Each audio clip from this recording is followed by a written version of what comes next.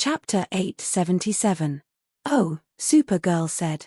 She put on a serious face and was about to say something when she quickly retracted her words. She whispered, Kanda, is there such a name in this era? Thea was also stunned by the question. She thought carefully and said, Kanda should be the name of the 31st dynasty. Supergirl looked surprised. Then what should this place be called now? Thea racked her brains and frowned. She thought for a long time, but there was nothing in the Kryptonian genetic information or the Guardian's memory. Suddenly, she realized something was wrong. How would I know? This is the history of Krypton, Kara retorted softly, but I was sent to Earth before I could learn this. So, what you mean is that I should ask the education department on Earth to set up a Kryptonian history class? You were the one who didn't study hard. Moreover, can you not add the name of the place? Without the name of the place, it won't be impressive. Rao looked at them arguing in a low voice and was a little puzzled. He only remembered that this little girl seemed to want to say something to him. Batman, on the other hand, was speechless. He liked to study the secrets of Kryptonians, but he was not interested in the history of Kryptonian. Both of you? We still have a mission.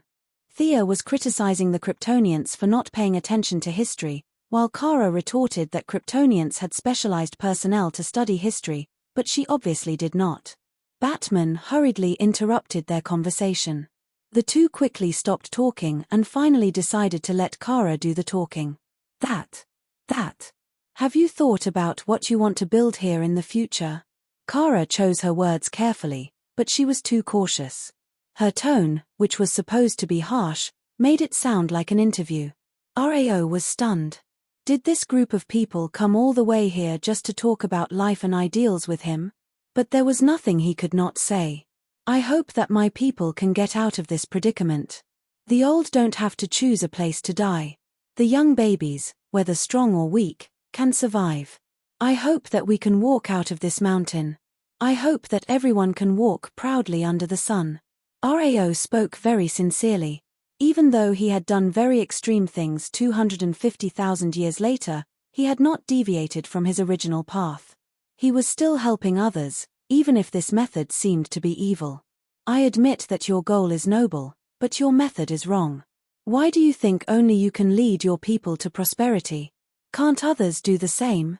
Death is equal in front of everyone. Why don't you enjoy the rare peace? To an ordinary person, Thea's words could be interpreted as why don't you die, but she felt that Raoul did not care about life and death.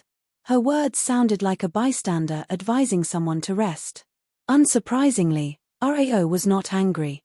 Instead, he was rather determined. This is my responsibility. The responsibility that all of my people have given me. As long as this goal is not achieved, I will not back down. They weren't afraid of death, and they weren't greedy for power. They were just doing it for the responsibility on their shoulders. If the civil servants on Earth had such perseverance, they would have unified the universe long ago. At the same time, Thea had a new understanding of the stubbornness of the Kryptonians. With such an ancestor, it was no wonder that the Kryptonians she had met before were so stubborn. From Zod, Fura, Shah, Clark, Kara, and even the dog Krypton, Rao had imperceptibly influenced the Kryptonians to have an extraordinary temperament.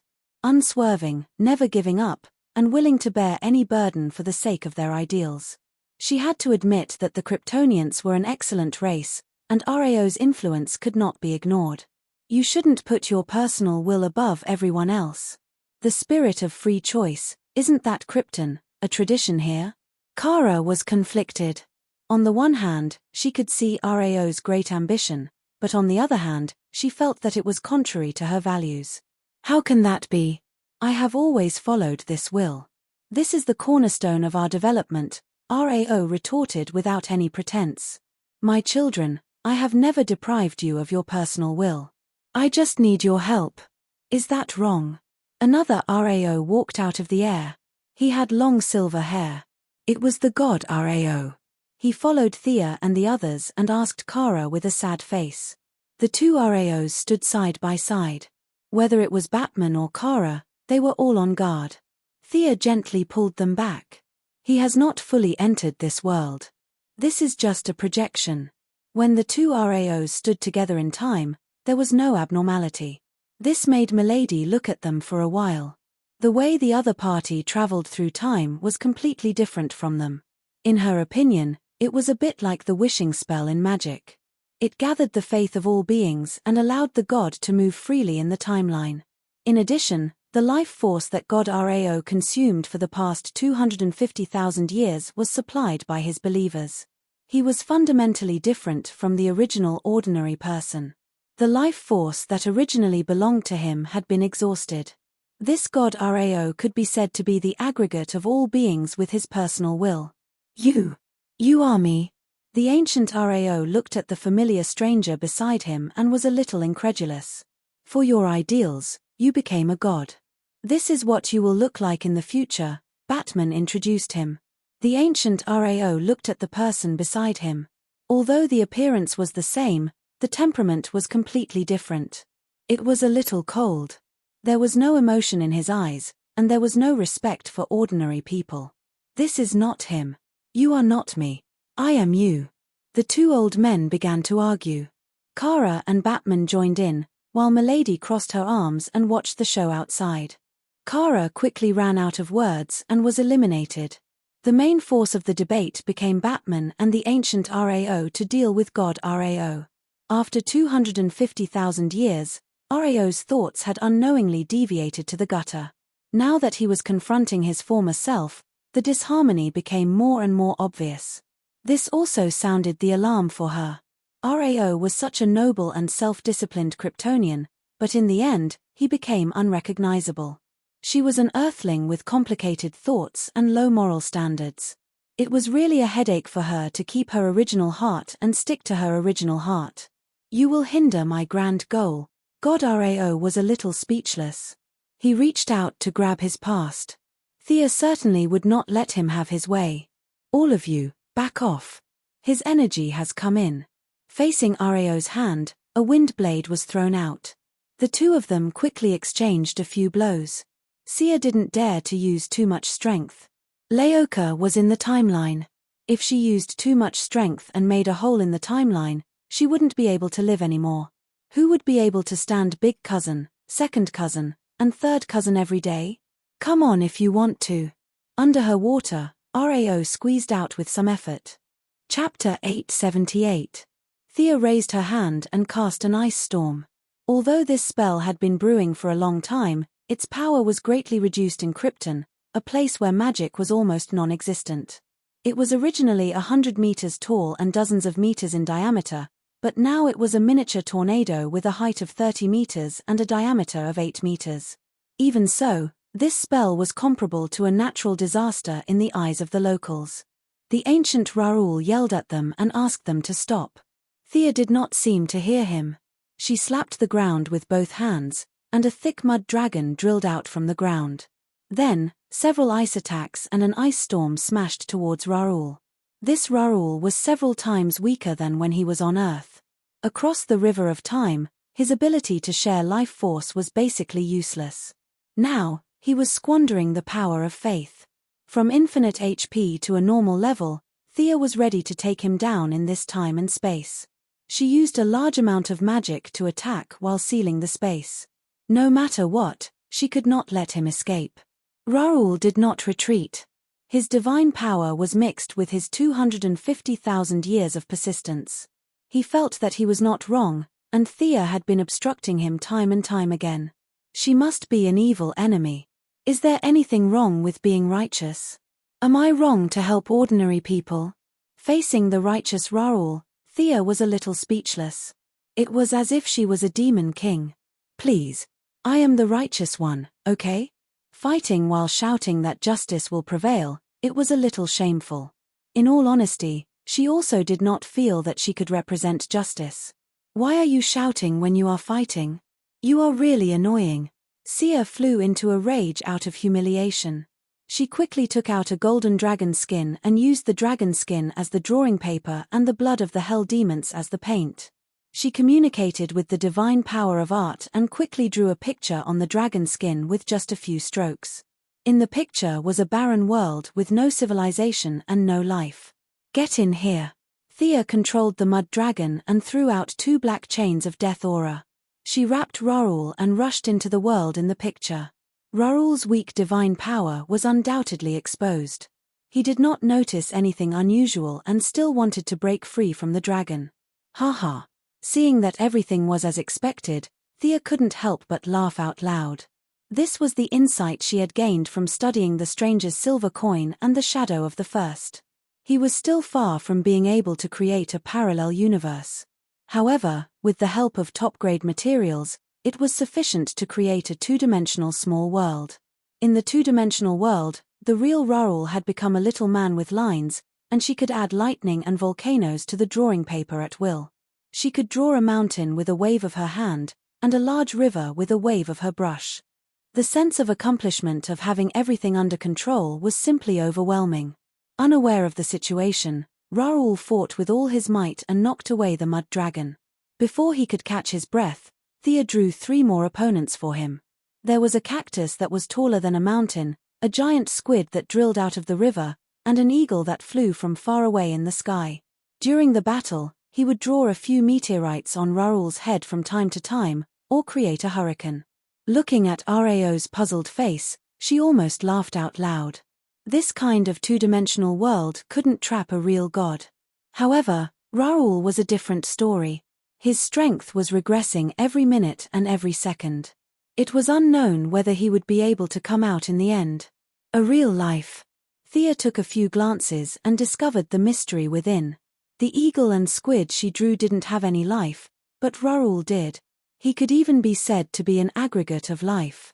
As more and more of his divine power was poured into the 2-dimensional world, this thing that he casually created actually had a hint of color.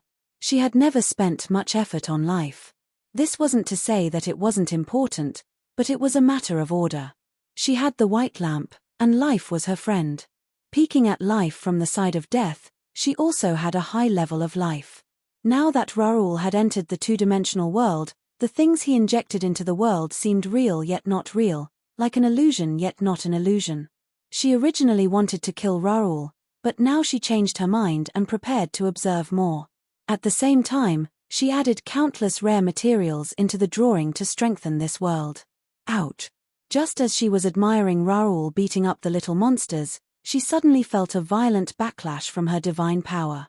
The sudden attack almost made her vomit blood. She forced herself to endure it and looked into the drawing. Raoul's body shattered into pieces like a piece of glass. What happened? There were no enemies around. She suddenly realized something. She immediately turned around and looked at Batman. She saw the ancient Raoul lying on the ground with a smile on his face. He was already dead. Damn. Thea felt that she almost sprained her waist. This guy was actually dead. You guys. She questioned Batman angrily. Sister Thea, he committed suicide. He didn't want to become like the future. We couldn't stop him. Kara explained with red eyes. He was a respectable person. He turned off the life absorption device. His life had actually come to an end. In order to help us, he gave up everything, Batman said emotionally. From their point of view, Thea was so agitated because a good person had died. They understood and were also upset that they didn't keep an eye on Raoul. In the end, this tragedy happened right under their noses. The two of them also tried to persuade her. Young mistress wanted to cry but had no tears. However, if Raoul wanted to die, they really couldn't stop him. However, this guy lived when he should have died and died when he should have lived. Young mistress suspected that the will of the world was against her. I have already trapped that Raoul. He really didn't need to, sigh. She shook her head and sighed. This guy's life force was exhausted and he died. With her methods, she could save him with some effort. However, the one in the 2-dimensional world was definitely dead. That was a time error. No matter how powerful the resurrection spell was, it wouldn't affect him. Maybe this would work too. She glanced at the drawing. A large amount of life force had descended into this small world. Moreover, because Raoul was a time error, his death also brought time to the 2-dimensional world. She had created such a thing by chance. She was also quite helpless. She put away the drawing and prepared to study it later. According to Rarul's instructions before his death, she destroyed the 12 white jade pillars used to absorb life force. After that, she pulled Batman and Kara and ran away. With a bunch of primitive Kryptonians sending them off with javelins and stone arrows, they ran back to the 21st century. Although Rarul was dead, the battle on Earth was still not over. Nightwing launched a recovery potion after Batman left. The people on Earth returned to normal and the politicians of various countries heaved a sigh of relief. However, the number of aliens in Rarul's battleship was still huge. Superman, Diana, and all the other superheroes cooperated with the government army. Thea, Batman, and Supergirl also joined the battle later. After fighting for 3 days, all the alien fanatics of the Rarul Church were driven away. She slowly lowered the acceleration barrier on Earth and returned it to normal levels. The war caused by good intentions finally came to an end. Chapter 879. With Rarul's death, the time loophole was finally repaired. In this timeline solidified by Thea, there would no longer be any strange enemies. After seeking the opinion of Superman and Supergirl, Big Cousin Shea was sealed on that nameless planet. But the trouble caused by them could be said to have just begun. One world, one dream's impact on the original order of Earth was placed in front of everyone after Rarul's death and the aliens' defeat. More than 70 countries were dissolved by Rarul. What would happen to these countries? Would they bring back the officials to lead the ordinary people? No one wanted to have a bunch of organizations above them to manage them. It would be fine if they existed forever, but the ordinary people were free for a few days and they wanted to continue to be free. The economic losses were even more incalculable. Rarul believed that everyone was his children, so naturally, they should enjoy the same rights. The doctrine of this Kryptonian god was about equal distribution and believed that resources should belong to everyone. That was what he said and what he did. The economies of various financial groups in various countries suffered a near-devastating blow. The high-tech laboratories under Thea's name, the arsenal, the airline, the ship, and the pharmaceutical companies were all severely impacted. No financial groups in the world escaped. A bunch of rich heroes such as Batman and the Atom Man all suffered the same fate. All kinds of high-tech equipment were lost to the ordinary people. Thea's side was still fine. The bell of death jumped out at the critical moment and killed Rarul's believers who were ready to take advantage of the equal distribution. Not much high-tech equipment was lost. Wayne Group and Palmer Group were lost. Many equipment went to the ordinary people, which also gave them the confidence to fight against the government. Even if he wanted to reorganize the company, he couldn't do it because many of the key people had disappeared. The report given to her by the secretary showed that the actual loss of property under her name was more than 15 billion. If the reclusive families took over the remote control companies after they withdrew, it would be more than 100 billion. This was all business, not the valuation of the stock market. Also, because the global economy took a big step backward, the loss of wealth and divine power, she hated Rarul to the core. If he was dead, she would have dragged him out and beaten him up. The global economy has been hit hard. The stock market continues to be delayed. The Federal Reserve calls on everyone to make rational judgments. All kinds of experts and professors spoke on the media, persuading the ordinary people to continue with their original lives. But how was that possible? The money from the government and the consortiums had been distributed to the citizens. If it was just one or two of them, it would still be fine. But Rao was not selfish at all. He had split the money equally. The citizens did not want to give up on the benefits that they had obtained. The government was extremely short of resources, and the conflict between the two sides could not be reconciled. No matter how powerful Thea was, no matter how good her death knell swordsmanship was, there were many technological devices that could never be recovered. If an ordinary person were to get their hands on them, they would be chopped into 8 pieces and given a new coat of paint. How would they be able to prove that it was yours? In short, it was a mess. Metropolis, Hall of Justice. Batman called everyone for a meeting. It wasn't time for the meeting yet. In the past, this was the time to chat, but today, everyone was very busy. Everyone had an official identity, and no one had jumped out from the cracks of a rock. Rarul's influence was in all aspects. For example, An ordinary person like Kyle Rayner was on the phone at this time. His father's car had been divided and was now being coordinated with the insurance company. In the end, Nightwing had joined the alliance. His public identity was that of a police officer from Broodhaven. Now, he was sprawled on the table, studying the files from the past few days. Like a spring, he had been suppressed to the extreme by Raoul. When this pressure disappeared, a large number of criminal activities erupted, and he could not take it anymore. Of course, the busiest was Thea. This was her territory, and all kinds of lines were there. At the same time, she had to hold 3 video conferences to clean up the mess everywhere. Diana was also answering the phone for her. She had been working for 3 consecutive days. Other than when she had first taken over the company, she had never been so busy before. On the other side, the Flash was also writing a crime scene investigation report. He used superspeed, and in a short while, the report piled up 1/2 meter high. Bro Superman was also holding a laptop and writing his own news report. When Batman entered the room, he saw that everyone in the room was busy, but he couldn't say anything because he had just finished his work. He coughed lightly. As the convener of this meeting, he was the first to speak. Raoul is not a bad person. In the Justice League Hall, Batman recounted his experiences on ancient Krypton and talked about the current topic. Raoul was dead, but he had left a lot of things on Earth. These things would not disappear because of his death.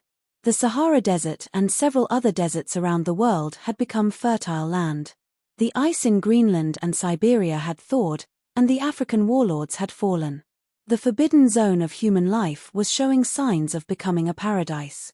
Following that, there were a lot of social and natural problems, such as rising sea levels, sudden changes in the water cycle and ocean currents, climate change, population migration, and overcrowding at the borders of various countries.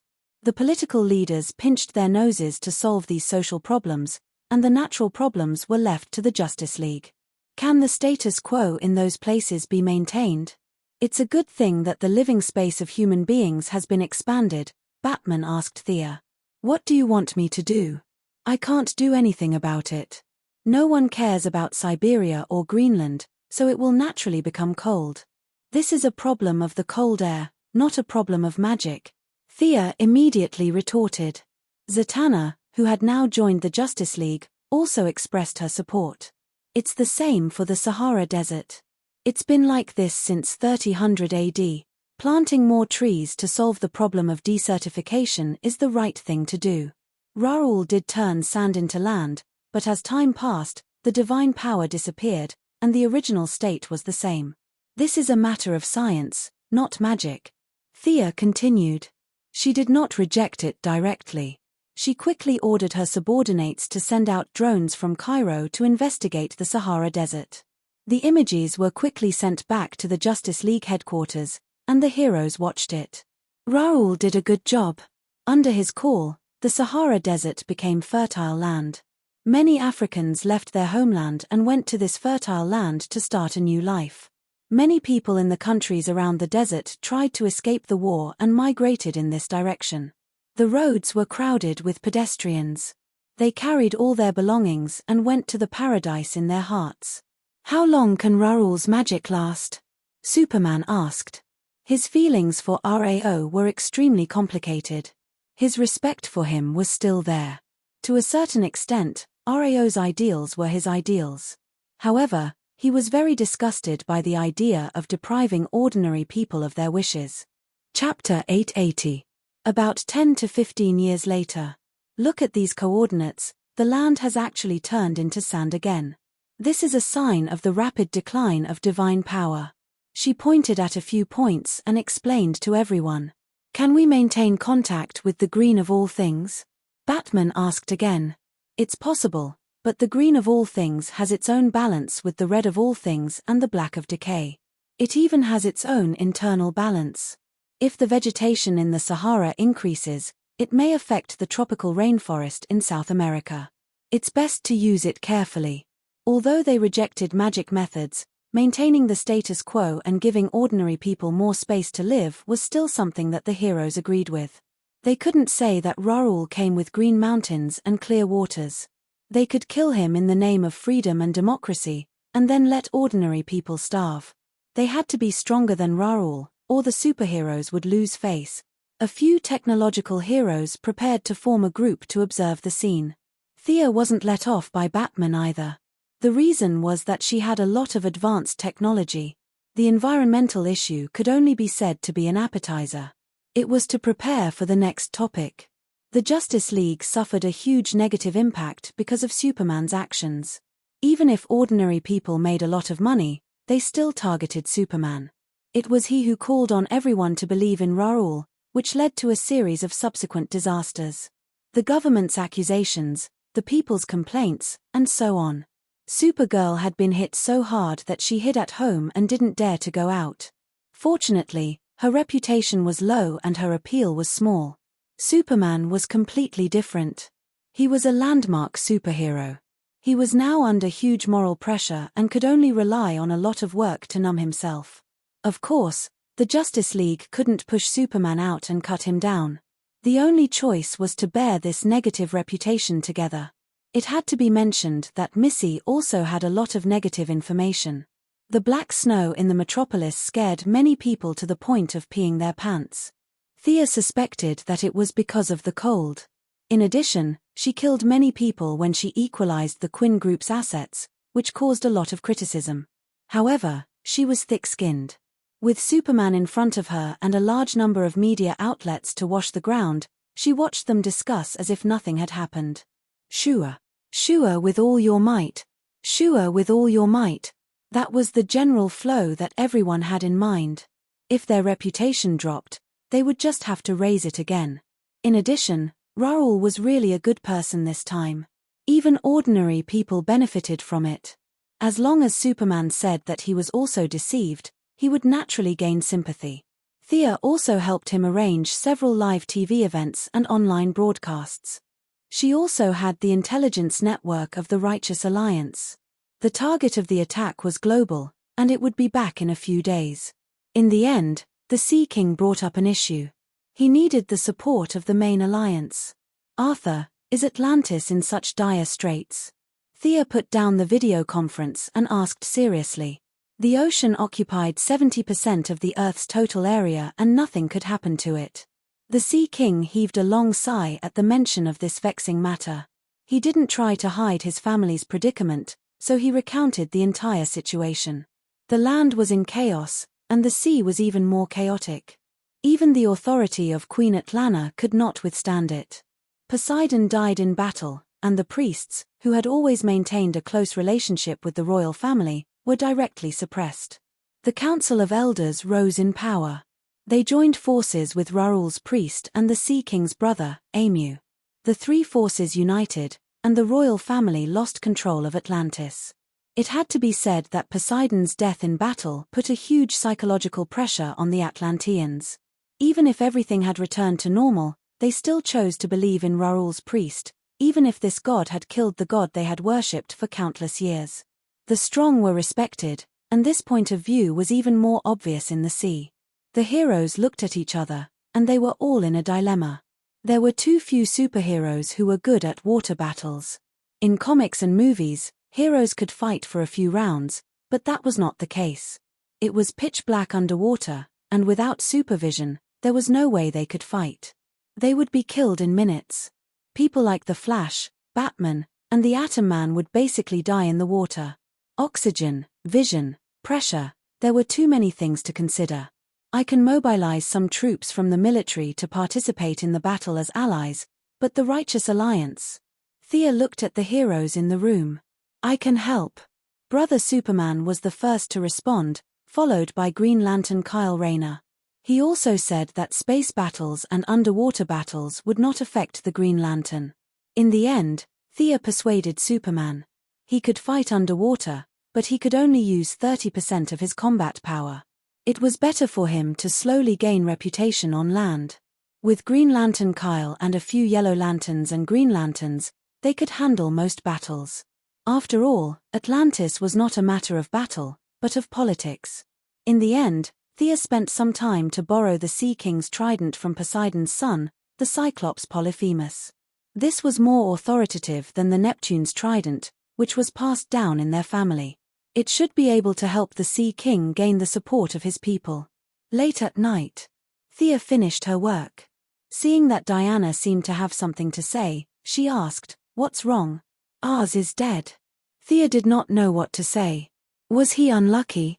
Raoul eliminated the war and directly killed Ars, who was on the verge of death. This god that Diana had heard of for thousands of years was finally dead. Even if he could be resurrected, it would be a matter of hundreds of years later. It was also hard to say if the resurrected Ars would still be the same. She hugged Diana's shoulder and patted her arm to comfort her. Diana only mentioned Ars lightly and quickly moved on. "What do you think is the problem with Raoul's approach?" "Raoul's problem is that he is too idealistic. Everyone and everything is bathed in the sunlight. This basically erases the spirituality of intelligent life. Everyone has their own secrets and desires that no one knows about. If all of these are discussed under the sun, it would be too scary." The Raoul from 250,000 years ago saw it very clearly. Unfortunately, he lost himself after that. Thea could not help but sigh. Diana turned sideways and sat on her with her legs spread apart. 2 white calves were exposed under her pajamas. The Valkyrie looked straight into her eyes. "What about you? Will you lose yourself?" The princess smiled lightly. "How is that possible? My realm is much higher than Raoul's. You, on the other hand." She sized up Diana. The god of Valor was filled with divine power when she fused with the Ion Shark.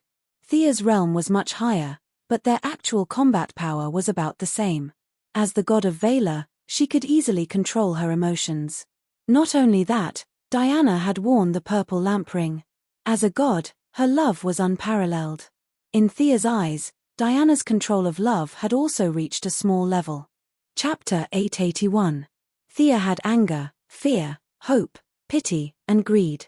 On the other hand, Diana had courage and love. They complemented each other perfectly. In order to completely control the white lamp, I also want to learn how to control love. Thea bit Diana's ear softly. Her voice was extremely soft. The god of courage said, "Bring it on. You can't be called a man if you frown." The learning process was extremely painful. In order for her to master it as soon as possible, Diana used all her strength. Love was closely related to courage. Now that the two were combined, together with powerful strength, Thea begged for mercy and said that she would learn again next time. To be fair, the young lady was talented in learning, but it was hard to say when mixed with other things. After a night of learning, it could be said that there was no progress in courage or love. She couldn't be like Diana, who swung her sword without caring about anything and loved without caring about anything. She had too many thoughts and concerns. This was a result of her nature. Of course, there was also good news. As someone who had mastered 4.5 emotions, she had the courage to passively accept love. This was because emotions had a certain absorption and transformation effect. Overall, it was effective. Although the speed was slow, she should be able to master these 2 emotions after a long time. Of course, the prerequisite was that she had to be passive. For the white lamp, for the life of the universe, I'll let you do it for a few days. She made a bold declaration, which made Diana roll her eyes. In the end, she was lectured again. The two's learning didn't affect their work at all. The next day, they put on thick coats and went to Star City. At the archery club, they had to study how to maintain the topography of the few polar regions. "Hi, I'm Thea Quinn. This is Diana, my girlfriend." The young lady shook hands with a black man in a very stylish manner. The black man had an expression of sudden realization. Then, he smiled a little exaggeratedly. "Curtis Hort, codename Mr. Excellent." Mr. Excellent was Green Arrow's most recent helper. His wife was pregnant, his good brother had gone to Gotham, and his disciple had been dragged to the Young Titans. Oliver was a general without an army. Coincidentally, crime was on the rise in Star City recently.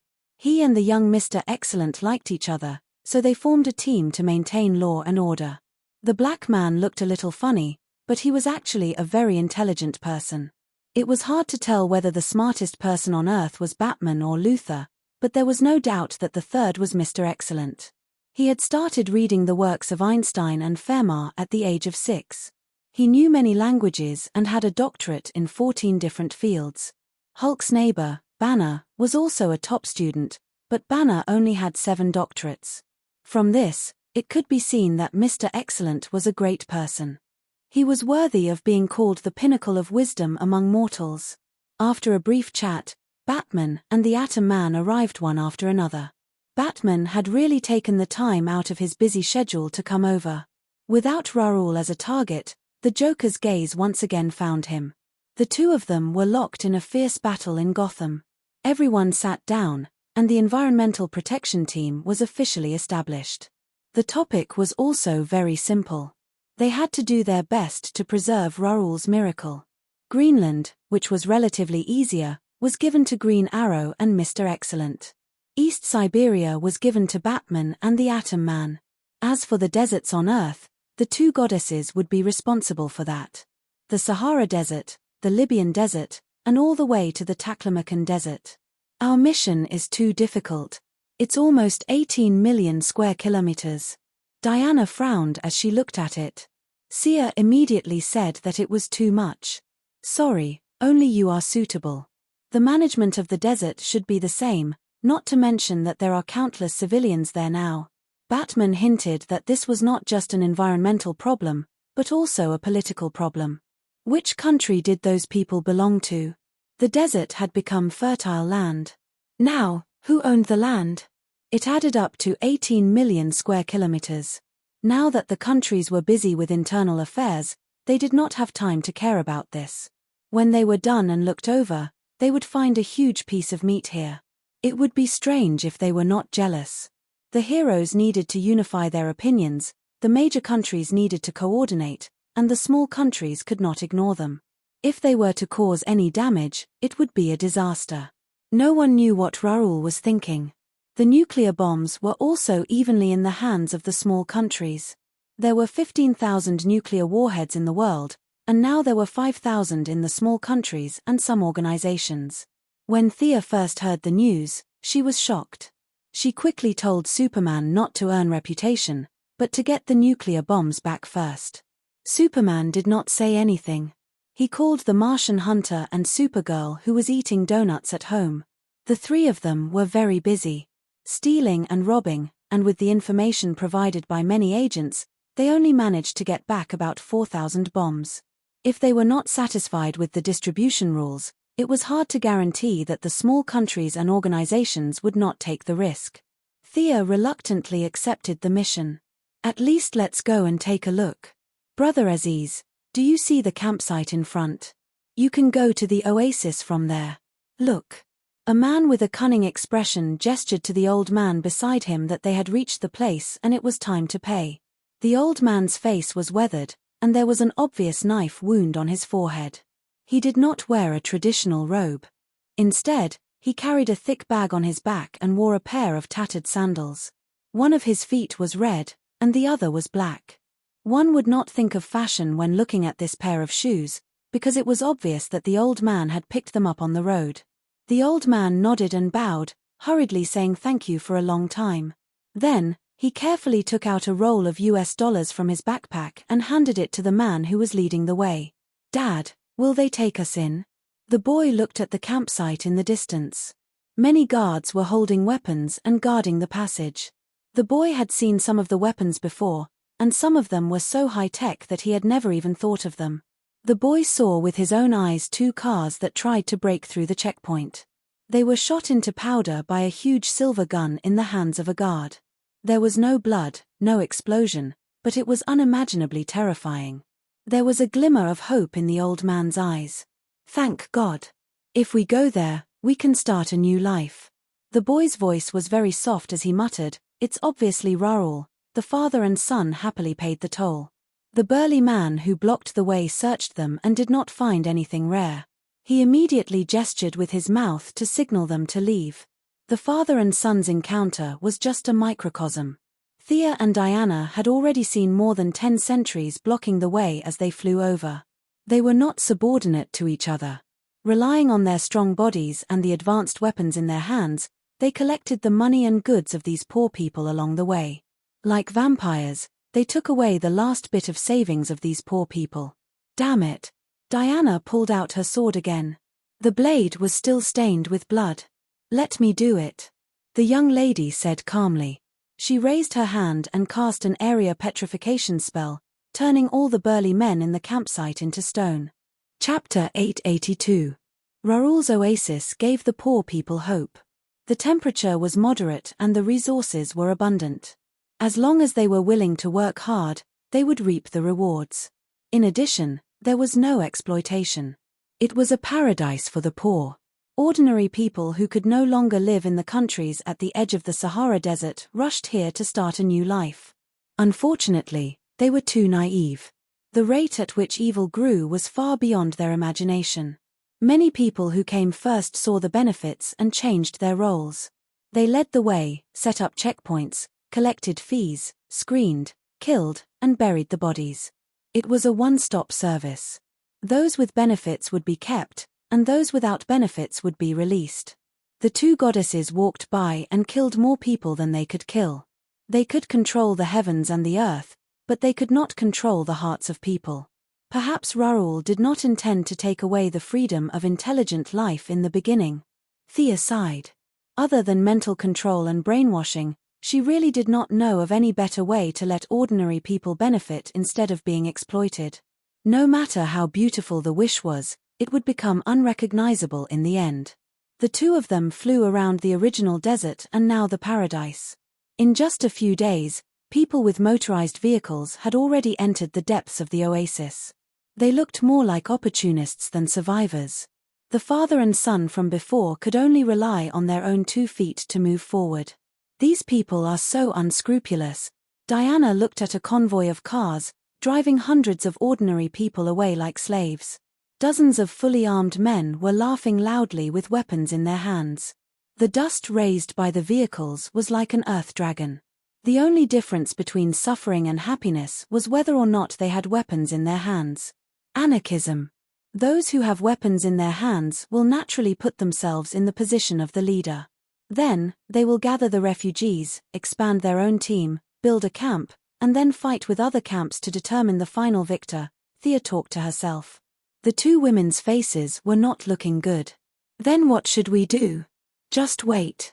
Diana had been in human society for 100 years and had studied many political systems. Although they were all theories on paper, she still had some basic knowledge.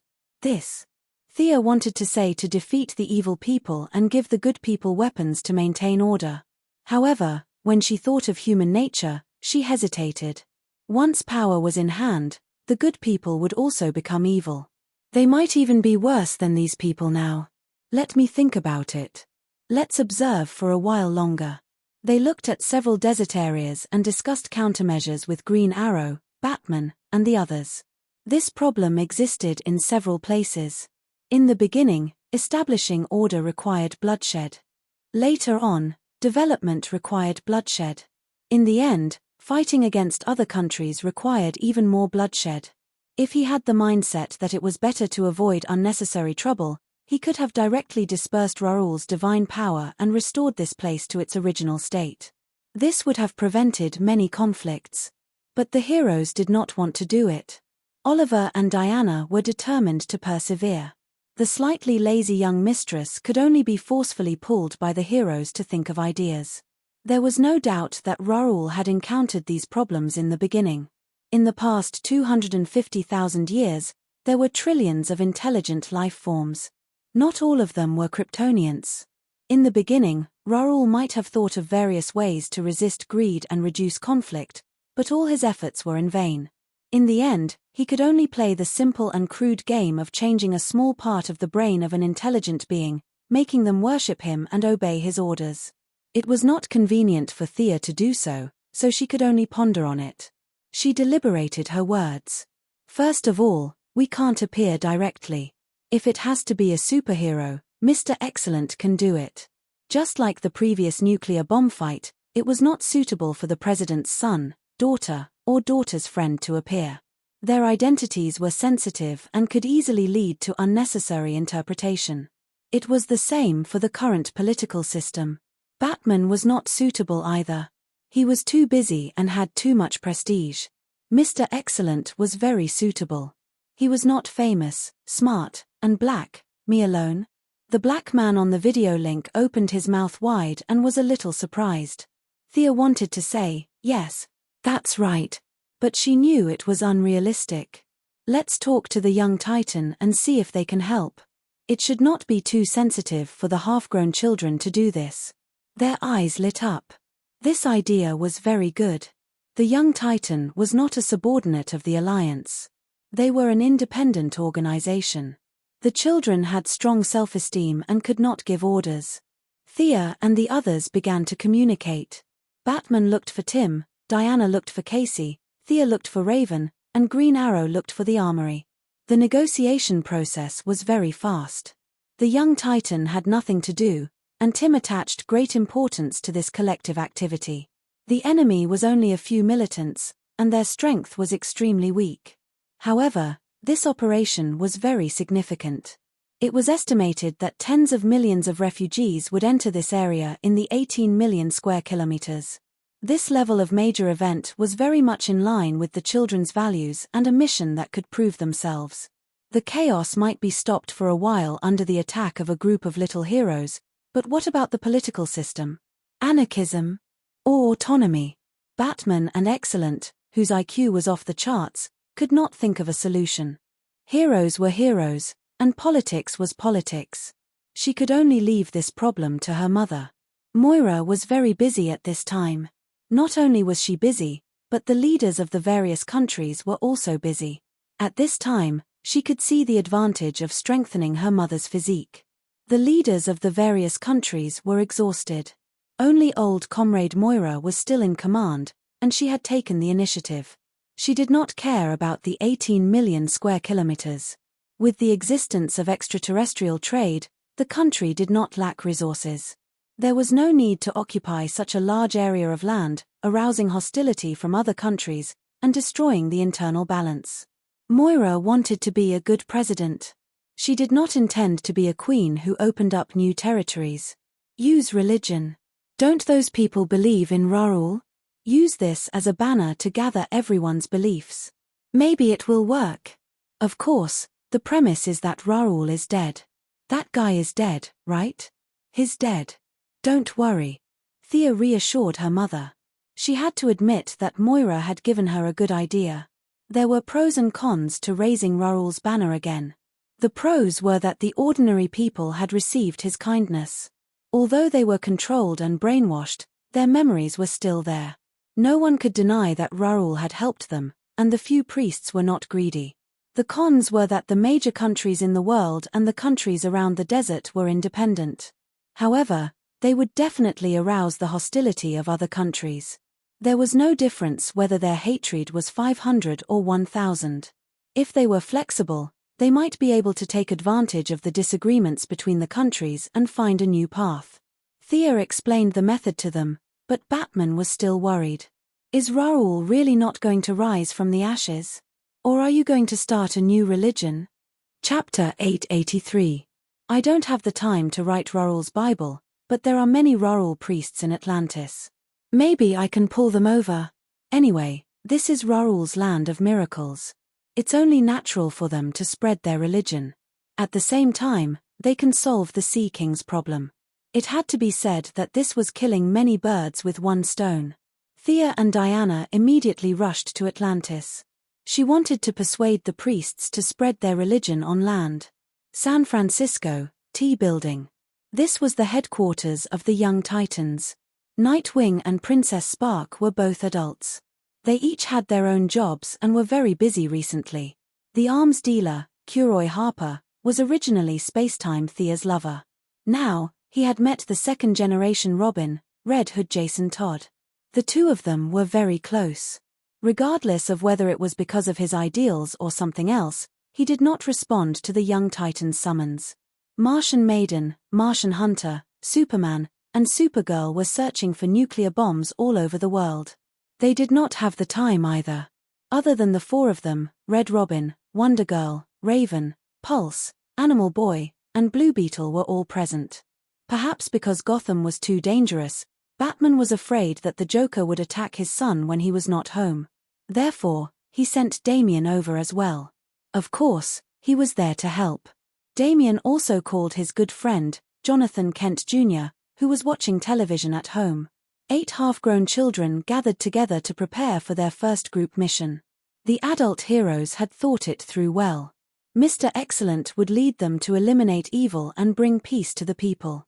It was a pity that the adults had underestimated the children's competitiveness. Mr. Excellent.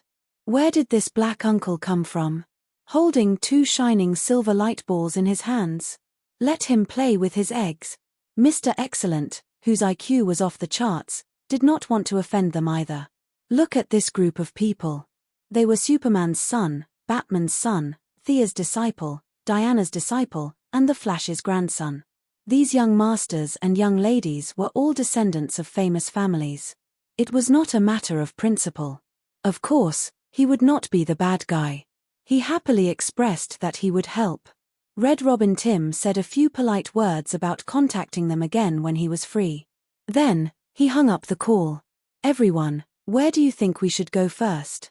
They were all capable people, but considering that it was their first group activity, he decided to stick together. Greenland was the first to be eliminated. Mr. Excellent was there. He had just rejected the other party, and now he appeared in front of the other party half an hour later. Even a few half-grown children wouldn't be so shameless. East Siberia was also ruled out because Batman was there. In the end, they agreed to go to the Sahara Desert first. As one of Batman's direct subordinates, Tim had no lack of fighter jets. Other than Pulse Bart Allen, who could only run, everyone else could fly. Even Damien had the great Leonopteryx that Thea had given him. However, in order to keep a low profile, they all chose to sit in the plane. The few of them gathered in 2s and 3s to chat. Raven and Damien had known each other for many years. Although their master was not very reliable, and most of the time they were self-taught, over time, they had developed some feelings for each other. The 2 of them were chatting with each other with a special tacit understanding. Little Jonathan and Animal Boy, who had turned into a gorilla, were arm wrestling. Pulse was studying the Blue Beetle's armor. On the other hand, Wonder Girl, who was sitting in the front passenger seat, was chatting with Tim. Looking at the vast expanse of greenery on the land, she couldn't help but exclaim, "This place has changed a lot." That's right. Sahara means Great Desert in Arabic. In the Bible, this is hell. In the ancient Mesopotamia. Tim blabbered on, and Wonder Girl Casey rolled her eyes. The 2 of them were about the same age, 3 or 4 years older than the group of children behind them. They had more in common and even had a good impression of each other. Casey only hoped that the process of courtship would be more romantic. However, Tim was inexperienced and couldn't wait to tell her everything he knew. His outward appearance was that he used too much force, which often made Casey not know how to respond. She could only laugh and change the topic. The 8 young people walked and stopped as if they were on a spring outing. These militants were at most ordinary people who had picked up weapons. They weren't even soldiers, so how could they be a match for them? They destroyed 3 camps easily and liberated hundreds of refugees. Just when the few of them felt that the mission was not challenging, an old man inadvertently told them a strange piece of news. Devil. There have always been signs of devil activity in the depths of the Sahara Desert. Tim repeated this sentence in a low voice. He first looked at Damien. This cheap brother of his was a member of the magic world after all. Damien shook his head, indicating that he didn't feel any magic. Tim then looked at Casey. Wonder Girl carefully analyzed, frowned and looked at Raven, shaking her head. Her armor of silence was made to defeat the 3 palace demon. The armor hated Raven's aura. Even though she knew that the 2 teachers were unusually close, Wonder Girl still had an extremely cold relationship with Raven. The Great Demon King's princess secretly criticized Casey and also shook her head. There were no signs of devil activity here at all. That old man must have drunk too much. Tim, who was proficient in psychology, microexpressions, and the art of language, conversed with the old man again and asked a few locals. Interesting. The locals here all say that before Raoul, there were legends of demons in the valley in the northwest. According to the legends, Demons can suck human blood, but they never go out of their territory. Tim touched his chin and shared the news he had heard with his friends. The few of them looked at each other. There was no fear in their eyes. They all had an expression that said, this seems interesting. When did the legends first start? Damien continued to ask methodically. 300 years ago, but in the recent 50 years, a group of strangers would come here every few years. The eyes of young Titan and the others lit up.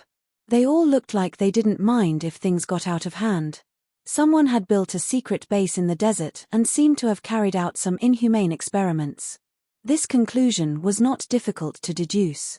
Tim looked at the eyes of his friends and quickly finalized a plan. First, they would go and see what secrets there were. Then, depending on the severity of the situation, they would choose to beat them up or cripple them. This secret valley was not far from them, less than 50 miles away. The few of them displayed their various abilities. Some flew, some ran, and some teleported. They all stopped at the outermost periphery. There were no devils in the valley at all. There were only tents everywhere. According to the number of tents, there should be no less than 500 people. Similarly, there were refugees everywhere and dozens of gunmen. It was no different from the thugs' camp that young Titan had dealt with before. There are no infrared rays, no drones, and no satellites above our heads. Tim quickly checked again. Chapter 884. After all, they were all descendants of famous families, so they did not rush over recklessly. Little Jonathan's supervision was sometimes ineffective, so Tim had no choice but to send Animal Boy to transform into an eagle and investigate. Very normal, refugees, armed with guns. They're no different from the enemies we've dealt with before. Animal Boy scouted around and quickly flew back to report. Tim hesitated for a moment before deciding to attack. Even if there was trouble, he felt that his team was enough to deal with it. He made a gesture and charged forward. He knocked down a burly man with an elbow. On the other side, Casey, Bart Allen, and the rest attacked one after another. The resistance of the camp was extremely weak. Tim analyzed the strength of the enemy as he fought. He felt that there was something wrong, but it was not fake that the enemy was defeated so easily. He could only think that he was being overly cautious. A very weak enemy. The legends are most likely fake. Damien knocked down the last burly man, and the refugees knelt on the ground. He did not like the atmosphere here, so he suggested that they continue walking. The few young heroes did not like being bowed to either, so they avoided him. At this moment, Tim saw a middle-aged woman in the crowd looking at him with a faint smile. She had triangular eyes, high cheekbones, and very tight skin on her face. She was completely different from the locals. He was just about to shout that there was something wrong here when he saw the middle-aged woman put on a mask and throw out a smoke bomb. As she exploded, another 4 people stood up in the crowd. They also put on masks and raised their arms. The smoke was as light as a veil, and there seemed to be countless whales within it. It was ethereal and fatal. Tim was just about to shout for the poisonous smoke when he realized that his tenacious will had been destroyed in an instant. He fell to the ground in a daze. The last thought he had before he fainted was, "What kind of smoke is this? It has such a strong effect." As he fell to the ground, the young Titans and the ordinary people in the camp also fell to the ground. Case's body flashed with a red light, but he fell to the ground in less than 2 seconds. The only exceptions were Damien and Raven. Their super long-distance teleportation gems were triggered, and they disappeared into the horizon at the same time. The middle-aged woman did not have any means to chase after them. She could only clench her fists in hatred. The poisonous smoke did not recognize her. She would fall if she took off her mask. After waiting for a while, she opened the mechanism on the other side, revealing a winding passage that led downwards. He called out to his subordinates, and they carried the few young Titans to the underground. "Young Master Damien! Master Damien, wake up!" Damien heard the old butler Foo's voice while he was unconscious.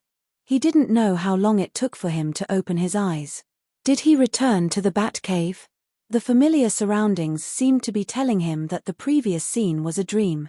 He tried his best to control his thoughts and pull his attention back to the present. Finally, he managed to suppress the discomfort. They had been plotted against. Perhaps the old man who told them about the demon was part of the conspiracy. How despicable. Damien gritted his teeth and touched his neck. The teleportation gem had turned into powder. He finally understood the reason. How long have I been back? Damien asked the old butler. 13 minutes. Your teleportation spell was blocked outside the cave. I carried you in. Should I inform Master? Don't. I'll take care of it myself. Damien refused without even thinking about it. Summoning his own father when he couldn't beat him? He would rather die than do such a thing. Raven.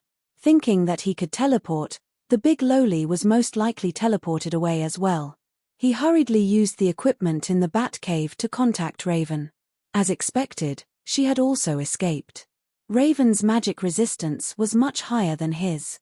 Even though Damien was injected with a bunch of antidotes by the old butler, he was still a little dazed. Raven, on the other hand, was fine. However, the Demon King's princess was furious. She could tolerate the stranger's plot. After all, she couldn't beat him. But those people were nothing. They were just a few ordinary people. If Damien didn't contact her, she would kill her way back. Wait a moment. Come and get me. We'll go together, Damien said through gritted teeth. He turned off the anti-teleportation device in the bat cave. Raven rushed over quickly and brought him to the Sahara Desert again. The old butler looked at the two young people running away in a hurry. It was as if he was looking at his own children and grandchildren. He was satisfied, happy, and so on. As for letting Raven see the layout of the bat cave, he didn't care. The young man and woman returned to the previous campsite. There was still a faint smoke at the scene. They didn't dare to act rashly. What kind of smoke is this? Can you analyze it? Raven asked. In her impression, Damien was just like his father, blindly researching when he had nothing to do. It turned out that Damien really did know. Do you know the Sea of Souls that Big Sister Thea left in the New World? If I'm not wrong, the main ingredient here is that thing. Ah, how did they get this thing? That place was already sealed by Big Sister Thea. Damien shrunk his neck and laughed dryly. Maybe they stole it before. I heard that a few groups of people went to the scene before. He didn't have the face to say that his own father was the one who stole the most, and the most ruthless. Ending this awkward topic, the two walked deeper into the campsite. For Mags, as long as they were prepared, nothing could stop them. As Thea's two disciples, they were very accomplished in dark magic. No matter how strong the smoke was, it was still dead, and people were alive.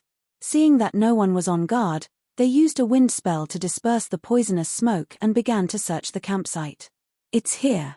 Damien found the switch and opened a secret passage. Using an invisibility spell, they walked down. The passage was winding. In order to avoid the traps on the ground, the two turned into shadows and carefully floated down. As they continued to move forward, they saw the tip of the iceberg of this underground base. It covered a large area and extended in all directions. But whether it was the walls or the roads, they were a little old. Everything here was obviously unrelated to Raoul. There was no divine power or magic. It was completely man-made. It was just that they didn't know how much manpower it took to excavate such a huge underground building in the depths of the desert. Stop. Damien waved his hand to signal for them to stop. He pointed at two guards who were patrolling in the distance. There were two bald men in white robes. Their shoulders and sleeves were blood red. They were carrying high-tech firearms and walking casually. Who are they? They don't seem to be from the military. Take them down and ask. Raven was a little eager. Damien looked at them carefully and shook his head. I recognize their clothes. They are blood brothers. They used to be a member of the Assassin League. But the leader was obsessed with finding forbidden items and was exiled by grandfather. I didn't expect that after 200 years, they are still alive. Forbidden items? Yes, the Spear of Fate, the Shroud, Judas's Oath and something like that, Damien said casually. Chapter 885. Damien raised his wrist, and a few red dots flashed on his watch. Similar to his father's habit, he had placed a locator on every member. He compared the terrain and studied it. Red Robin and the rest are inside. Let's go around the guards. The two of them used the shadows as cover and quickly walked in. There were not many guards patrolling along the way. Damien did not know that the middle-aged woman was afraid of being punished by the leader and hid the important information that two of them had escaped.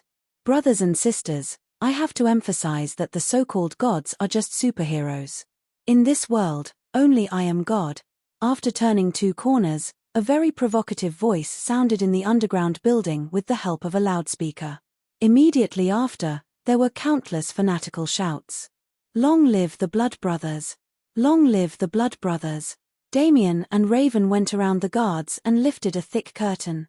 Looking at the huge space in front of them, they knew that they had found their target. There was a square that could accommodate thousands of people. In the center of the square, there was a tall platform. A burly man with strong Central Asian characteristics raised his hands and encouraged the crowd. Below the platform, hundreds of fanatical believers raised their arms like madmen and cheered for their leader. They were the same as the previous guards. Regardless of gender, they all had shaved heads and wore white robes. They looked like soldiers who were going to participate in a holy war. A few pictures appeared on the screen behind the leader. There were pictures of the recent RAO, Superman, and Thea. RAO is not God, and neither are those superheroes. I am your only God. The people below were even more excited. Their voices were so loud that it seemed like they were going to overturn the soil above their heads. Everyone seemed to be able to see the day when their leader became a god and led them out of this hole. God. God. Damien and Raven frowned as they listened to the fanatical shouts. Although they weren't afraid of killing people, there were quite a lot of people present. The two of them didn't want to turn the first group activity of the young Titans into a massacre. They quickly reached a consensus to save their companions first. Who are you people? Enemies. Unfortunately, they were discovered before they could do anything. They were not afraid at all. Damien unsheathed his long sword. Magic surged and turned into a shadow. Raven's hands flashed with dark magic. The two of them rushed toward the tall and sturdy man on the platform. As long as they could take him down, the battle would be over. The fanaticism of the believers brought them a lot of trouble, and they were stopped before they could charge 10 meters forward. This was the League of Assassins. There were also magic suppression devices here, but the effect was not very strong. Damien had no choice but to reduce his magic power consumption and only use his martial arts to kill his enemies after killing more than 10 enemies in a row and blocking several of his attacks. Raven, on the other hand, had not yet recovered to her peak state because she had mobilized her bloodline power during the Dark Night. She could only use spells like shadow bullets and shadow arrows to kill her enemies.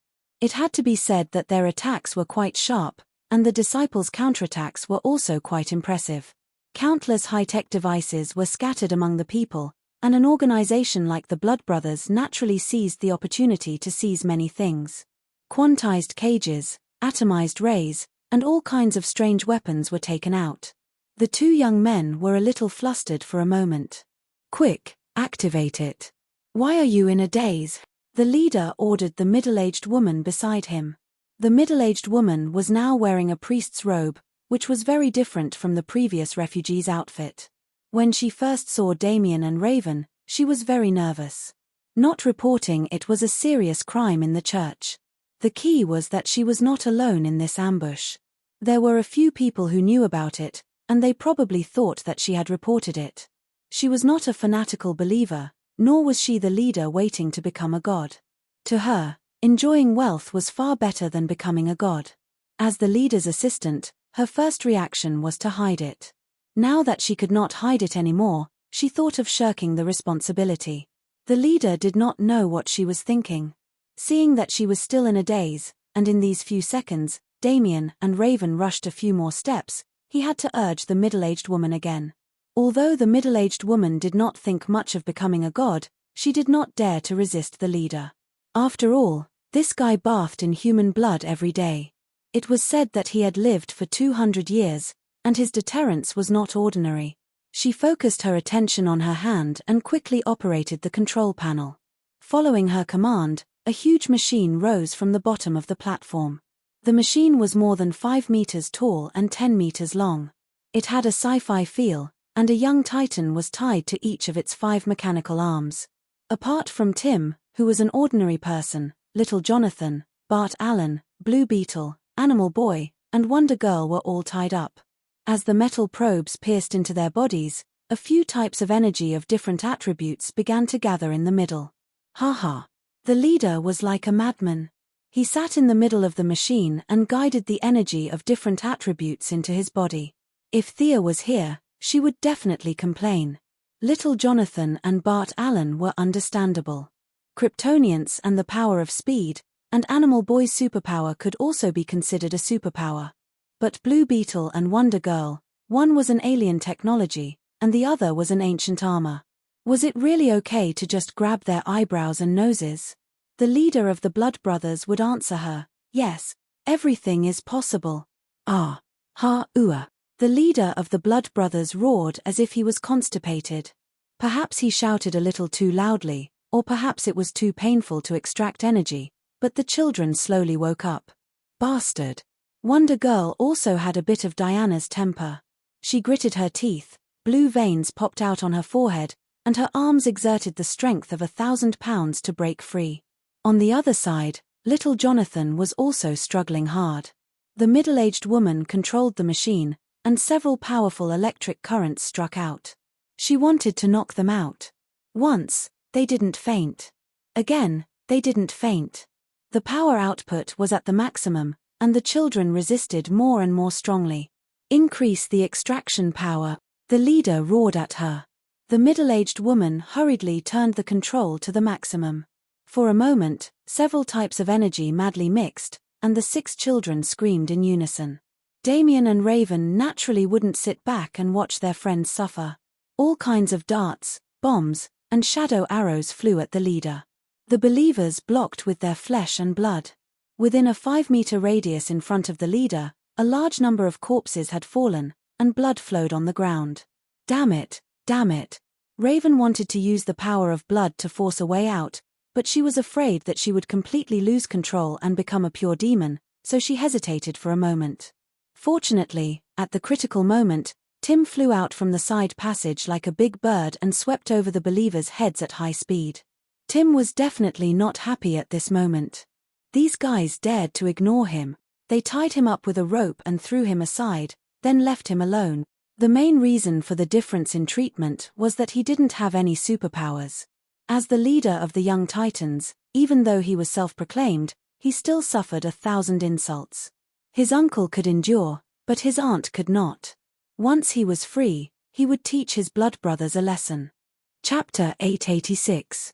Tim's glider was made of a rare metal in the universe. It was light and sharp, and when it flew past Wonder Girl, it cut off the connection to the equipment with 2 light slashes. Without this thing holding it back, Case's arms broke the metal arm directly. He shook his wrist and took out a long whip. With the power of thunder, he whipped it at Bart Allen, who was at the top of the machine. After Pulse Boy escaped, he rescued Blue Beetle. At the same time, Tim also saved Little Jonathan and Animal Boy on the other side. No. The balance in the leader's body was broken.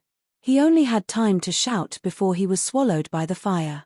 The violent explosion caused the ground to shake, and the underground base began to tremble violently. A huge amount of soil fell from the sky, revealing the prelude to the imminent destruction. The middle-aged woman screamed and ran away. The fanatical and brainless believers had been killed by Damien Raven. The rest of them only wanted to make a fortune and enjoy themselves. Now that the base was about to collapse, they couldn't care less about the children. All of them scrambled to run out. I am your god. Come back and worship me. The bald leader walked out of the fire. The Kryptonian cells had strengthened his body. The fire on his body gradually extinguished. The parts that flew out from the center of the explosion hit his body, making muffled sounds. His face was charred, and half of his flashy robe was burned. From afar, he looked like a refugee. However, the leader of the Blood Brothers didn't care at all. Several electric lights flashed under his feet. It was the power of Bart Allen's speed. A few believers who were about to run out of the square were killed by him. He stretched his hand to his mouth and licked the blood. His dignified face now looked like a devil. "You little brats, you are lucky to see the birth of a true god." "Ha ha." The leader laughed heartily.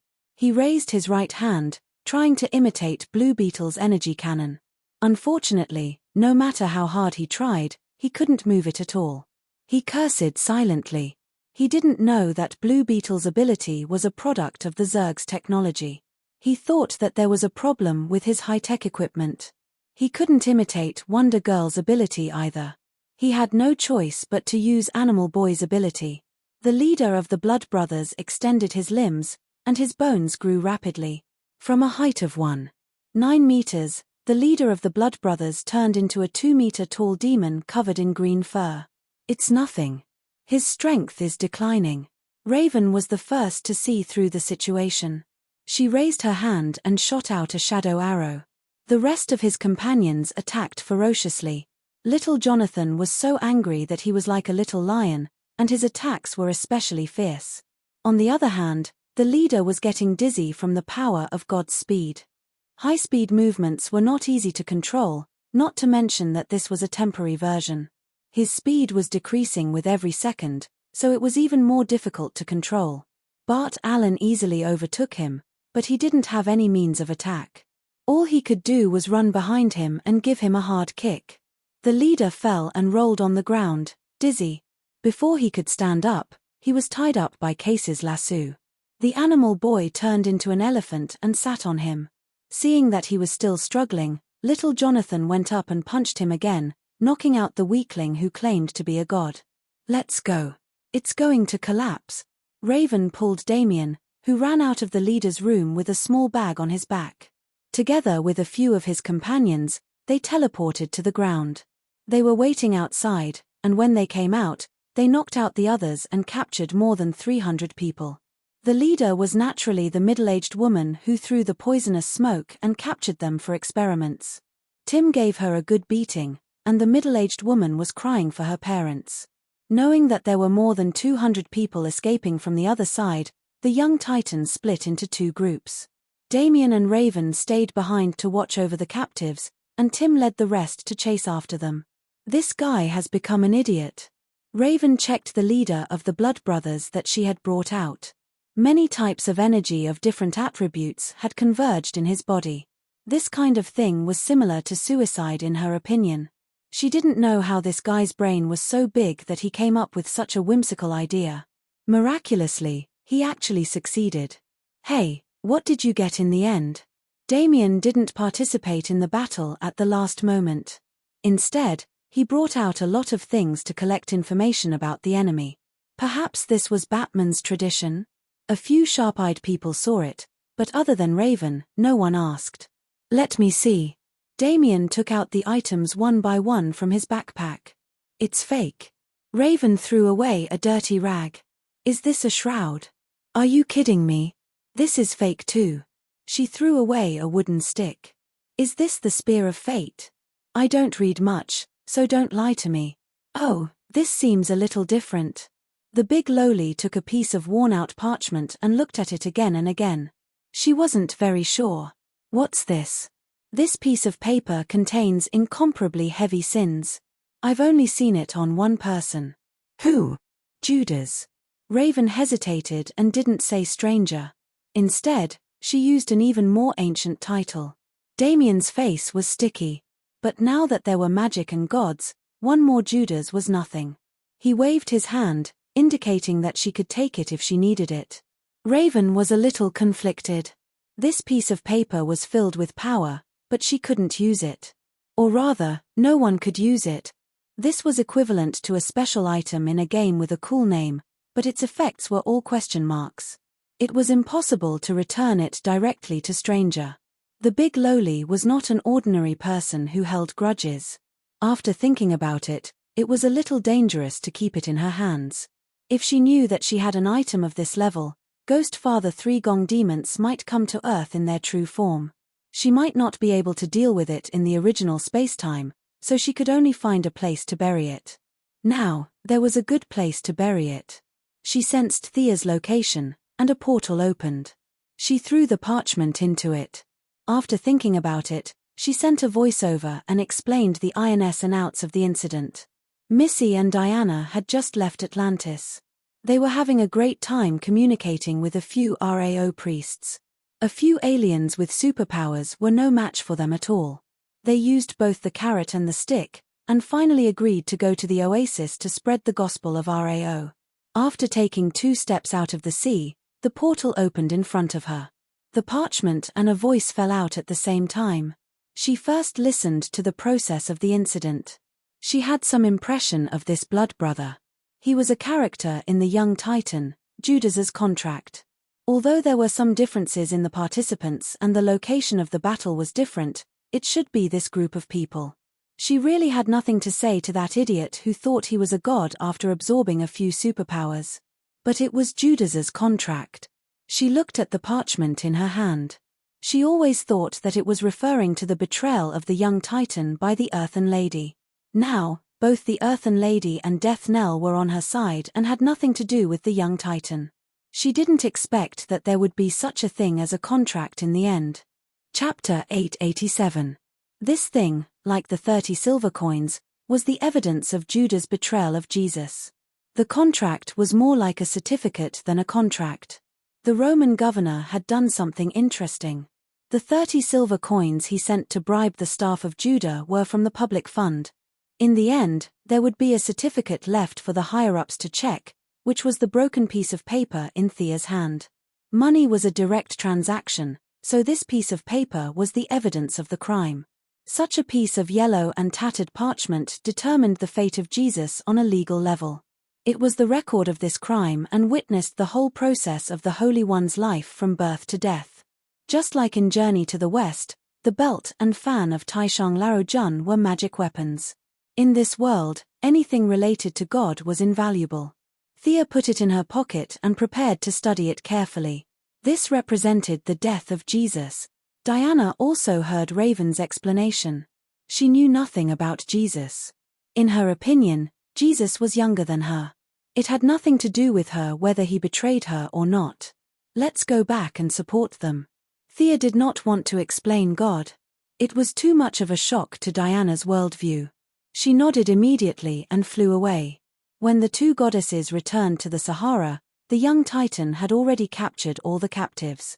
After a simple handover, they rushed to the next oasis. Sia orders the agents to take these cultists away. The Earth needs labor everywhere in the Dark Night and Raoul, which is an alternative day. These 500 people can't even make a splash if they throw them into the Earth. The problem of human beings was solved. What was left was the problem of land. Relying on the existing environment, it was certainly possible to build a large magic lock. With her ability, she could build it with a little effort, but it was really unnecessary. Not to mention the time and effort, it was troublesome to build but easy to destroy. It was possible that a random bomb would destroy the entire magic structure. Scientific methods were also not suitable. Several deserts were located in the places with the strongest sunlight. Unless the sun was pushed away or the Earth's orbit was changed, the deserts would definitely come back in less than 10 years with the help of heat-resistant plants. In the end, Thea went to Luther. Baldy Luther had developed a solar device with a high conversion rate in prison. It was set up above several large desert areas to artificially block sunlight and reduce the burden on plants and land. At the same time, this part of the energy could be used where it was needed more. The 2 of them quickly negotiated the relevant matters. Luther had always seen himself as the savior of mankind. He was too lazy to save 1 or 2 people, but with so many people, he felt a sense of accomplishment when he saved them. He agreed after a few conditions.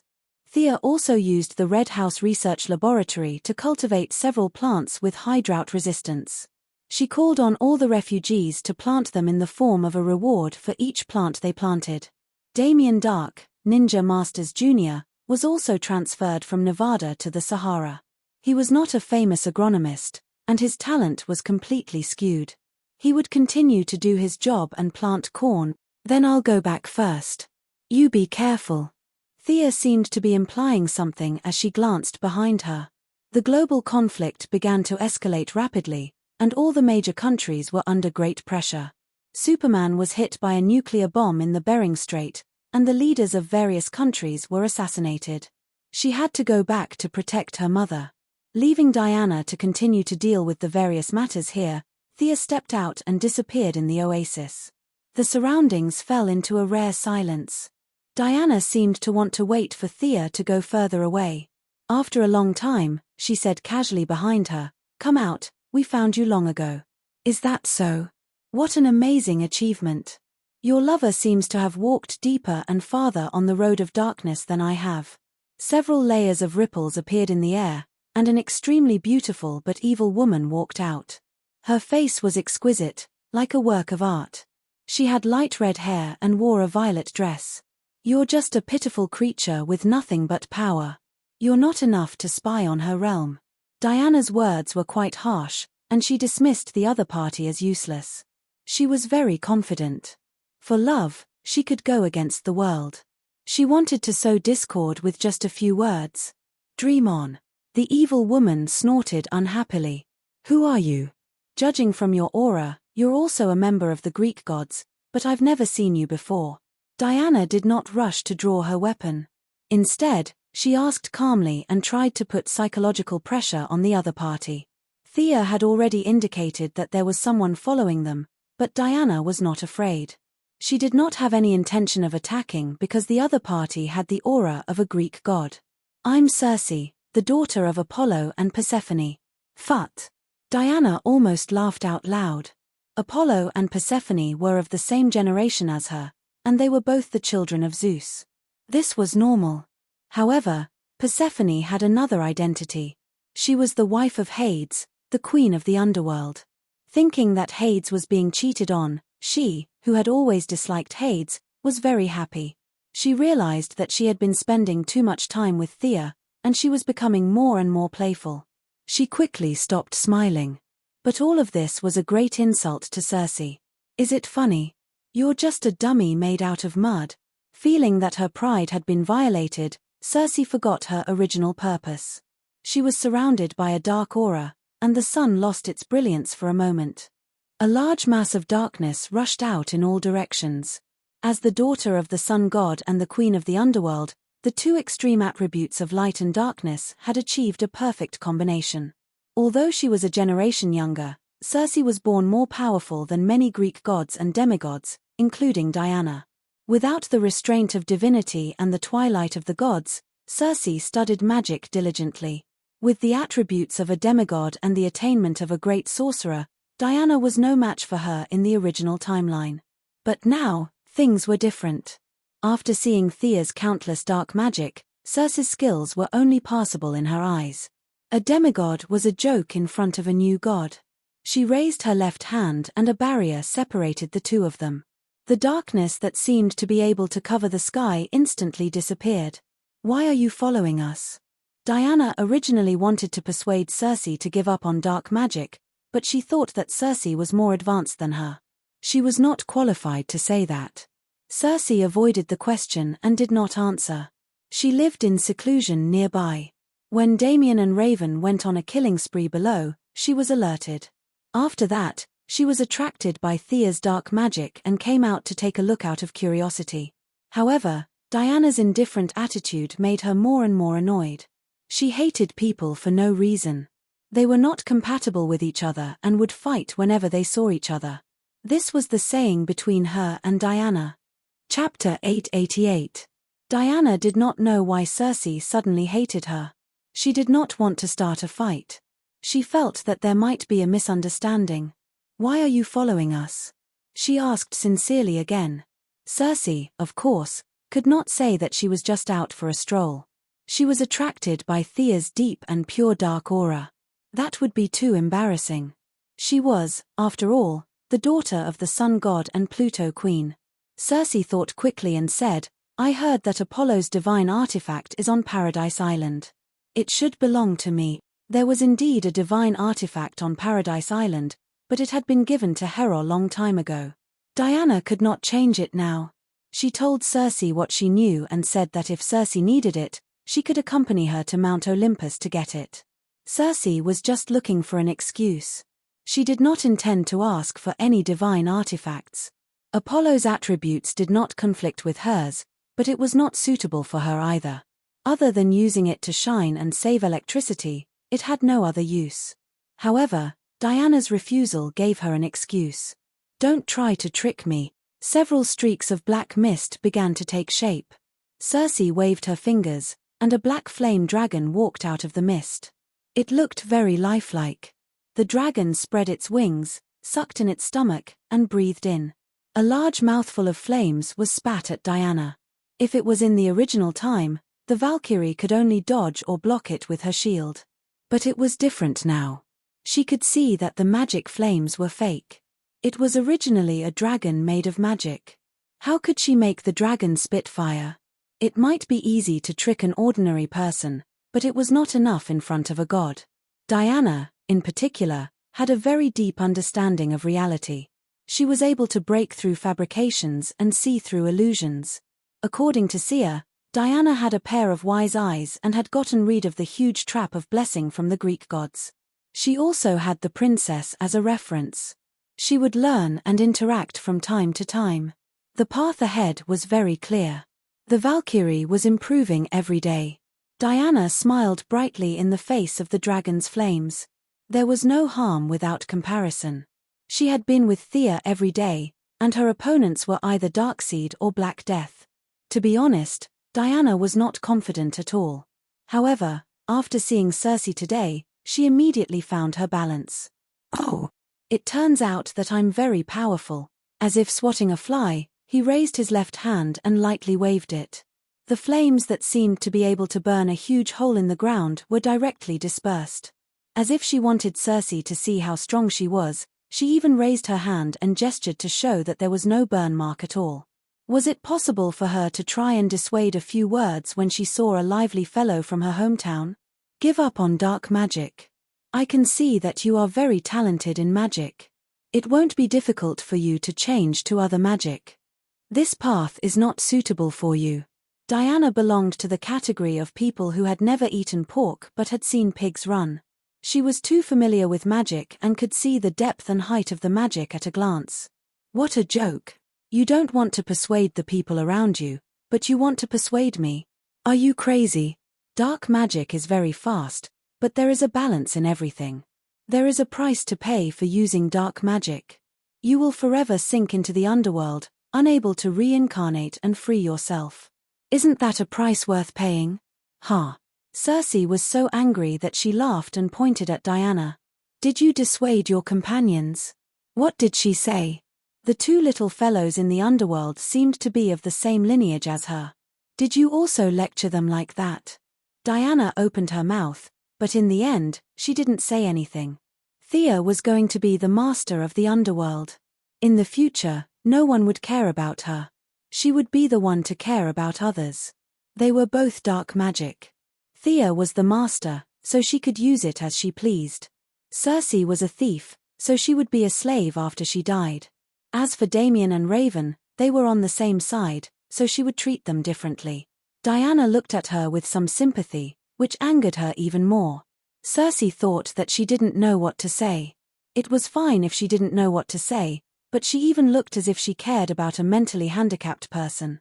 What was the meaning of this? "How dare you look down on me? Let me show you the blessing of Goddess Hecate." Circe cancelled the giant dragon, and the characteristics of her magic quickly changed. An awe-inspiring and irresistible power rushed out like a wave. There were countless vengeful spirits, including ancient Greek warriors and modern ordinary people. They wailed and screamed, wanting to kill all the living. Ouch! Diana didn't know whether to laugh or cry. Of course she knew about Hecate, the goddess of magic in Greek mythology, the irresistible god of death. There was no doubt that her power was very strong. But Diana was more familiar with souls and death. She wanted to ask Circe, "Do you dare to use some skills that I'm not familiar with?" The new god was half a level higher than the old god, just like the father was higher than Zeus. Thea, who was half a step away from the goddess of death, was also higher than Hecate. Considering that Hecate was already dead, and Thea was still alive and kicking, there was an insurmountable gap between their strength. Circe's soul attack was like a child's trick to her. Being able to destroy the death energy of a city was nothing to her after seeing the Black Death Emperor and Thea. Diana was a little bored. This opponent couldn't use her full power. She unsheathed her sword, and the mixed magic was cut in half. Waves, roars, everything turned into nothingness under the light of the sword. What other tricks do you have? Diana's eyes were filled with doubts, and the tip of her sword was pointed at Circe. Circe gritted her teeth and cursed. She finally realized that there was a big gap between her and Diana. She kept thinking, looked around, and flew not far away. At first, Diana thought that Circe was retreating, so she didn't take it to heart. There was no enmity between them, so she didn't think much about it. But seeing the direction Circe was running, Diana was furious. Circe was flying towards a group of refugees. Come back here. She was much faster than Circe. She threw out the lasso of truth, and the golden lasso drew an arc in the air, flashing with dazzling light. It wrapped around Circe's left leg and pulled her back. Circe was also a ruthless person. She opened the 5 fingers of her right hand and threw a colorful magic at the crowd. The men among the refugees were stunned. In the next 3 seconds, the magic began to work. Some turned into rhinoceroses and rushed towards Diana, some turned into antelopes, and some even turned into eagles. The refugee camp was in an uproar. Countless women screamed at the same time. The transformed men were even more panicked. They began to run in all directions. Calm down, I'll help you, Diana shouted. Unfortunately, the ordinary people below were already scared out of their wits. The beasts trampled on the women, and some of the women had already picked up their guns and were ready to fight back. Damn transfiguration. Diana hurriedly focused on saving people. The warrior god was not suitable for this kind of thing. Fortunately, the Ring of Light gave her some good ideas. Mobilizing her courage, hundreds of female Amazon warriors walked out of the air. They were riding horses, carrying spears and shields. They all took action to control the people in the camp. Chapter 889. By the time Diana managed to calm the chaos in the camp, she realized that the culprit, Circe, had disappeared. The Valkyrie was furious. Circe had taken advantage of her kindness. She bound every refugee with the lasso of truth, and they all returned to their original state. However, Diana did not see any gratitude in their eyes, only fear and resentment. Diana shook her head gently. It was indeed her negligence that allowed Circe's magic to fall on them, causing them to suffer an unexpected disaster. Diana could understand that. However, the alienation between the people and the gods, or rather, between ordinary people and superheroes, still made her uncomfortable. Why do you have the ability and we don't? Why do we have to suffer because of your battle? Looking at the resentment hidden in the refugees' fawning, Diana did not know what to say. Maybe she's also protecting herself. Thinking of how her lover usually laughed and scolded her and stepped forward at critical moments, Diana had mixed feelings. Under the confused gazes of the refugees, she rose into the air and flew into the distance. If Thea knew what her wife was saying about her at this moment, she would definitely look up at the sky and sigh. I don't have a ghost protecting me. Some people can't be treated as humans. For example, these people in front of her. Don't play dumb. I know you can understand English.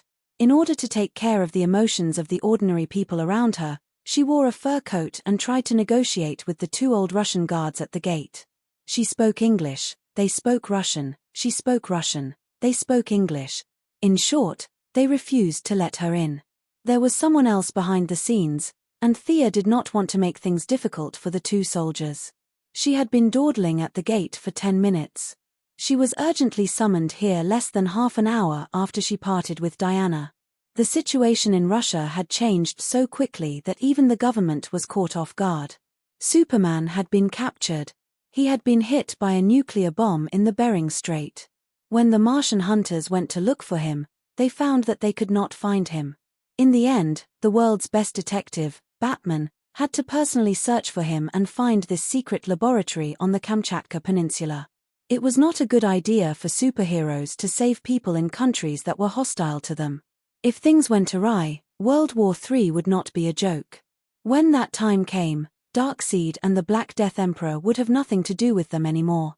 Fortunately, the young mistress still had the status of the first daughter, and her strength was unrivaled in the universe, so she could only ask for the first daughter. When Louise heard that something had happened to Superman, she was so scared that she almost had a heart attack. She was just the deputy chief editor of a newspaper and was nothing in front of the Russians. When she heard that Thea had come to ask for Superman, she also used the excuse that reporters needed to report truthfully and went along with her. "You're obstructing the freedom of the press," Louise cursed. Thea hurriedly pulled her back. "Your freedom of the press doesn't work here." Louise, who had a strong sense of justice, obviously knew that this was a serious matter. She was also the daughter of the Minister of National Defense, which was also sensitive.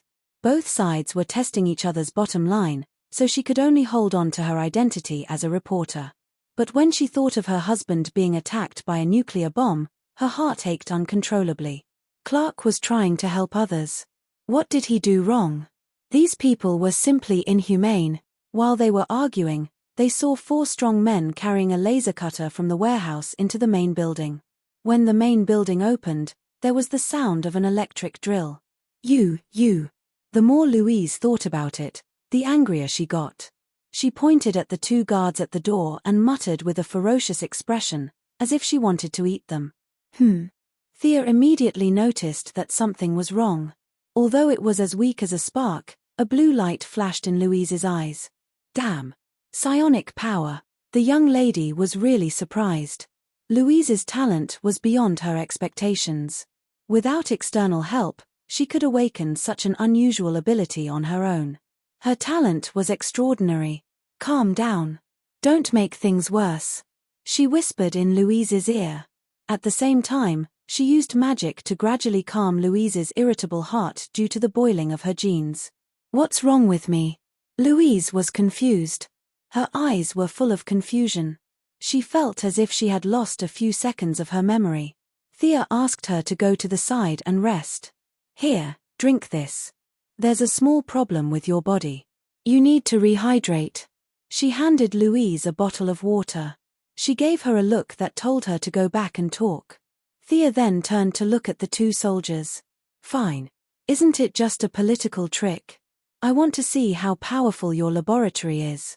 Of course, she knew the president. In fact, she was very familiar with him. He could be considered wise.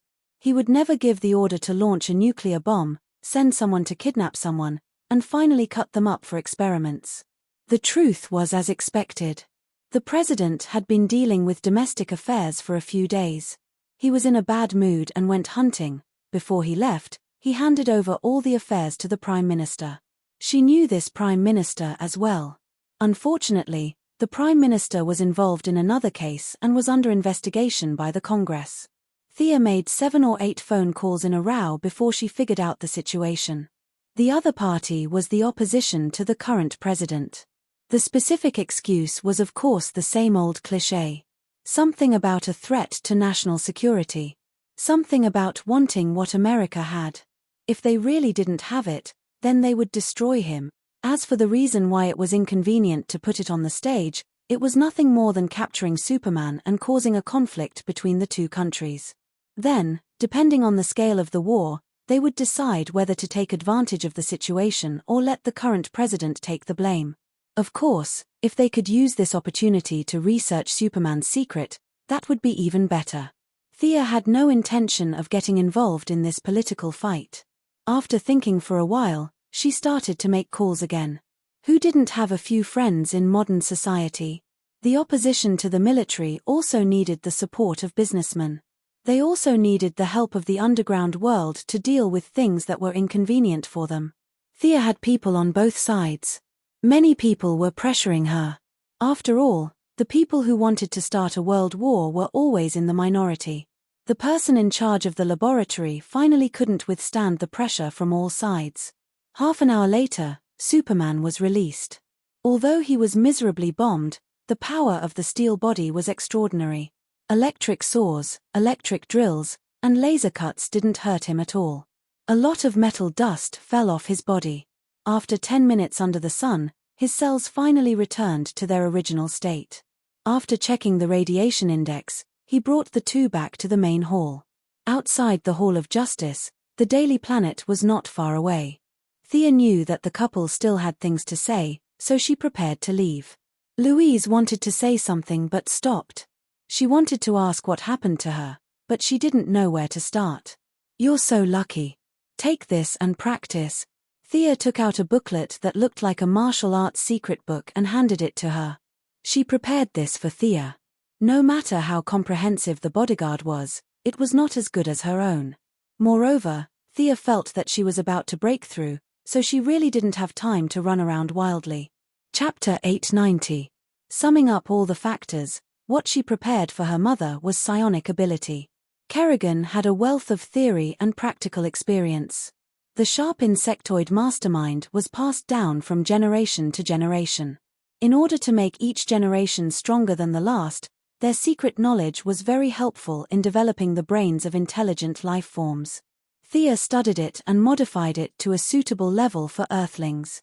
After explaining its use, she activated psionic ability for her mother.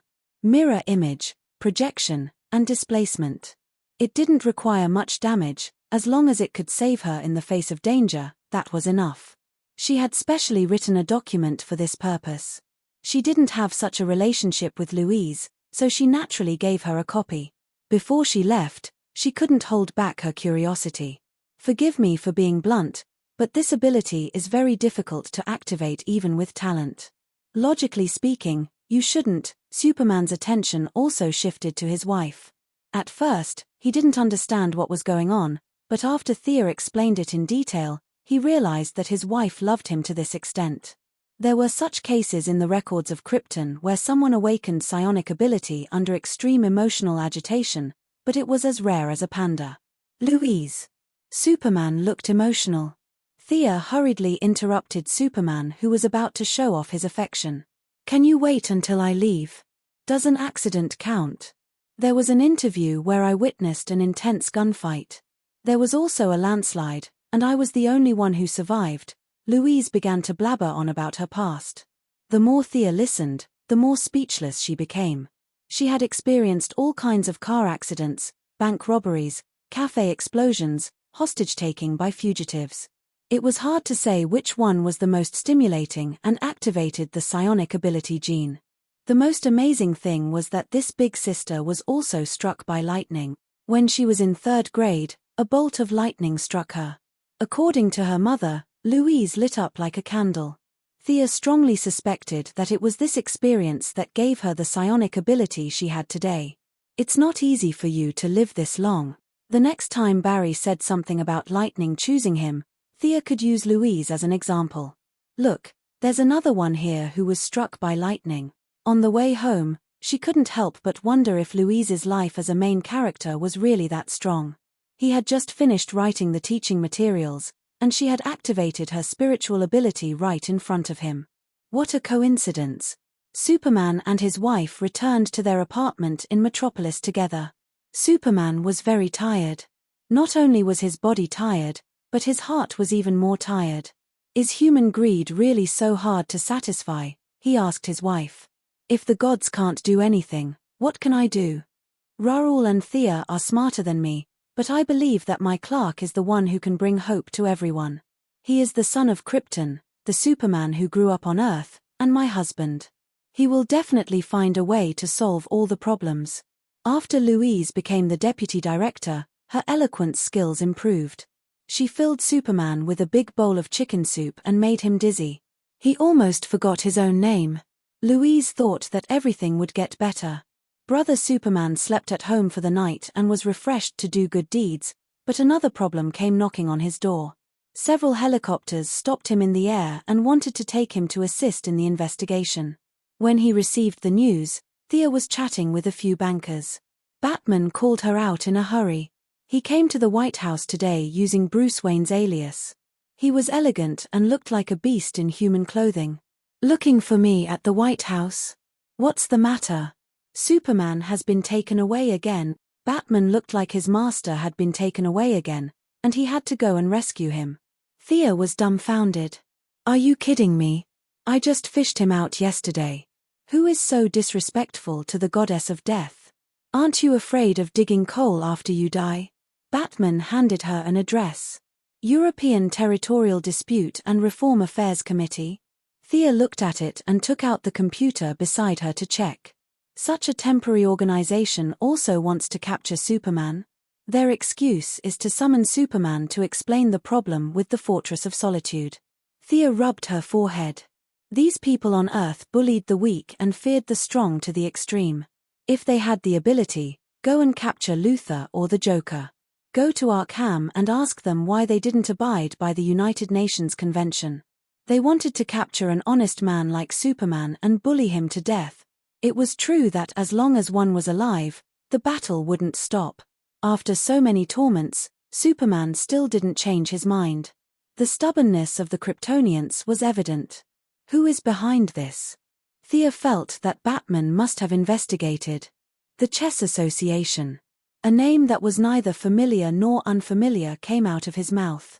Thea sighed. The Chess Club, a super-intelligence agency composed of agents from various countries, had already grown to a certain scale. They shared information with each other and relied on each other's connections. A large number of trained government agents had gathered together. They were not willing to be chess pieces, but they also wanted to be chess players. They only cared about the results and not the process. This was the operating principle of the agents. Relatively speaking, black-skinned Avatar was considered to have a higher moral standard among this group of people. As for the remaining group of people, each had a lower bottom line. The traitor Maxwell Lauder was one of the best among them. Someone saw him being resurrected by the White Lantern, but the Alliance never received any concrete evidence. Thea didn't shirk her responsibility anymore. Not long after a war of words, she rescued Superman again. Superman's face was livid. He had never been so angry even when facing Zod. Thea was afraid that he would tear down the White House. She asked for Batman's opinion and the three of them went to the Batcave to discuss in detail. This is too much. This is too much. Superman strolled around the house like a donkey. Bruce looked at him expressionlessly. Thea took 2 pieces of cake from the old butler. I said the Fortress of Solitude is my home. What did they say? They said that they suspected there were weapons of mass destruction inside and wanted to send an international observation team to check it out.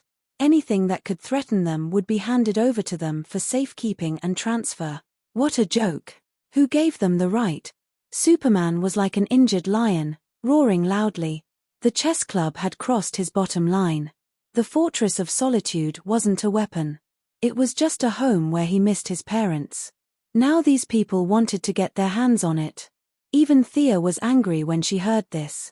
She even felt that these people wanted to provoke Superman and cause chaos so that they could seize power. Clark, calm down. Don't be controlled by anger. Batman tried to persuade him. I'm very calm. I want to go back and protect my home. If they dare to come.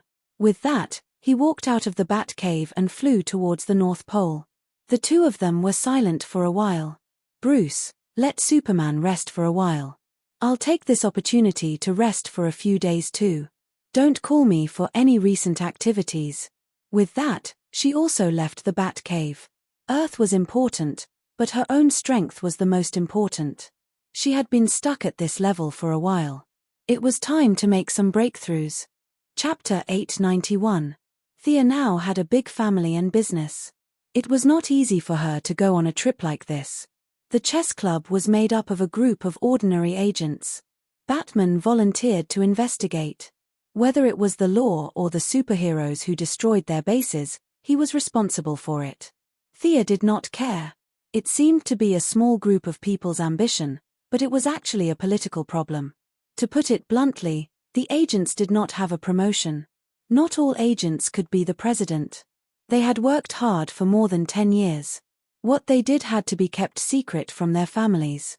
Some even had to hide their identities. They did not even have a chance to show off in front of others. Marvel's shield had the same problem, but it was more prominent. Was the idea of Hydra really attractive? What a joke. An organization that had been passed down for thousands of years had long gone astray. The name of this organization could be Hydra, three-headed snake, or five-headed snake. The reason why they rebelled together was that there was no promotion. The agents were looking for a way to change. They studied hard, trained hard, and finally stood out in the selection. They could either become the king of agents with scars all over their bodies, or return to ordinary people with missing arms and legs. After paying such a high price, the people in power still treated them as pawns. They gave them the name Chess Club to disgust them. No one would do that. Ordinary people could only endure injustice. The agents were different. They had guns and were very capable. Naturally, they wanted to do something big. Thea mentioned this to her mother, but there were not many ways.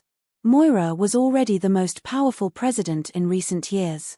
It was not convenient for her to repeatedly intervene in the intelligence system. Whether it was the FBI or the Heaven's Eye Society, they were supervised and proved that they were part of the country's operation system. However, the White House's authority was limited to this. To further pressure and investigate the organization's internal affairs, they would need to cooperate with several parties, such as the Congress and the military. After the discussion, they could only let Batman cause trouble in the beginning. After that, they would forcibly disband the chess club and arrest a few of the leaders.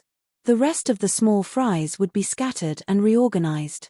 Some of them would be transferred to civilian positions. In the future, they would provide more transfer opportunities for the recruited agents and improve their welfare. Whether it was the research lab or the military, they would have more choices. Political matters were very troublesome. They could only leave it to their mother. They left the White House and returned to Star City. Oliver began to recruit thugs again and was going to ask Thea for some advice. Looking at the guy on the screen who was holding two guns, wearing a football team uniform and a hockey mask, she curled her lips. Wild dog. I don't think highly of this guy. He has the head of a snake and the eyes of a rat. What's the point of keeping him? In her opinion, this kind of person was neither firm nor determined, nor capable. She did not know what was wrong with him. He came out to do justice, but in the end, he would either be shot to death in an alley or betray his boss and walk another path. In short, he was not a good person. Seeing that Thea had such a low opinion of Wild Dog, Oliver, who had a sister complex, immediately changed his mind. Originally, he had planned to investigate this matter, but now, he had no intention of doing so. The brother and sister talked for a while, and Oliver talked about his illegitimate son. William doesn't look like me. Seeing Thea's strange look, he hurriedly explained, I'm not talking about his looks, I'm talking about his personality. Indeed, that child is a little cowardly, but to be fair, he is a smart child. Oliver smiled. Yes, I've always been bad at studying. I hope he can become a scientist in the future. Although he said it casually, Thea could still hear that he was a little unhappy. His son could not inherit his legacy, and their personalities were also very different. Oliver was a little disappointed in this child, but he was also a little excited about the child that was about to be born. After telling them that she would be away for a while, Thea finally went to the Sahara. The two goddesses told her about Circe as a joke. In order to prevent Superman from overreacting, she still stayed on Earth for 3 days. Come back soon. Their foreheads were pressed together, and they smelled each other's breath. The two did not speak for a long time. After kissing Diana goodbye, she began her journey in the universe. A few planets outside the solar system were affected by the black and white. A few major families were severely damaged, and now they were closing their doors and licking their wounds. Originally, they had the tendency to leave Earth and establish themselves as kings, but now they were all well behaved. Without alerting anyone, she took a few glances. The indigenous forces of the original planets were rising, but they could not make a big wave in the face of advanced weapons. The people on Earth may not be a match for them in terms of science and abilities, but they were experts in scheming. She was not worried at all. The development of the Ibn Trade Association was very normal. The gorilla Grud was like a local tyrant here. He ate and slept every day, woke up and played, and slept again when he was tired. His life was beautiful. Thea was not so leisurely. She was seizing the time to make a breakthrough. She repeatedly compared the painting that obtained most of Raoul's power and the contract with Judas. Both of them were very helpful to her, but unfortunately, they were not enough. The two-dimensional world still did not give birth to life. Although there was light and time, it was still two-dimensional. It would not suddenly explode and turn into Earth 53. There was an insurmountable gap between living beings and non-living beings. The other contract with Judas was a little disappointing. It was not the spear of fate that killed Jesus directly. The effect was much worse, and she could not understand this kind of death. It had a strong taste of fate and a little bit of martyrdom. She had no love for it. She could help others, but martyrdom? What a joke! She did not have enough understanding of life. After 3 days of seclusion in the Ibn Trade Association, she finally saw her shortcomings. She had seen too few lives. She had never seen a chance to hover between life and death and fight to the death for a chance of survival. According to traditional habits, this time should be looking for a breakthrough point between life and death. She should challenge those of a higher level and kill those of a higher level. However, this method was not suitable for her. Her level was too high, and there were only a few famous people in the universe who could exchange blows with her. Regardless of whether she won or lost, once the battle started, half of the universe she was currently in would be blown up. It was not a good idea. Killing ordinary lives was not only against the purpose of the White Lantern, but also touched her bottom line. Fortunately, she had a big brain and quickly thought of a way. If she did not kill, she could let others kill her. She did not have the horror of being between life and death. She could watch others struggle. The largest Colosseum in the universe. Grood, who was as happy as a fool, was confused by the young lady's question after a day of crazy fun. No, it shouldn't be. Not everyone in the universe is law-abiding. Thea looked at him as if he could not think of an answer.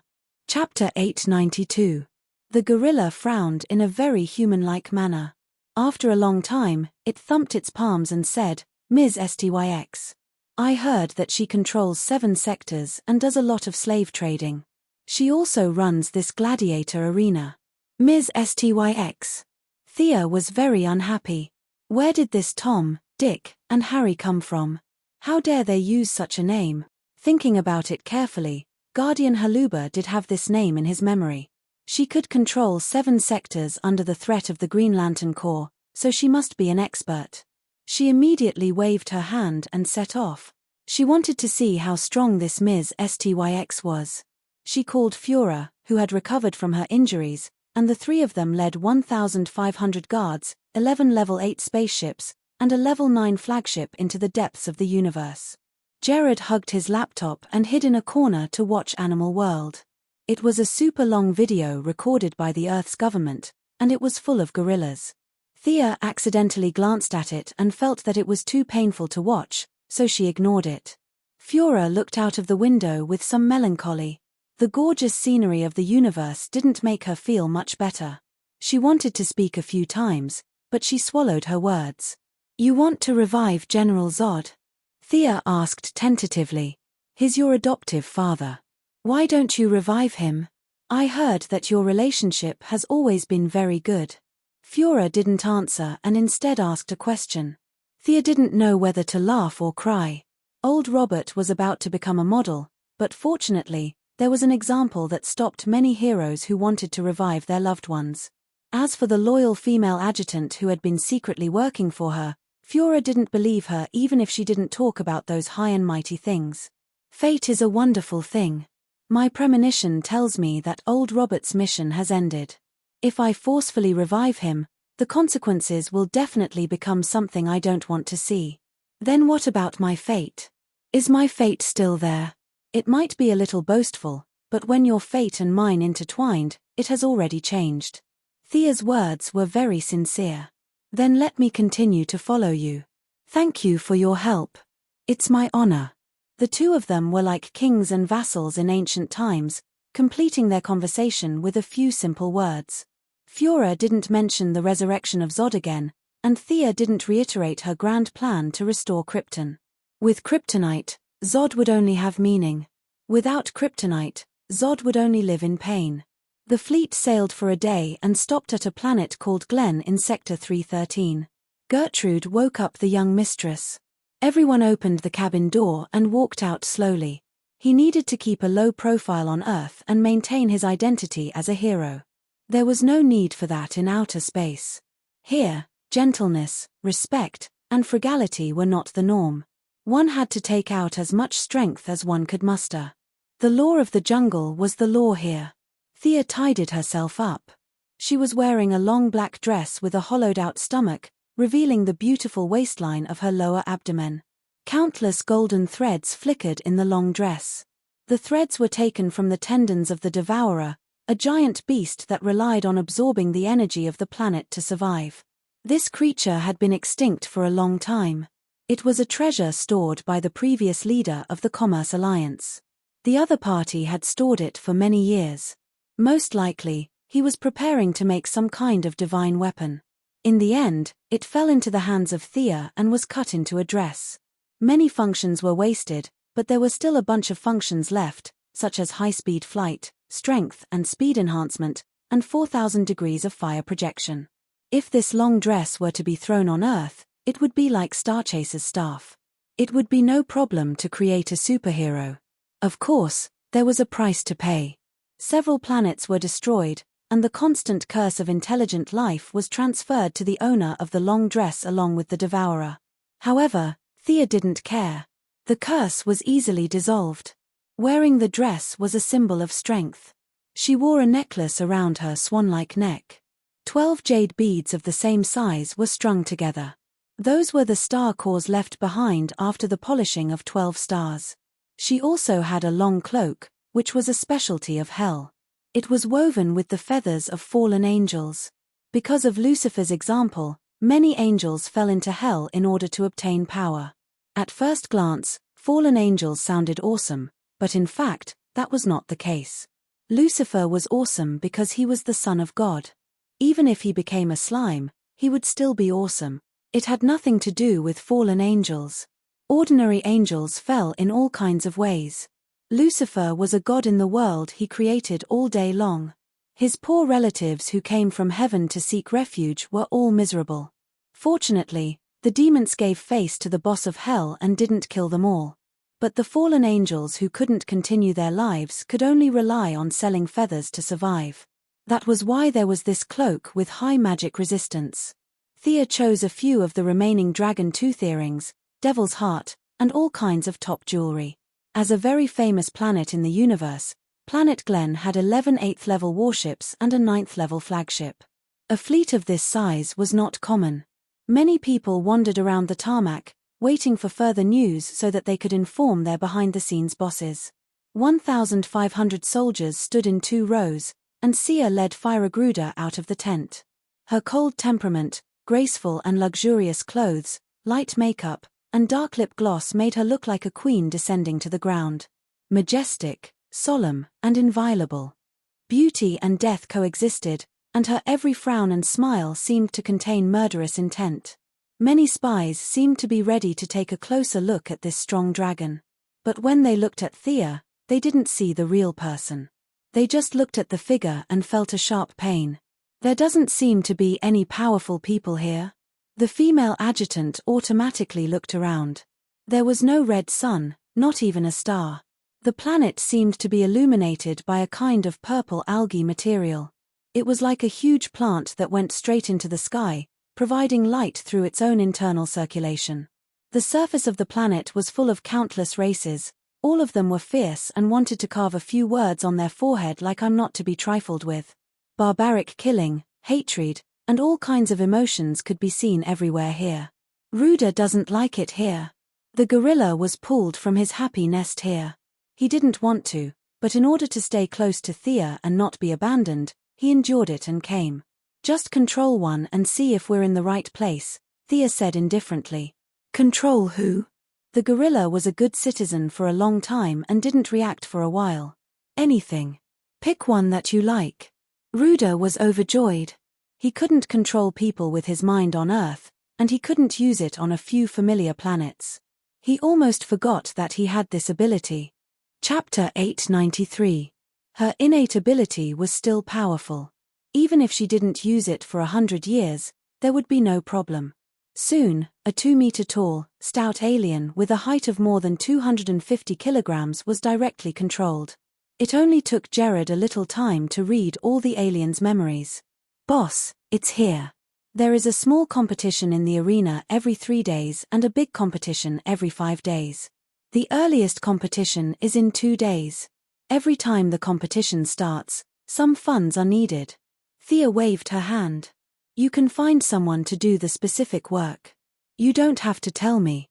Buy me the best seat with the widest view. I want to watch from a close distance." Jared was still very reliable. Money and mind control. Knowing that Thea was going to stay here for a few more days, the group bought a large building and roped in a bunch of small forces to act as spies. In order to prevent them from joining hands to cheat him, a bunch of small forces were mixed. Some of them were controlled, some were bought. No one knew the situation of each other, so there was no way to connect them. The stands of the arena were also bought. It was the exclusive stand of an interstellar slave master. The slave master had an anti-mind control device and was not afraid of Jared. He was even prepared to fight back. However, after Führer dismantled his battleship with her bare hands, he obediently gave up the stand and ran away. The arena was 800 meters in diameter and could accommodate tens of thousands of spectators. There was a barrier set up in the stands, which could be opened or closed if one felt that his ability was better than others. In short, the design was humane. When Thea entered the arena, many of the stands were already full. The noisy environment made her frown slightly. Looking around, Thea was not satisfied with her position because there was a higher and bigger stand above her. Jared hurriedly explained that it was the private land of the planet's owner, Ms. Styx. It was usually not open to the public. "Send someone to keep an eye on it. When that guy comes, if I'm still on this planet at that time, inform me." Thea did not know how long she would have to watch it. Maybe she would break through after watching it for a while. Maybe she would have to watch it for 10 days or half a month. How dare an alien sit on her head? When the time comes, she must have a good talk about it. Getting rid of the distracting thoughts, she began to focus on the fight at hand. The host of the gladiator arena was a faceless fellow. That's right, he did not have any facial features such as eyes, ears, mouth, or nose. His entire face was just skin, and there was a crack from his chin to his throat. That was where the voice came from. This host didn't even need to put on makeup in a horror movie world. If she was thrown into an amusement park, she could scare a few children and old men to death. The faceless host began to blabber on and on about the opening remarks to liven up the atmosphere. Thea was too lazy to listen to his nonsense. She closed her eyes and waited for the competition to begin. From time to time, fireworks would be shot out from the arena. The audience had already started to cheer for their respective targets. Of course, they were not cheering for nothing. The daily expenses of such a huge arena were terrifying. The money they earned from selling tickets was not enough at all. Betting on the outcome of the battle was the main source of income. Advanced weapons, slaves, minerals, and planets could all be traded in this gamble. Lacerator. Bones. Bones. The emotions of the audience reached a peak. The host introduced the results of both sides and then waved his hand to signal the start of the match. The 2 gates at the bottom of the gladiator arena slowly rose. A burly man with 3 eyes and brown skin walked out from one side. Looking at the long tusks at the side of his mouth, Thea felt that this guy was a bit like an orc in the game. The guy who looked like an orc held 2 machetes in his hands and roared at the crowd around him. The audience could not understand what he was shouting. It was probably not something good. However, seeing that he was making money for them, a bunch of people still gave him their blessings. On the other hand, the guy who came out from the other side was a little more skillful. 3 robots dragged a chain and pulled out a green plant. The plant looked like a cabbage that had been magnified 100 times. It could only move with a few roots. Even if it was pulled by the robots, its speed was still very slow.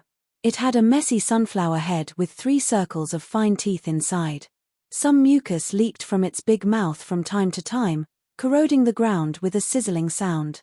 That big guy is the lacerator. This plant is called bones. It means that it only eats meat and not bones, A small leader reported to Jared, who then reported to Her Majesty the Queen. Just take a look. Her interest was not great. This level of strength was indeed powerful to deal with vigilante, but in her opinion, there was no highlight. Only the orc's desperate fight might be worth watching. Ordinary people may not be able to see it, but in her eyes, the orc was bound to lose. He was already scarred. In the face of a strong enemy who was enough to crush him, he had no chance of winning at all. Did you arrange it? She asked as if nothing had happened. Jared scratched his big head and admitted it. Although Thea had just arrived, the organizers of the gladiator arena were not good people. It was the rule here to regularly deal with a batch of defective products. Now, this account was an extra sum of black money into their personal pockets. They really had no reason to stop it. Jared wanted his boss to realize it earlier and go home earlier. The person in charge of the gladiator arena had extra income, so the two sides hit it off. Thea was not a saint. This orc who was tens of thousands of light years away was killed by her own men. She didn't care. She just wanted to see if the orc could give her some inspiration on the edge of life and death. The orc had been through hundreds of battles. Of course, he could see the strength of his opponent, but he had no way out. He could only fight hard. The two swords slashed wildly and the juice of the giant man-eating plant splashed, but that was it. This thing's self-healing ability was amazing. After a cut, it grew back by itself in 2 seconds. There was no flame weapon to suppress its high-speed growth. It was simply a joke. The orc's courage and belief were exerted to the extreme, but he still couldn't save the game. In a desperate blow, except for cutting off a root of the giant plant, he had no other achievements. The price he paid was that half of his body was bitten off and he died on the spot. The strength gap is too great. Next time, arrange a little less, but not so much. After telling Jared, Thea turned back to rest.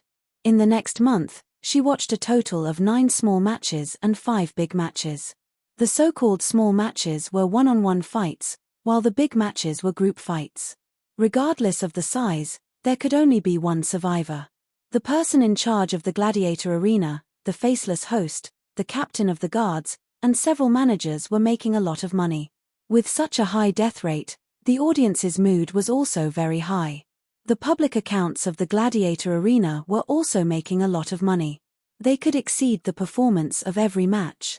The few people in charge were very happy. They could complete the orders of their superiors and make money at the same time. Why not? Unfortunately, the good times didn't last long. The harmonious and stable gladiator arena finally attracted the attention of the boss. The warriors on their side were depleted too quickly. The leader, who called herself Ms. Styx, had already informed her subordinates that she would come for an inspection. Chapter 894. Compared to the slave-like ruling structure under Ms. Styx, the faceless host preferred the atmosphere of the Commerce Alliance. In his view, Jared was like a god who could do anything. He could read minds and control thoughts as he wished. He could create an army with just a thought. Jared, who was already so strong that he had no friends, still had his boss. Although the faceless host did not have eyes, his racial talent gave him another kind of vision. In his view, the energy contained in Thea's body exceeded his definition of the concept of energy. In summary, he could only describe her as very powerful. He was preparing to join the Commerce Alliance, but he was limited by his own abilities. He could not determine who was stronger between this person and Ms. Styx, but he knew that they were both stronger than him. After receiving the news that Ms. Styx was about to arrive, he hurriedly informed Jared. Ms. Styx was in seclusion, sleeping. Jared found the female adjutant. The female adjutant asked for the direction and looked outside the planet. It was also a Level 9 civilization battleship. Although the facilities were completely different, the functions were similar. The female adjutant quickly determined that this was the flagship. If Ms. Styx did not like to play tricks, then she must be inside. An extraordinary-looking alien automatically entered his field of vision. He was only about 1.7 meters tall, had indigo skin, a large face, and a pair of eyes without any white. They were as black as the night sky, with a faint yellow light in them. There was also a pair of eyes at the position of her eyebrows. They were also black with little yellow light, but they were several times smaller than the main eyes. They seemed to be open but not open. The woman was wearing a purple robe with gold embroidery. When she felt Fiora's gaze, she tilted her head and glanced over. However, she didn't have supervision and didn't notice anything unusual on her spaceship. Your senses are very sharp, but your body's reaction is not like a warrior's. I will go and learn from this strong person who can control 7 sectors under the suppression of the Green Lantern Corps. Jared only responded with an "oh." Fiora rose into the air and flew toward the enemy's flagship. The female adjutant did not go against the battleship. Earth's nuclear bomb could knock out Superman, but that was only a level 3 civilization, not a level 4 one. She was not Thea and could not take the main cannon of a level 9 civilization battleship head-on. Staying high in the sky, Lady SDYX waited for Lady SDYX to walk out of the battleship. Only then did she break through the air and rush in front of her. In Fiora's eyes, Ms. SDYX's movements were slightly slow, but in the eyes of ordinary people, she was also considered to be the kind of person who was very fast. She quickly set up a purple barrier on the surface of her body.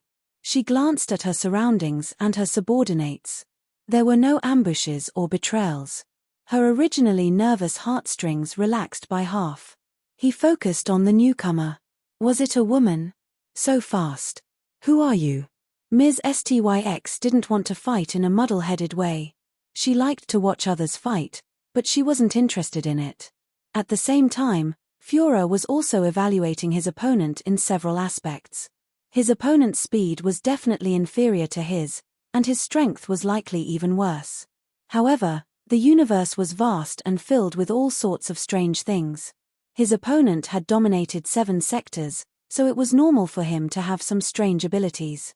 In fact, this ability was definitely incomparably powerful, so powerful that even the Green Lantern Corps had to be wary of it. Your name is not good. Some people don't like to hear it. The female adjutant answered honestly. Madame SDYX's face was covered in paste. The name my parents gave me when I was born was SDYX. Who do you think you are? What does this have to do with you? If you want to condemn someone, you can always find a pretext. Even though she didn't like to fight personally, she was still unhappy. Fiora didn't speak much, but he revealed quite a lot of information. This person who was flying over at high speed was under someone's orders. Was there someone behind her? Just a pawn passing on a message. You'll regret insulting Ms. STYX. She raised her hand, and a huge rock weighing over 100 kilograms flew from the side, smashing towards Fiora at high speed as though there was no resistance. Meta-humans. Fiora continued to analyze. Under Deathnell's command, the Earth Lady could also control some rocks, but compared to this Ms. STYX, she was simply too weak. Fiora didn't take it head-on. He flew at high speed, circled behind Ms. STYX, and punched with all his might at lightning speed. The speed of this punch was so fast that it caused the air to be compressed to the sides automatically. Many of Ms. STYX's subordinates didn't even understand what was going on before they were pushed dozens of meters away by the wind resistance. The powerful force hit the purple barrier, and like a bell in a temple, the echo spread into the air, buzzing non-stop. Both of them were shocked.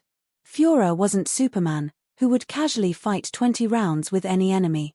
The female adjutant would use her full strength in every battle, but she didn't expect that her full strength attack wouldn't be able to shatter the opponent's barrier. She was shocked, but Ms. STYX was even more shocked. As a mutant among the long-lived species, she had already forgotten how many years it had been since she faced her opponent head-on. Fiora's attack made her recall an emotion she hadn't felt for a long time, fear. Even though she wasn't as familiar as Thea, she had worn the yellow lamp for many years and had fused with the parallax monster. Fiora had her own understanding of fear, and she immediately realized that the opponent was lacking in battle experience and had the weakness of fear. "PH, you're still quite sturdy. Look at this." Her eyes were scarlet red, and a heat comparable to the core of the sun was shot out. The heat ray hit Ms. STYX's barrier, and under the high temperature, the barrier even had a hint of bending. "Don't look down on me," She seemed to have seen the trace of contempt at the corner of Fura's mouth. The pride of dominating 7 sectors made Ms. Styx unable to back down. Strength was the cornerstone of her rule, and she had to defeat the enemy, especially when considering that the opponent was only a vanguard. Ms. Styx's eyes glowed with yellow light, and her spiritual power surged. The surrounding air became dense, and 2 purple-skinned stone golems walked out from the ground shakily. Fura followed Thea every day. Even though she didn't know how to do it, her knowledge wasn't low. These 2 stone golems looked incomparably stupid, and their appearance was even worse. However, they had their own weak consciousness and didn't need the control of their master, which was very impressive. Could it be that this Ms. Styx could bestow the stone golems a soul? Fura retracted her heat ray and dodged the boulders flying from the ground. The 2 stone golems could attack autonomously, and with Ms. Styx, the 3 of them were like 3 turrets, and all kinds of boulders whizzed towards her. She made a nimble turn in the air, and like a flash of lightning, she punched the stone golem upside down. Stone golems, metal golems, and treants were never known for their fast reactions. The muddle-headed stone golems had no time to react at all. In the face of Fura's punch that could break a mountain peak, they could only stupidly take it head-on. Boom! The stone golem was smashed into rubble. Previously, the stone golem was covered with a purple light, which blocked the supervision of the Kryptonians. Now that it had turned into stone, Fura naturally wanted to take a good look at the mystery behind it. Chapter 895. There were no signs of life, no energy reaction, just like the stones that could be seen everywhere. What kind of ability is this? It's not bad. In the blink of an eye, she had smashed another stone man, but her tone was uncomfortable, as if she was praising a junior. Not to mention that the 2 were fighting. Even if she asked sincerely, Lady Styx wouldn't tell her. Realizing that the 2 stone men couldn't defeat the enemy, Lady Styx finally used her trump card. The pair of extremely small eyes opened at the same time, and in addition to the 2 large eyes, the 4 eyes mixed with her own spiritual power formed a unique purple mist. The purple mist gave people a heavy feeling like a mountain range, and even with supervision, they could only see that something was rapidly forming in the mist. First, it was the arms, then the torso, legs, and head. 2 crystal-clear humanoid creatures with diamond-like bodies walked out. Compared to the previous stone men, their faces were much more detailed, and their facial features could be roughly distinguished. In contrast, their speed, strength, and defense began to multiply. One of the diamond men raised its left hand, and a sharp spike suddenly emerged from the ground. Its speed was as fast as lightning, and Fura twisted her waist to the side, almost unable to avoid it. Even this thing knows how to use its ability. Amazing. The female adjutant couldn't help but be impressed. Fura could see that this diamond man and the previous stone men had appeared out of thin air. She had smashed them to pieces, but the remains of the stone men still remained on the ground, not disappearing, nor turning into smoke or anything else. Turning the void into reality. This Lady Styx could be said to be valiant. Perhaps her ability was singular, but she was continuously strong. She could exist forever after being summoned, and she didn't have overwhelming strength, so she couldn't instantly kill the diamond men. Perhaps this was the main reason why the Green Lantern Corps didn't want to provoke her. Fura was also once a villain, and when she put herself in her shoes, she felt that this was most likely the case. In essence, it was similar to what she had guessed. The guards in Lady Styx's nest were all diamond men. But today, she was passing by the arena from another planet, and was stopped here by Fura before she could even go home. However, creating diamond men required a lot of spiritual power, and it required Lady Styx's pair of mutated eyes, which was also a heavy burden for her. Fura took a deep breath. After compressing his lungs, he exhaled a large amount of cold air. The freezing air spread rapidly. The ground, sky, and rocks were all dyed white. It was like a snow dragon that crazily swept towards the diamond man. The diamond man, who bore the brunt of the attack, was frozen solid. However, this thing did not completely obey the laws of physics. The diamond man's head in the ice moved slightly, proving that he was not dead. Fura's competitive spirit was ignited. He took another breath and blew it out. Another diamond man raised a barrier with both hands, trying to block the cold air. Lady Styx also endured the headache and slapped the ground with both hands. A magma heat flow with a diameter of several meters shot out from the Earth's core at high speed. Führer was not afraid. While maintaining the frost breath, he extended his hand to block the lava flow. The strength of the Kryptonian was evident. Ms. Styx had no good way to deal with her. She could only counter her moves as she fought, trying to figure out her opponent's flaws. Power! She was so strong that she had no friends. At least, Ms. Styx had never seen anyone stronger than her. Speed. It was so fast that it was almost impossible to catch up with the naked eye. And this was under the premise that Lady Styx herself was the standard. Endurance. The other party had been fighting for a long time, and there was no sign of exhaustion. As for the remaining heat ray and frost breath, they were all unsolvable abilities. Damn. Where did this strong enemy come from? Lady Styx was puzzled. Shouldn't an enemy of this level be the leader of a certain force in the universe? Both parties exchanged a few more moves. Führer attacked several times, but Lady Styx's defensive means were outstanding. Flash, displacement, mirror image. If he could not outrun her, he could still rely on the purple shield to resist. In short, the other party fully demonstrated the characteristics of a long-lived species that cherished life.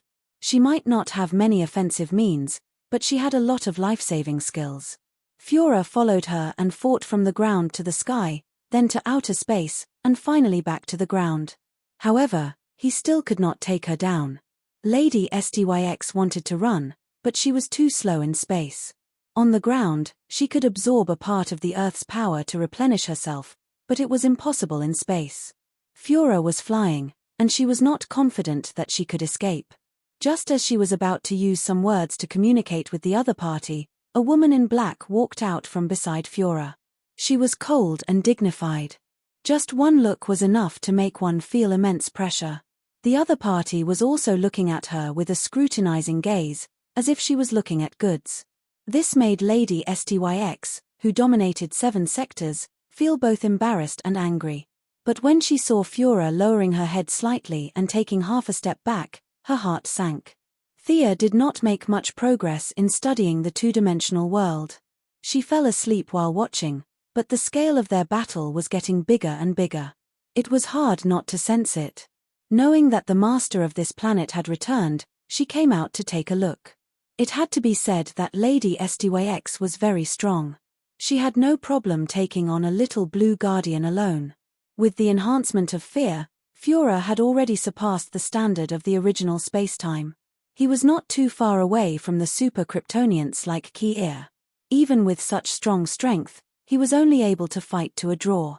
It could be seen that the universe was full of hidden talents. "You are that Lady Styx. What a great name, hey," Thea said in a clear voice. "How can I say no?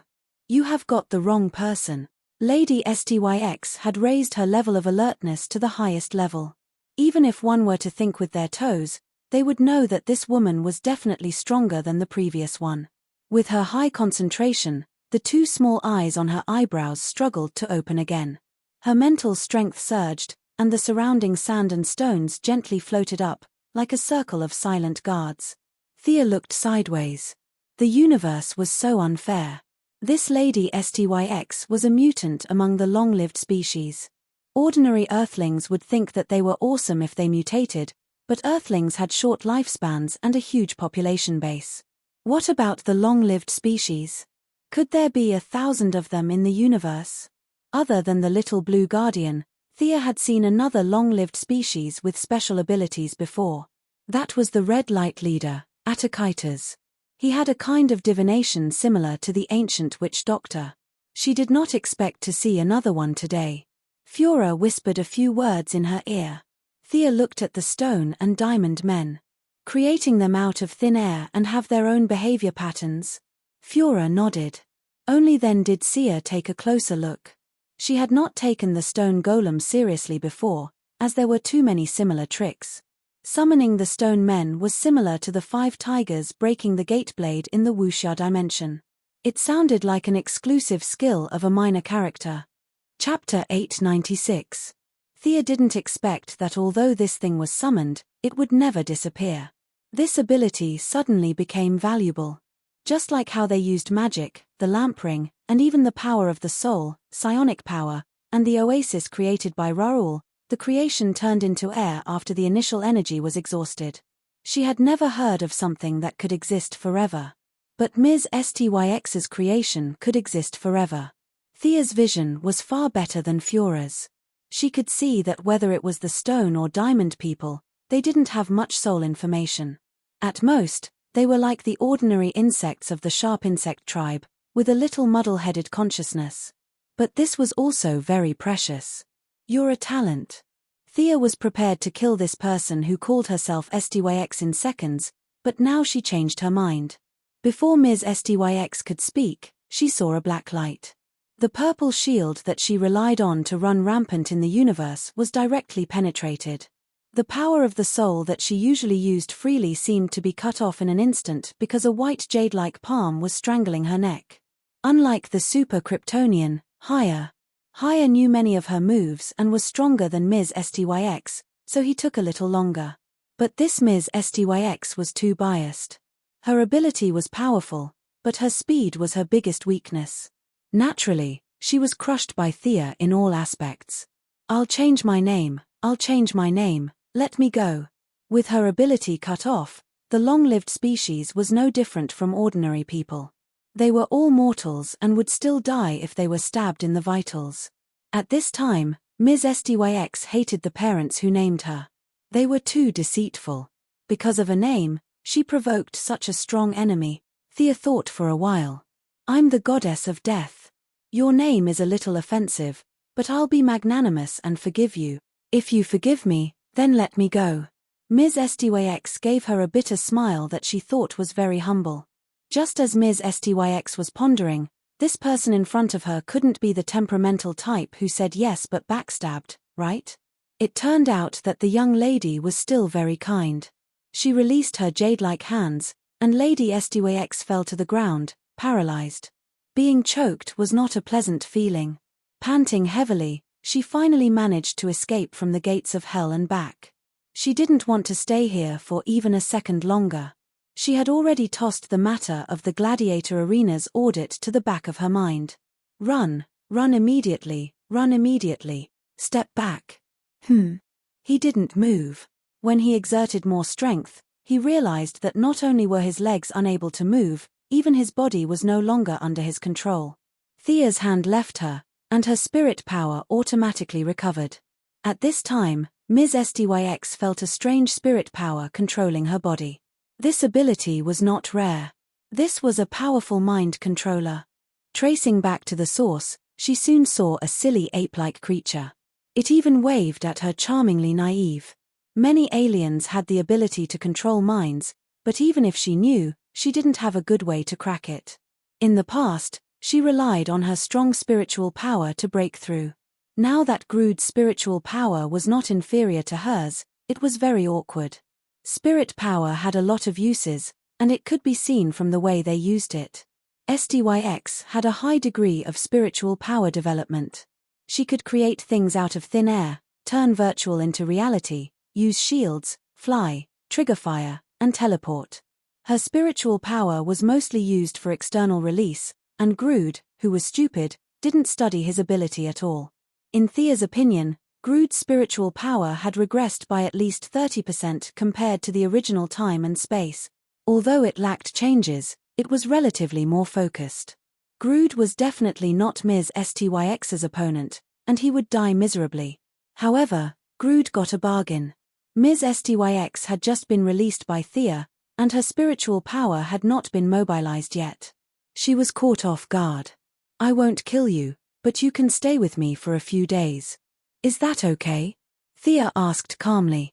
Her whole body was stiff, and Ms. Styx could only give a signal with her eyes to show her obedience. Thea looked carefully for a long time, but she didn't see anything. The whites of Ms. Styx's eyes were black, and she couldn't see anything. However, In order to maintain the image of a goddess, she nodded and signaled Grood to let her go. "I will keep an eye on you," Fiora whispered in her ear. Ms. Styx rubbed her neck and moved her body. She was very unhappy. "How dare you threaten me in my house? Where is the justice? Where is the justice?" But she really didn't dare to provoke them. The weak were prey to the strong. This was the universal law. It was not unusual to be a ruler in the morning and a slave at night. After a little hesitation, she felt that her life was not in danger, and she was relieved. She wanted to see what these guys were doing here. Grood stood there and waited for orders, but he saw that Thea had been studying the Diamond Man. He wanted to call her a bumpkin, but when he thought of Grood's mind reading, he quickly stopped and counted sheep in his mind. "Hey, come here. Tell me, how did you summon this Diamond Man?" Thea didn't treat her as an outsider. Ms. Styx wanted to tell her that her name was not Hay, but her name was too hateful. She didn't dare to say her real name. Hay was just Hay. Since she was under someone else's roof, she answered very straightforwardly. From the theory to the process, she blabbered on and on. In order to show that she was obedient, she summoned another one out of thin air. After all, one of them was frozen by Fiora and the other one was half crippled. There wasn't much reference value. Thea frowned slightly. She asked several times, but Ms. Styx summoned the stone man out of instinct. She knew it, but she didn't know why. In essence, she was an earth ability user, which was basically the same as the stone woman. At most, her ability was 100 times stronger. "Can you give it life?" Thea casually made a stone man, but her attainment was high enough. The stone man had eyes and a nose, and it was lifelike, like a work of art. It was unlike Ms. Styx's stone men, which were piled up with big stones. Ms. Styx naturally saw how easy it was. Thea's stone man was more beautiful than her diamond man, and this was just a casual wave of the other party. She carefully felt it with her own spiritual power.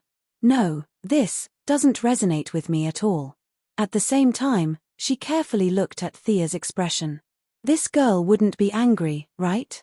Well, see if you can create a life in here." Thea took out her two-dimensional world. She didn't know magic or divine power, but as a long-lived species, Ms. Styx's vision was really sharp. She only saw the two-dimensional world for the first time, and she saw the extraordinary thing in it. "This is a world that is being nurtured."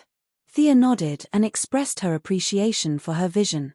Ms. Styx stared at her. Who was this woman? Was she going to reach the level of creation? Chapter 897. Thea coughed and pointed at the two-dimensional world drawn on the dragon skin. Ms. Styx hurriedly calmed herself down. Being able to participate in the creation of the world was also an immeasurable wealth for her. She opened her 4 eyes to the maximum and mobilized all her spiritual power, trying to communicate with the soil in the two-dimensional world. At the same time, she was also observing this world. There was land, ore, river, and most importantly, light and time. She didn't know that Rao had died in the two-dimensional world by accident. She couldn't figure out how Sia had done it. She could actually seal a small part of the time in the two-dimensional world. This was not something that could be described as magical. Moreover, with the accumulation of a large amount of energy, the two-dimensional world actually had a sun. Although the sky and earth in this world were round and the sun rose in the east and set in the west, which was very different from the revolution of the universe, it was not a big problem. It could be perfected in the future.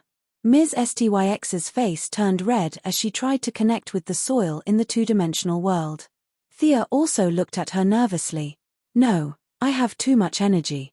That world is rejecting me." After a full 10 minutes, she put down the dragon's skin and said with a little fear, "Oh, it's okay. Try again." Thea said and patted her back. Ms. Styx only felt that 90% of her spiritual power, which was like seawater, was cut off. Now, it was only the level of a ditch. Was she that weak? How could her ability be sealed so easily? Ms. Styx wanted to cry but had no tears. She could only try to connect with the two-dimensional world again. This time, it took a little longer. At first, Grood stood majestically, then sat down, and finally, he just lay down. It still doesn't seem to work. My ability is still lacking. If I can take another step, maybe I can. Ms. Estoix found that Thea's face was solemn as she stared at her coldly as if there was a layer of frost hanging on her face. She hesitated for a long time and barely finished her sentence. After that, she anxiously waited for the result like a prisoner waiting for approval. Thea's bright and clear eyes swept across her neck.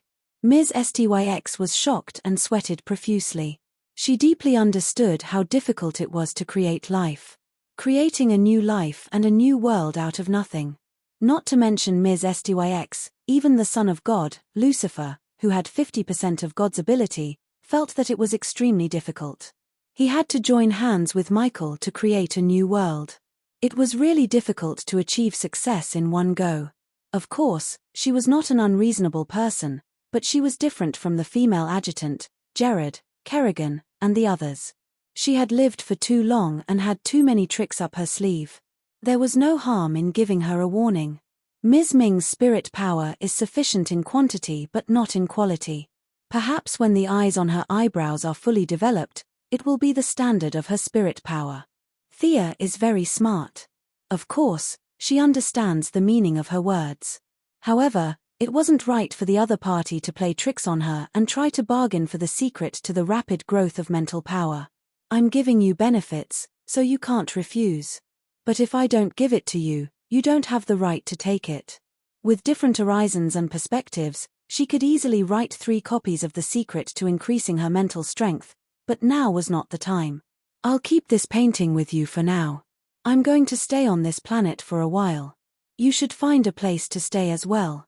She gave the same instructions as her master before taking a step forward and disappearing into thin air. Fiora and Grood didn't even look at him as they turned around and went back. Ms. Ming wanted to run, but 90% of her strength was sealed. How could she travel the universe with such strength? She wouldn't be able to fly more than 1 light year before her subordinates would kill her and take her head to other places for rewards.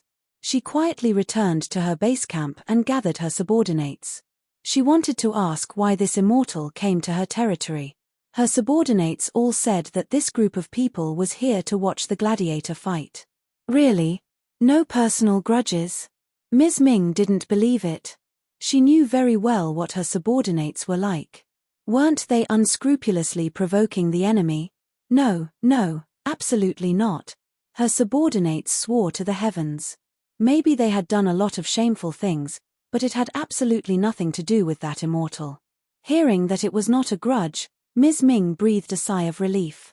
However, when she heard that the other party came from Sector 2814 to Sector 313, almost crossing half of the universe to watch the gladiator fight, she held back a sentence in her heart and didn't know if she should say it. Since the other party had a purpose, it was easy to deal with. She was afraid that the other party had no purpose. Don't you like to watch gladiator fights? I'll let you watch with all your might. Watch until you're sick of it. Ms. Ming was afraid that the other party would see through her. Her first order was to order her subordinates, especially those who were unruly and usually disobedient, to capture the gladiators. In addition, she transferred the warriors from the other gladiator arenas from the planets under her control. She didn't play the trick of having a small competition every 3 days or a big competition every 5 days. There were big battles every day, life and death battles.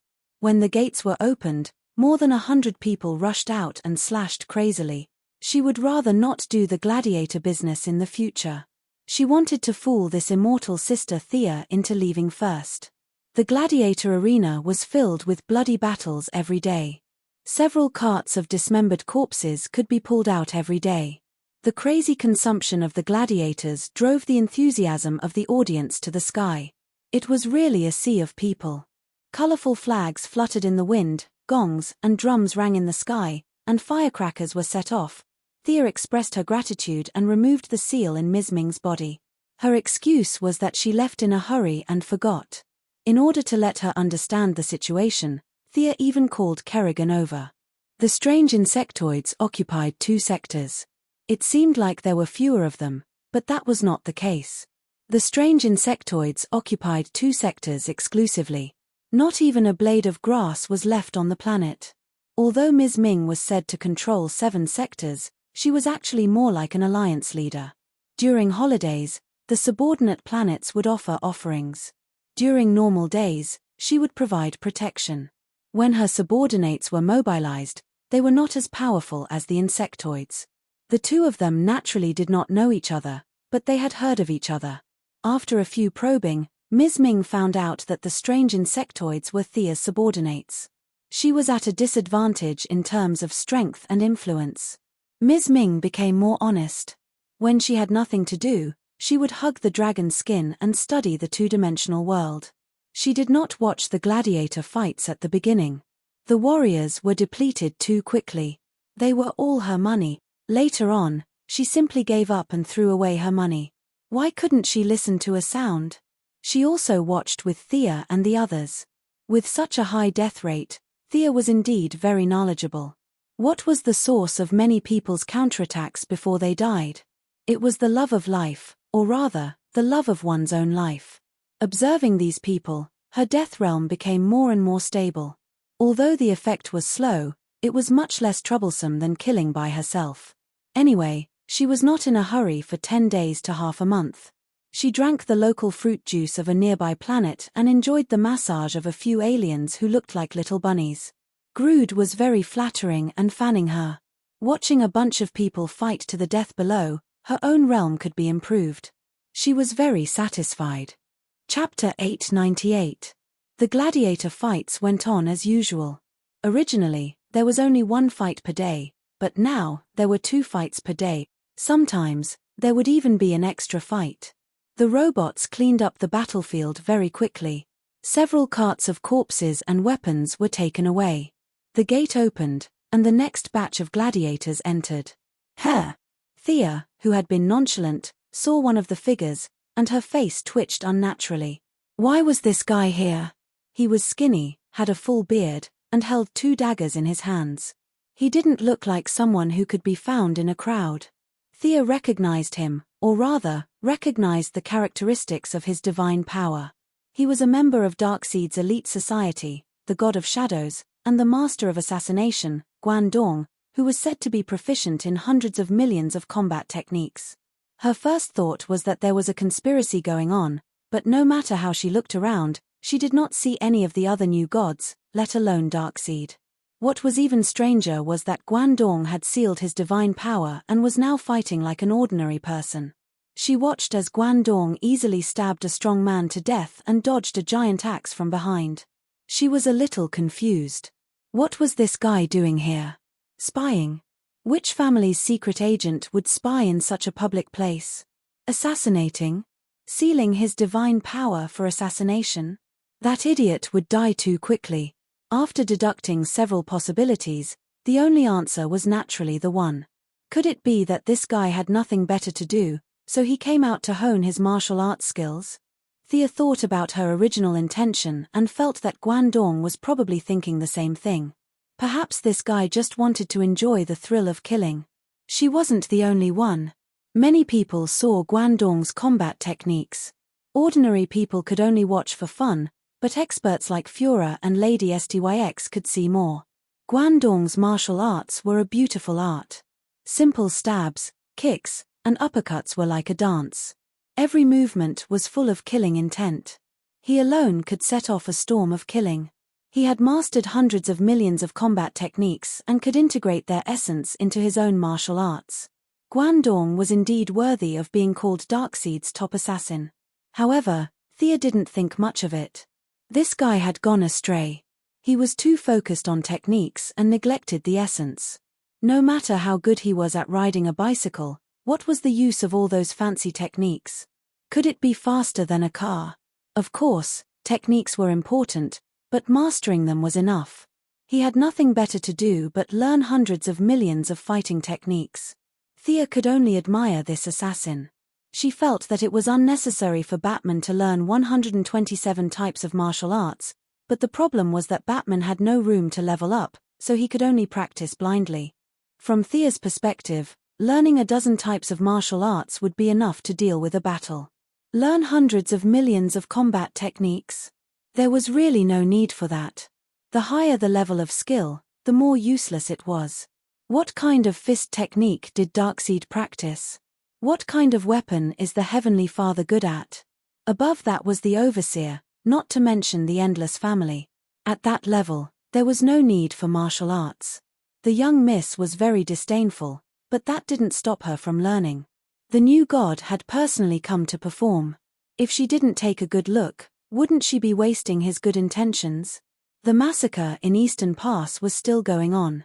It was deadly, fast, and without any hesitation. His sudden outburst caused the gladiators to surround him, but Eastern Pass wasn't afraid. His deadly dagger continued to dance, taking a life with every swing. Thea could tell that this guy was just enjoying the process. He didn't need to train, and was just using the excuse of honing his martial arts to kill these ordinary people. He's causing trouble in your territory. Aren't you going to teach him a lesson, madam? Thea turned to Madame Styx and asked. The four-eyed alien was a little confused. She couldn't understand the deeper meaning behind Thea's words. Wasn't this just a gladiator with great martial arts? You want me to go and kill him? His strength isn't inferior to yours. Considering that he's focused on killing, his combat strength should be higher than yours. After Thea finished speaking, she reached out and tapped Madame Styx's forehead.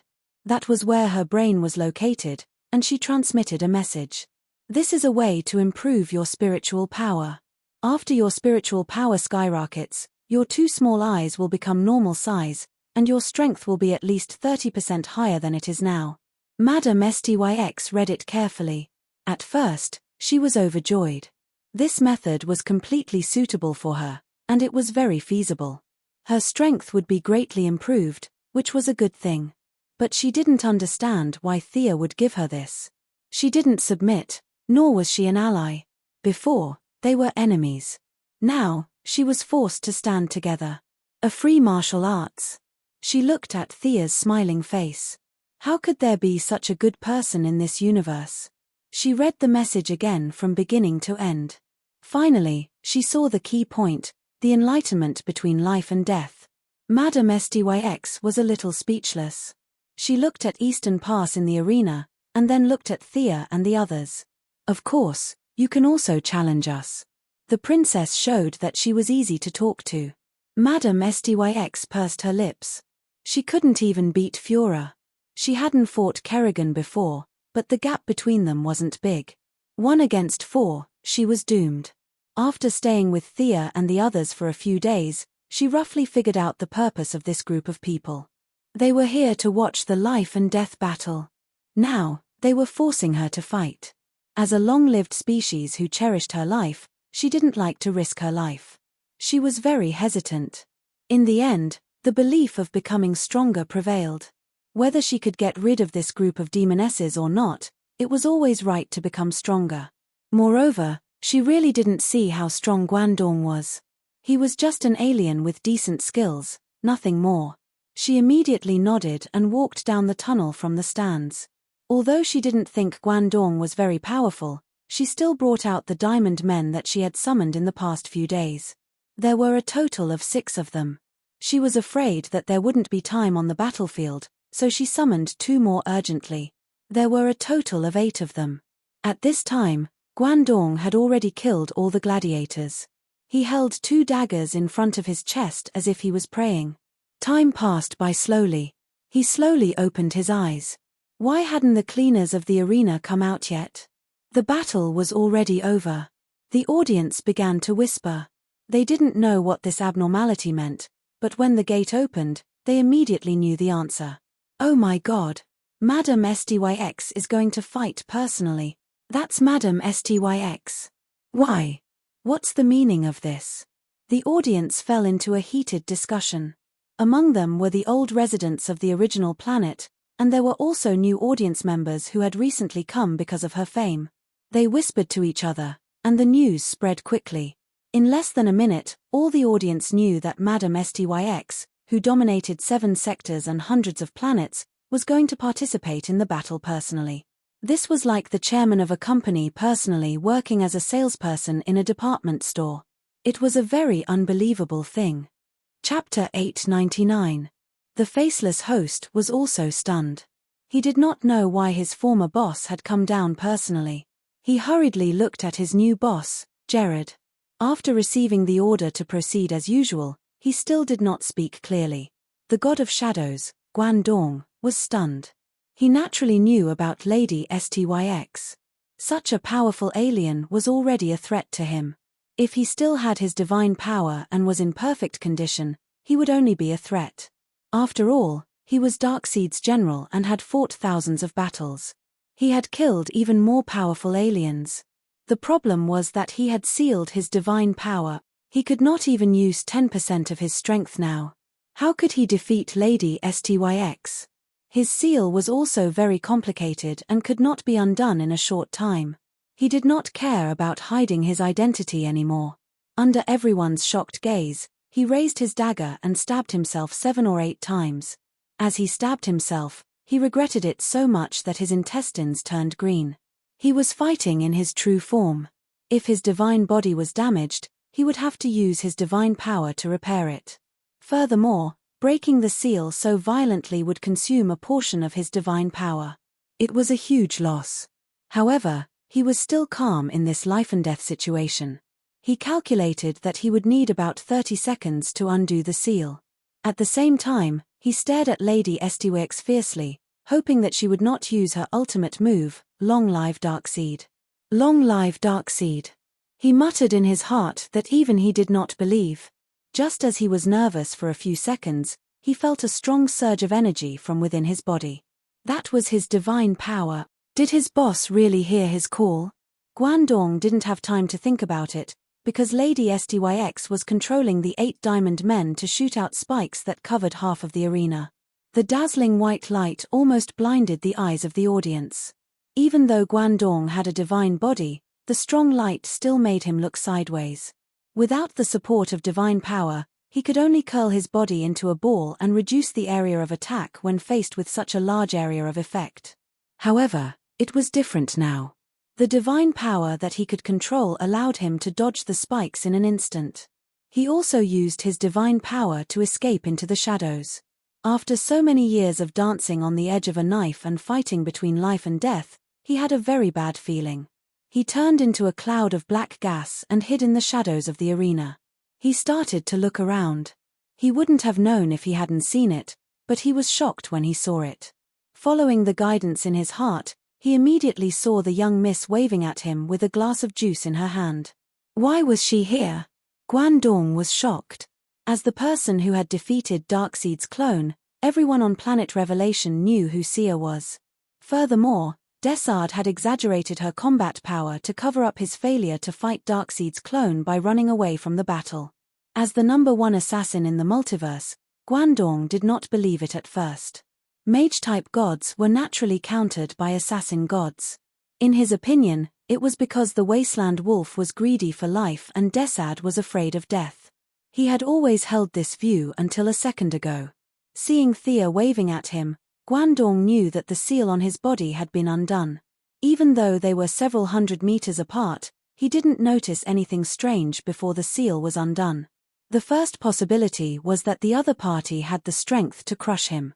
The seals that he thought were very strong and powerful were easily broken by her.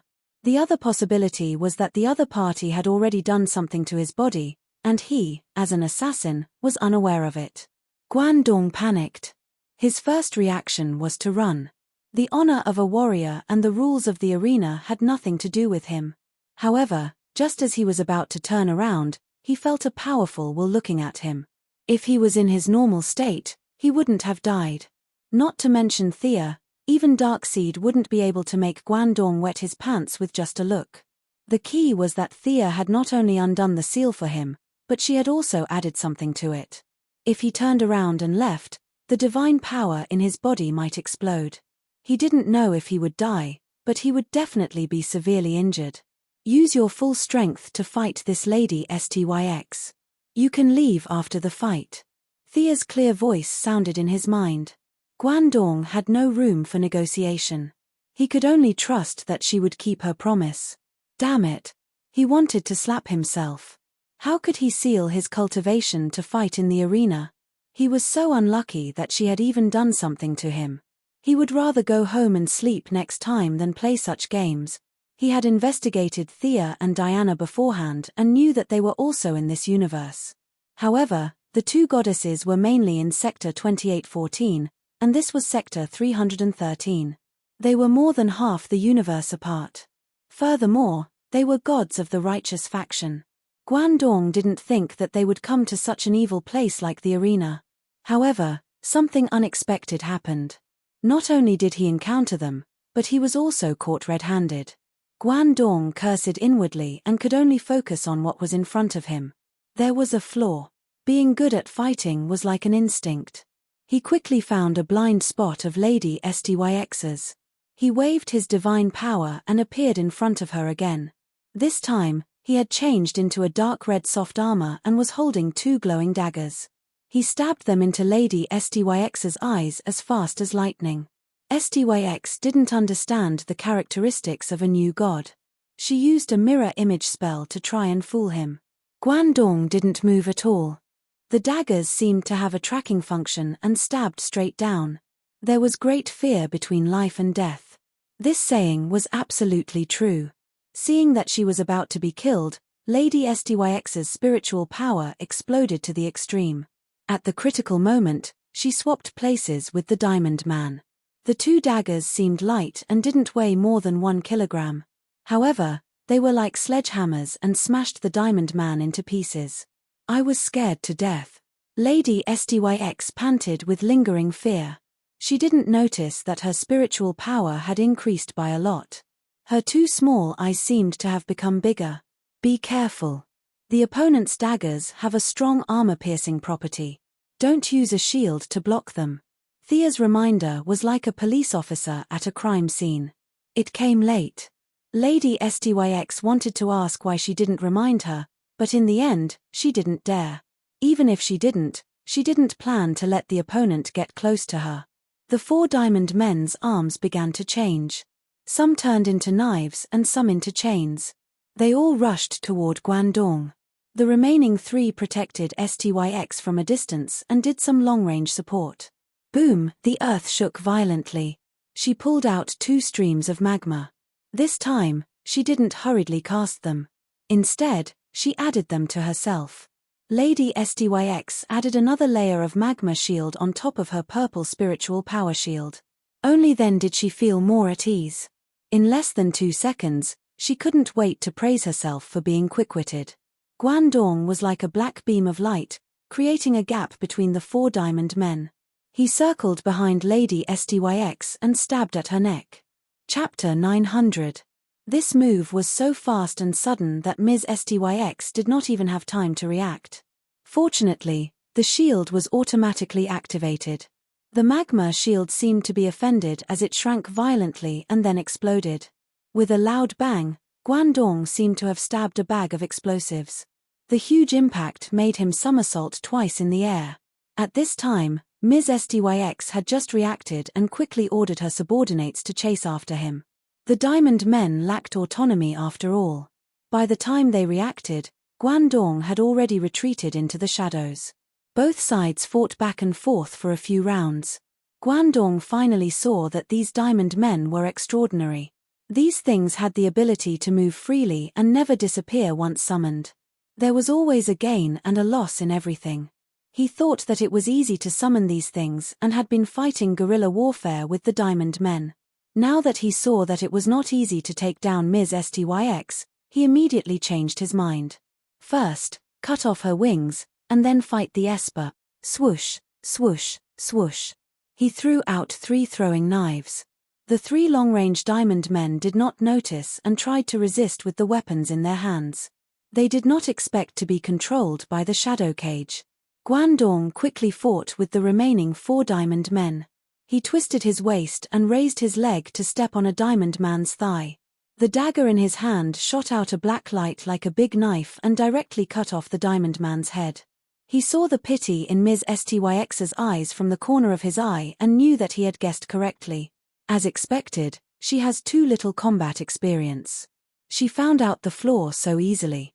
Thea sighed. Even if there was a gap in combat strength, It was not that big of a gap.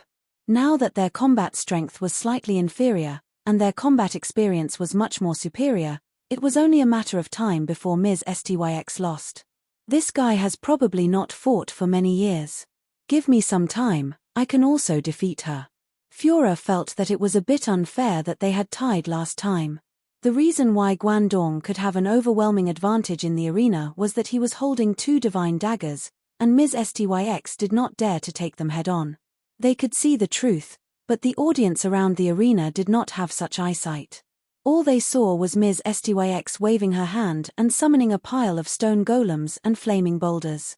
Guandong was forced to dodge the attacks. From the bottom of their hearts, they still hoped that Ms. Styx would win. After all, they knew who she was. If a gladiator appeared out of nowhere and killed their idol for decades or even hundreds of years, it would be a huge blow to their confidence. Unfortunately, their wish became more and more elusive. When Guandong killed the 3rd Diamond Man, many people had already realized that Lady Styx was no match for him. What a disappointment! Thea stood up gloomily. As she stood up, it was as if the entire planet had become shorter. All the spectators in the arena felt as if a huge mountain had appeared in front of them. Before they could figure out what had happened, they all fainted. The 2 of them separated from each other. Lady Styx was ashamed. If they had exchanged a few more blows, she would have died without a doubt. No matter what Thea's intentions were, at least she had saved her life. On the other side, Guandong was only left with fear. At that moment, he felt the planet tremble. He was almost as powerful as Darkseid, wasn't he? Anyway, this was what the Apocalypse Star felt when Darkseid was angry. He realized that Thea did not even look at him. She turned around and left. He was on his guard. After a long time, he realized, no one cares about me. Then I'll run. He activated the sonic tunnel and ran into it. This was a small episode, at least for Thea, but for Lady Styx, it was not good news. Her powerlessness spread everywhere. In just 3 days, more than 50 planets raised their flags, and even more planets were preparing to choose a new leader. I am willing to be your subordinate and serve you from now on. The gods inside did not leave, and they would not let her leave. Outside, the flames of war were raging. Lady Styx had no choice but to surrender. This subordinate was actually very useful to Thea. The first life in the 2-dimensional world depended on her. The life summoned by the earth element was no ordinary life, but it was still very precious. Thea could not find anyone to share her experience with. She could only try all kinds of methods. Her clear gaze swept across Lady Styx's face. After what seemed like a long time, she slowly nodded. I agree. Later, Fiora, Kerrigan, and Styx attacked from 3 fronts, and the rebellion was quickly quelled. The remaining planets that were preparing to choose a new leader also bowed their heads and admitted defeat in front of the sharp teeth and claws of the razor-sharp insectoids. A rather laughable rebellion had brought countless warriors to the arena. These were the elites of the rebels. Their fate of waiting for death had taken a turn for the better. This was because Lady Styx's new boss had promised that as long as they won a match, they would be able to live. After that, they would be able to go wherever they wanted. With hope, the group of prisoners immediately revived with full health. They fought until the arena was littered with corpses and blood flowed like a river.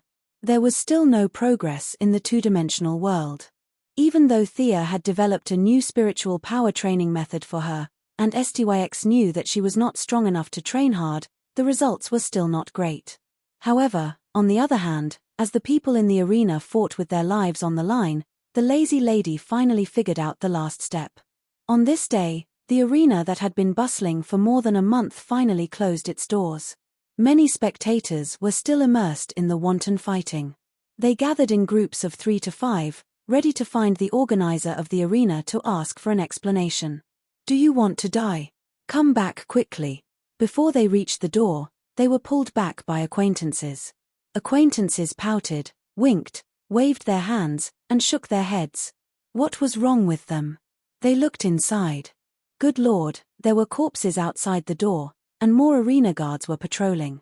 Acquaintances asked each other what was going on.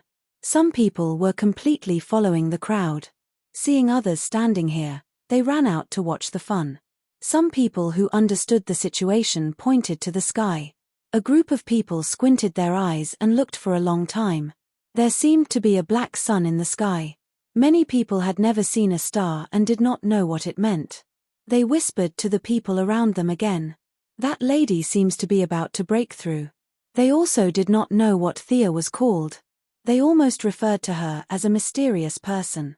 I heard that she is not an intelligent life at all. Her body is a planet. Do you know the old hunter on 32nd Street? He used a detector to observe from a distance. That person's energy was so high that it directly blew up the detector. A group of people made all kinds of O and TSK sounds. They all remembered this in their hearts and were ready to go back to other planets to brag. Although their combat power was not high, they had actually seen a big shot. Unaware of the countless discussions below, Thea's state was completely perfect. She closed her eyes and pondered for a moment. She stayed in space and felt that she was ready. She said a few words to Fiora and disappeared into the starry sky with a leap. Chapter 901. Universe Sector 666. This was the scene of the Mechanical Hunters massacre, and also the place where the Black Lantern Corps rose. She had returned to this area. The descent of the God of Death would cause too much destruction. She did not know how long it would take. Even if the time was short, she would still destroy a few planets. This was the most suitable place. Her body was completely relaxed. She gradually emptied her mind and felt the various definitions of death. She searched for the part that was most suitable for her and walked on with determination. The immense power of death began to gather. At first, it was like stars, then it gathered into a stream, and finally, it became a boundless giant river. The giant river hovered in the void, surging and roaring like an unruly black dragon. Thea had to rely on her own understanding and her own thoughts to tame it. When Thea was making her final push, the other forces in the realm of God received a warning at the same time. There were professional divinations, all kinds of omens, all kinds of astronomical phenomena. But without exception, they were all sending a message. The God of Death was about to appear. As for whether it would be a bloody storm or a peaceful one, no one could guarantee. In front of the Father's room on the new star of creation. The Father, this burly old man, held a scepter in his hand. His eyes were deep as he looked into the distance. There was a bloody light in the sky, and waves of black gas surged within. Even if it was not the gods of the Shadow of Souls, the Father could see that countless dead people filled the entire multiverse. They were cheering and celebrating, preparing to welcome their destined ruler. As the world's top combat power and the embodiment of justice, he could feel that the entire multiverse was jumping for joy to further perfect itself. Your Majesty, you called for me. Sitting on the Morbius chair every day, Mitron, who had average strength but was more arrogant than anyone else, floated beside him and asked softly. The Father pointed at the astronomical phenomenon in the distance and asked, "What does this mean?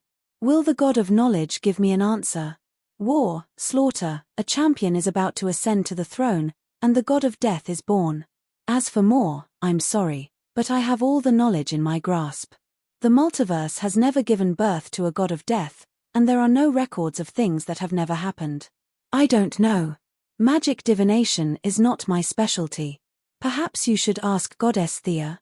Mitron felt that his Heavenly Father might be dissatisfied with his frequent visits to the Apocalypse planet, so he replied respectfully. However, he did not expect the Heavenly Father to look at him strangely, leaving him confused. "What's going on? Did I say something wrong? Why do you have such an expression?"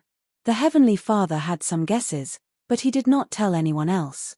As the boss, there was no need to explain things to his subordinates. Maintaining his own sense of mystery was the right thing to do.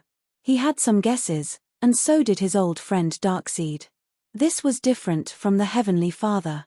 The Heavenly Father could only rely on his eyes to judge, and his estimate of the Heavenly Father's true strength was still a little off. This was especially so as the two sides grew closer and closer, and this estimate of the Heavenly Father's was even more off. But Darkseid was different. He had fought Thea before, and he knew her level very well. His heart was filled with disbelief. The god of death was so easy to obtain.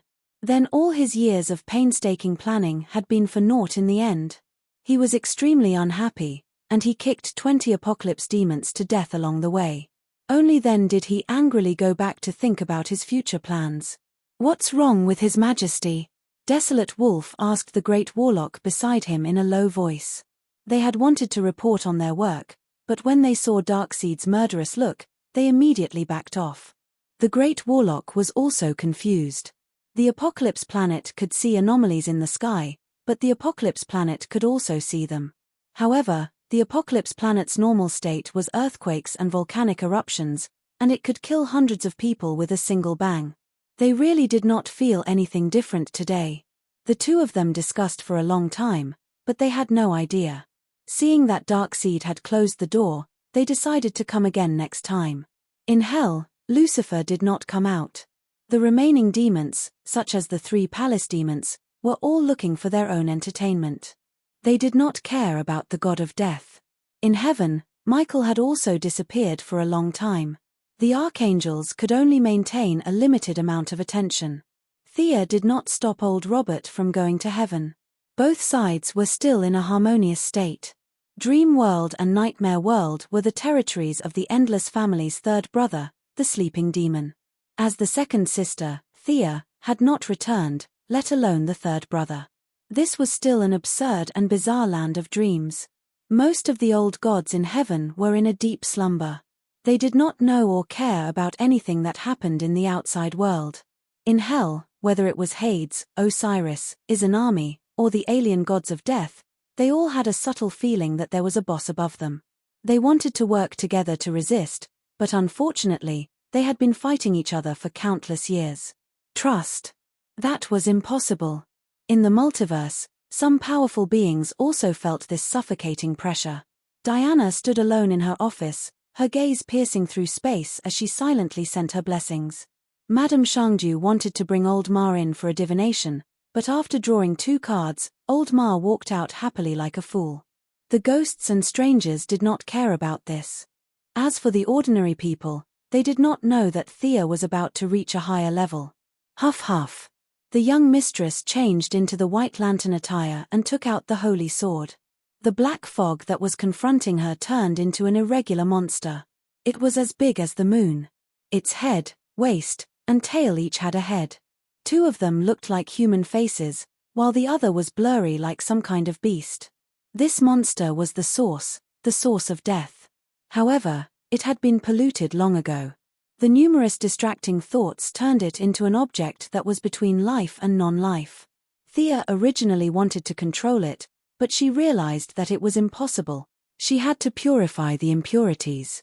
In the multiverse, no one would dare to say that they were the best when it came to purifying death aura. With the White Lantern and the Holy Sword, Thea even felt that if the Black Death Emperor did not run away, she could purify him. This source was far inferior to the Black Death Emperor.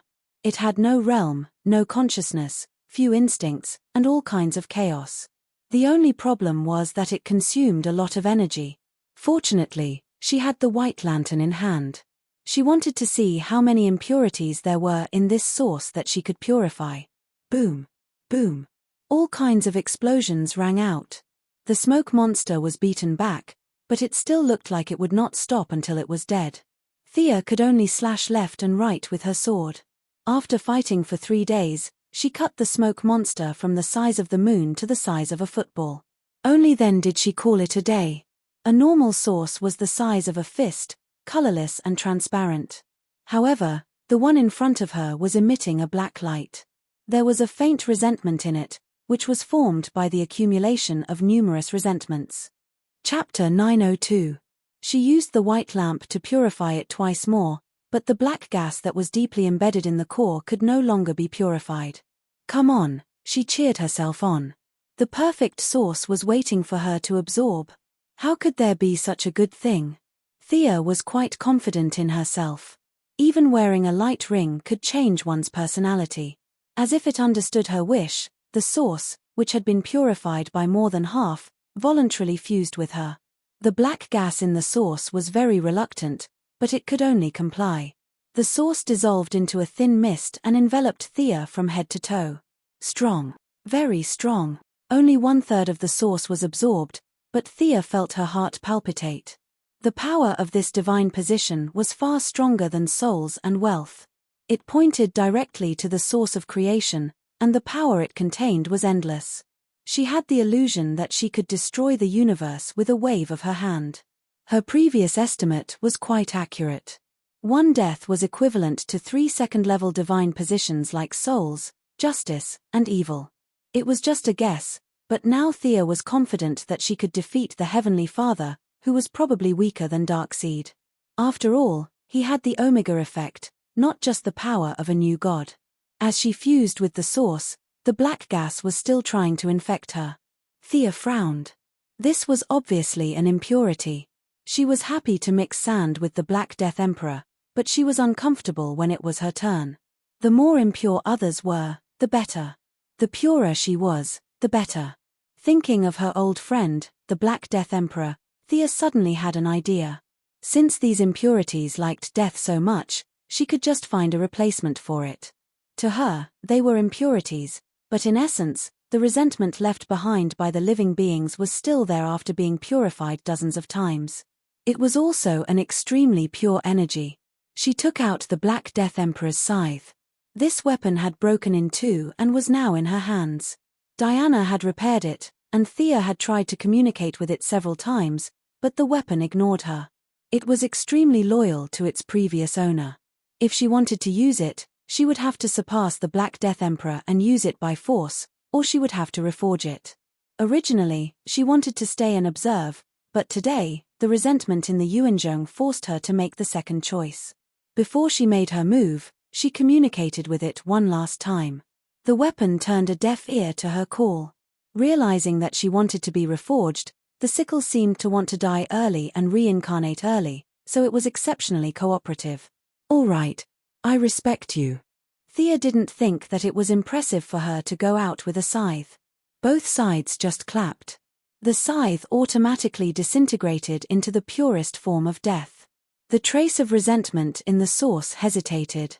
It wanted to follow the source, but it felt that the death formed by the scythe was more to its liking.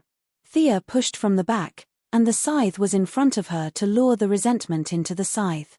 This was a fantasy weapon that was of a higher level than divine weapons. There was no need to forge or refine it. As long as there was a thought in one's mind, it would automatically take shape. Thea was good at many weapons, but in the end, she chose to use a sword. Although it was a little tacky, it was indeed cool. The sword was 60 centimeters long, and the blade was extremely narrow. The two edges were sharpened, and there was a large gap in the middle. The trace of resentment was contained in the middle, and there were faint cries coming out, as if there were countless vengeful spirits roaring non-stop. Black gas filled the air. Even Thea was shocked by the killing intent. She didn't pay too much attention to it, because the resentment had left, and the fusion had reached the final stage. Death. All kinds of death. Countless scenes of death appeared in front of her. People were stabbed to death by swords, smashed to death by sticks, poisoned to death, shot to ashes by energy guns. She seemed to have experienced the deaths of all living beings in an instant. The last one was so painful that she directly cried out. It was said that childbirth was 12 levels of pain, but now it felt like 80. Her voice spread across the multiverse, as if expressing the pain of the entire universe. One must bear the weight to wear the crown. She was prepared for this, but she didn't expect that it would hurt to this extent. This was because she had a good foundation. She was already ranked third among the new gods, so she could barely bear the pain. If it was an ordinary person who wanted to use death to ascend to godhood, what awaited them would definitely be death. Sweat wet her forehead, and even more cold sweat flowed down her body. At this time, she realized that she had unknowingly landed on the surface of the planet. It seemed like only a moment of pain, but when she regained consciousness, half an hour had passed in the outside world. Phew, she gently exhaled, and used her heart to feel her new power.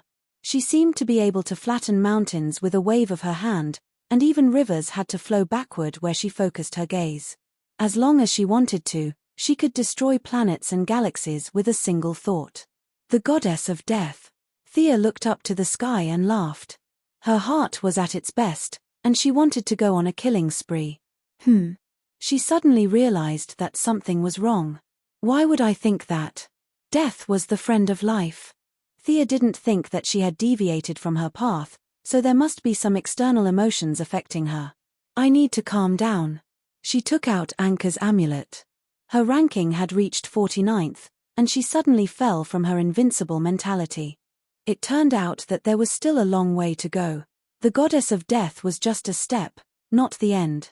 She eliminated all kinds of distracting thoughts and focused on her heart. It took her a whole day to realize the problem. Death was not sentimental. She had fused with the divine seat of death, so she had to seek justice for the dead. There was no need for redress, no need for justice, only death, the death of the living. Only by slaughtering would the goddess of death finally acknowledge her and accept her. Thea stood up, and a shiny black robe automatically put on her body. The robe was embroidered with dark green patterns, and it stretched from the neck to the hem. The robe was bunched at the waist, making her slim waist look slender and graceful. The hem covered her feet, and only her delicate collarbone was exposed. A long cloak was tied around her shoulders. You didn't even give me a pair of shoes. Looking at her bare feet, she was a little speechless. The higher the level, the more restrictive the clothes were. For example, Second Sister of Death's Gothic clothes could not be changed, and the Goddess of Death also had work clothes. Fortunately, the clothes were beautiful. Compared to Darkseid's oversized clothes, she was already beautiful. A light breeze blew through her hair, and she realized that her blonde hair had turned black. She reached out and picked up a long sword. She crossed her hands, and two swords appeared. The blades were thin, but she was confident that they could cut through even a planet. Sword of the Night. She had used the name of the goddess of death from Marvel. It didn't matter what the name was, as long as she could kill. She had already chosen her target, Apocalypse. There were many lives there, and there were many conflicts. As for Darkseid, she wasn't afraid. Even if she couldn't beat him, she could still run. Chapter 903. Batman was just an ordinary person, yet he dared to go solo in Apocalypse Planet with the Hellbat armor. No matter how she looked at it, she was still stronger than Batman. Thea did not have a breakthrough in courage. She felt that she was just too rational, afraid of death. It would be a miracle if she could understand courage when she took everything into account. Take Hal Jordan for example. He did not care about anything and used his body to ram into the Black Death King. Even though Thea thought that he was extremely stupid, it was indeed a display of courage. This massacre was a good opportunity. She wanted to see how far she could go. Apocalypse Planet. This planet looked like it would explode at any moment. The air was filled with evil. All kinds of evil could be seen everywhere. Evil led to endless natural disasters, which in turn intensified the evil.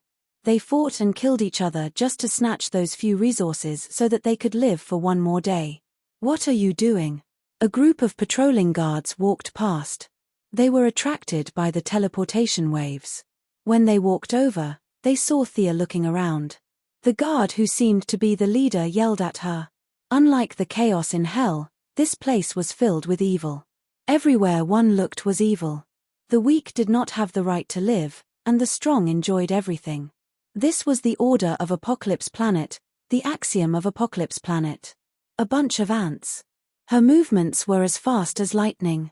The long sword in her left hand spun and flew out. It broke through the air and swept past the necks of the guards. Several pillars of blood spurted out. When the long sword flew back to her hand, the 9 guards were all beheaded. Their corpses fell neatly on the ground. Thea did not stop. The hands of the ordinary people here were also stained with blood. It was not uncommon for them to kill an entire family just for some resources. In order to vent the resentment in her sword and to reconcile herself with death, she did not use any magic. She only relied on her weapon and began her journey of slaughter. She set her sights on Darkseid's palace. She walked straight over. All the patrolling guards, soldiers, and sinners she saw along the way were killed by her sword. "Who are you?" a roar came from beside her. The other party was very cunning. He attacked while shouting. There was a loud sound. Thea did not care what it was. She reached out with her right hand and grabbed at the enemy. She froze for a moment, only to see a hammer in a fair hand. She recognized the original owner of the hammer. It was a lion's head. Wasn't this the eldest son of Darkseid, Kalibak? The other party still had a serrated sword in his hand and was trying to control the hammer to fly away. HMPH. What was the meaning of this? Do you stupid gods like to throw a hammer at the goddess of death? At a distance of more than 10 meters, Kalibak was still in his old style. His hair was exuberant, and his hair and beard were connected together. From afar, he looked like a lion's head. His robust muscles were exposed from his leather vest. After exerting strength several times, his muscles had swelled to the extreme. His hammer did not leave Thea's palm. Get back here. Kalibak, the violent man who wanted to inherit Darkseid's throne, gritted his teeth and tried to retrieve his hammer. However, he was helpless. The weapon that had been used for hundreds of millions of years was firmly grasped.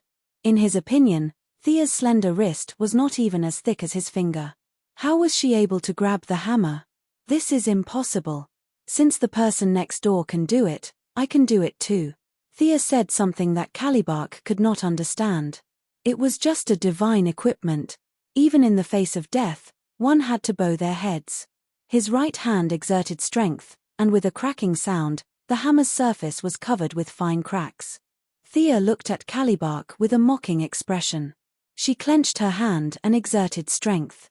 The divine equipment could feel its owner's strong will to resist, but it was like a weak woman who could not resist the corrosion of death. It only lasted for 2 seconds before the divine equipment's core was shattered. Such violent destruction of the divine equipment caused an unstoppable divine storm to sweep through everything within a radius of several hundred meters. There was a loud explosion, but Thea was prepared for it. A barrier blocked the aftershock, and she did not move at all. On the other hand, Kalibak was not prepared at all. His divine equipment was destroyed, and his mind was affected. The raging wind blew him more than 10 meters away, but this was nothing. He felt sorry for his divine equipment, but he was even more afraid of this seemingly powerful woman. Powerful, just like his father, Darkseid. Even just standing there made him feel an enormous burden on his heart, as if he was looking at a natural enemy. I'm going to kill you. Kalibak kept encouraging himself. He was Darkseid's son, and he would inherit the throne in the future. He would conquer the new planet in the future. Suppressing his fear, he swung his serrated sword and slashed down. Thea looked at him calmly and gently blew off the dust on her black fingernail. Your hammer has too many impurities. Melt it down and make a new one. No need to thank me. He nimbly dodged the attack. Kalibak was fierce, but he did not have a brain. From Khan to Darkseid, and then to Kalibak, each generation was worse than the last. Kalibak landed on the ground and brandished his great sword as though he had gone mad. Slashing left and right, the violent winds accompanied by his immense strength destroyed the surrounding buildings. Many of the Apocalypse planet's commoners dodged, but even more took advantage of the chaos to rob and kill. Die. Kalibak was not weak, and he was strong. He could create hurricanes just by relying on physical attacks. However, in Thea's eyes, this fellow was full of openings. Idiot. Instead of retreating, Sia advanced. She easily found an opening and circled to Kalibak's back in the nick of time. She clenched her left hand and slashed behind him. This was a fantasy weapon made from the Black Death Scythe, and even a new god would not be able to block it. Sia's sword pierced a hole in Kalibak's body from the back, and the pitch-black sword tip pierced out from the front. Hee. Kalibak felt that his inexhaustible strength was suddenly cut off. He reached out to touch his wound and plug the hole that caused him to be so powerless. Thea pulled out her sword, turned around, and stabbed the back of his neck with the sword in her right hand. After that, she didn't even look back, leaving behind Kalibak who had fallen to the ground like a lion. She slowly walked forward, occasionally revealing her snow-white feet from the hem of her gown. Although the ground was in a mess, it still didn't affect her pure and refined appearance. Her feet were spotless, and wherever she walked, a thick fog would appear. That was an extremely pure aura of death. She whistled as if nothing had happened, and her footsteps were steady as she walked forward. The god of death was different from others. Zeus's divine power could not be converted, and it could only grow through killing. The closer she got to the central area, the stronger the resistance. However, that was referring to the ordinary soldiers. In her eyes, there was not much difference between the ordinary soldiers and the elite soldiers. 2 long swords flew out of her hands, like 2 sawtooth flywheels, cutting all the soldiers in her path in half. Chapter 904. A large number of apocalypse demons flew out of their nests, and a large number of ground troops ran over from all directions, surrounding her. There were ferocious giants and strange species, but compared to the neat military formation on the new planet, the troops here were like a group of mobs. Some used chain hammers, some used axes, and of course, there were even more who used laser weapons and lightsabers. The fluctuations that represented death affected the Apocalypse planet's soldiers. Their muddled minds did not know what they were afraid of, and they subconsciously retreated. At this moment, someone shouted, "Kill!" All the soldiers realized their situation. If they did not move forward, they would definitely be executed. If they rushed forward, what if they did not die? One by one, they gathered their courage and rushed forward. However, only death awaited them. Thea could kill a few thousand of these soldiers with a single spell, but in order to be more compatible with death, she chose to use her weapon to kill them. The gladiator fights she watched a few days ago were very helpful, and her fighting experience had increased by a large amount. This was the perfect time to test it out. Flesh and blood splattered, and broken limbs and corpses paved a path of blood. Many soldiers rushed forward like a tide, but they were turned into corpses at an even faster speed. The efficiency was a bit low. Thea was a very lazy person, and it was very satisfying to slash like this, but it was a bit monotonous. With a whoosh, a black semicircular slash flew out from her sword, leaving behind 7 heads and 4 unlucky soldiers who were cut in half at the waist. Realizing that this kind of long-range attack was also a type of killing, Thea was very happy. She finally did not have to stupidly swing her sword. Sawtooth flying blade, crescent slash, and many other long-range attacks increased her killing speed by 30%. The death that had been entrenched around her began to wreak havoc irregularly. The 2 swords danced as if they were composing a symphony of death. The sharp and unparalleled long-range slashes drew heavy notes on the score. As long as one was cut by the sword, it was death. The soldiers did not understand the mysteries of death, and their last thoughts were, why did they die just from a cut on their arm? Clang. Thea's sword was actually blocked. She looked over. Oh, it was a familiar face. It was the #1 assassin in the universe, Guandong. Today, the shadow god was fully armed. He had a round helmet, a scarlet soft armor, and 2 cold daggers in his hands. Thea also saw many small things on him, such as darts, throwing knives, poison bottles, and so on. I spared your life that day. Isn't it good to live? The universe's #1 assassin, Guandong, proficient in hundreds of millions of combat techniques. Mitch, in my eyes, you are no different from those small fries. You have chosen the wrong path. The young miss was very puzzled. Where did the other party get the courage to appear in front of her? 3 days ago, he was already no match for her, let alone now. In fact, Guandong was also cursing in his heart. There was no end to his bad luck. In order to get rid of the young Miss Trick, he had sought the help of the great warlock and his kind grandmother. The friendship of the Apocalypse Star was as cheap as paper. He had paid a huge price to get the 2 of them to help, and it had taken him 3 days to get rid of all the trouble. Guandong did not dare to go to the arena again, so he could only stay at home and practice martial arts. However, before he could practice 2 moves, he heard a commotion outside. He did not know what was going on, so he went out to take a look and saw the young miss killing small fries. He looked around. This is the Apocalypse Star, not the arena, right? Why did this guy come all the way to the Apocalypse Star?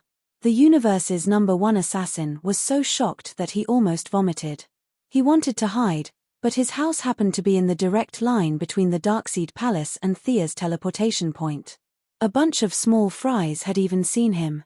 If the #1 assassin did not want to betray him, he could only brace himself and fight. No matter how strong the other party was, he was still a magician. His chances of winning were slim, so he might be able to escape. Guandong raised his hand and released a black fog. He was trying to lure the other party into his area of expertise. Thea waved her left hand and threw her sword. Guandong's concealment skills were heaven-defying. He moved his left foot slightly and hid in the shadows. At the same time, he threw out 9 flying daggers, sealing off all escape routes for Thea. The flying daggers were wrapped in shadow power. Thea had seen him use this move against Lady Styx's diamond men. If the other party did not notice, there was a possibility that she would be trapped in the shadow cage. Guandong's move was obviously to stall for time. Child's play. Thea's speed was beyond imagination. Her long sword flew out from her hand, and the tip of the sword flicked lightly. The 3 small fries, who started later, hit the 3 flying daggers in front of them and were trapped in a cage. She clenched her left hand, and the sword returned to her hand. She swung her sword to the side. This sword was filled with black fog, and it tore through space. It was the divine power of death. Guandong, who was hiding in the shadow world, hurriedly ran out. He did not stop and was about to charge into the shadow of another small fry. Die. You're neglecting the essentials.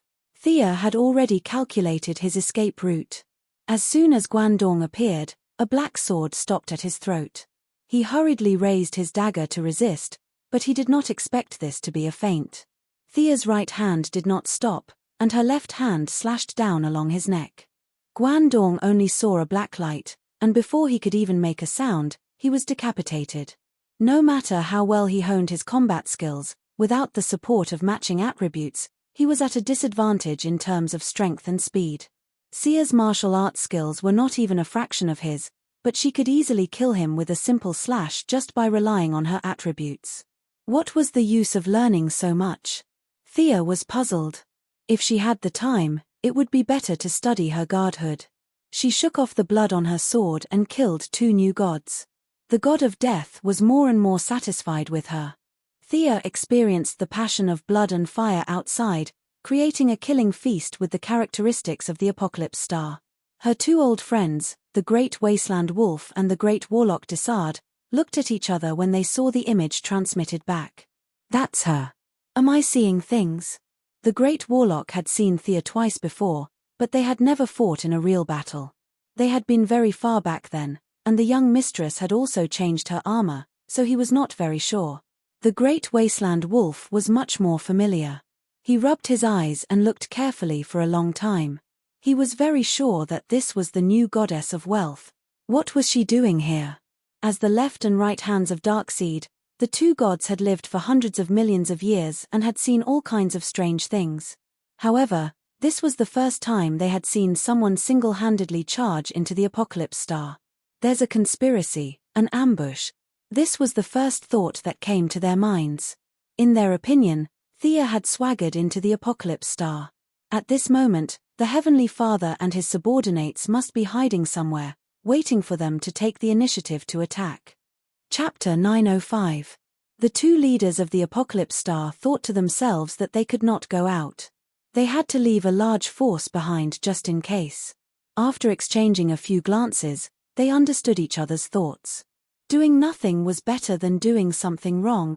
She's gotten stronger again. The Great Plains Wolf watched as the Apocalypse army attacked in waves and turned into corpses that exuded an artistic aura. His heart thumped. The Great Warlock was not prepared to go out and fight either. He knew that Thea was a spell-type god. As for why she was killing people with a sword instead of magic, he understood that it was a bait. There was no way he could defeat her. Especially when he saw Guandong being beheaded in 3 moves, he did not mention anything about fighting. As for calling their boss, Darkseid, the 2 of them had no intention of doing so. Their boss had slammed the door angrily and gone to sleep. If they woke him up now, what should they say?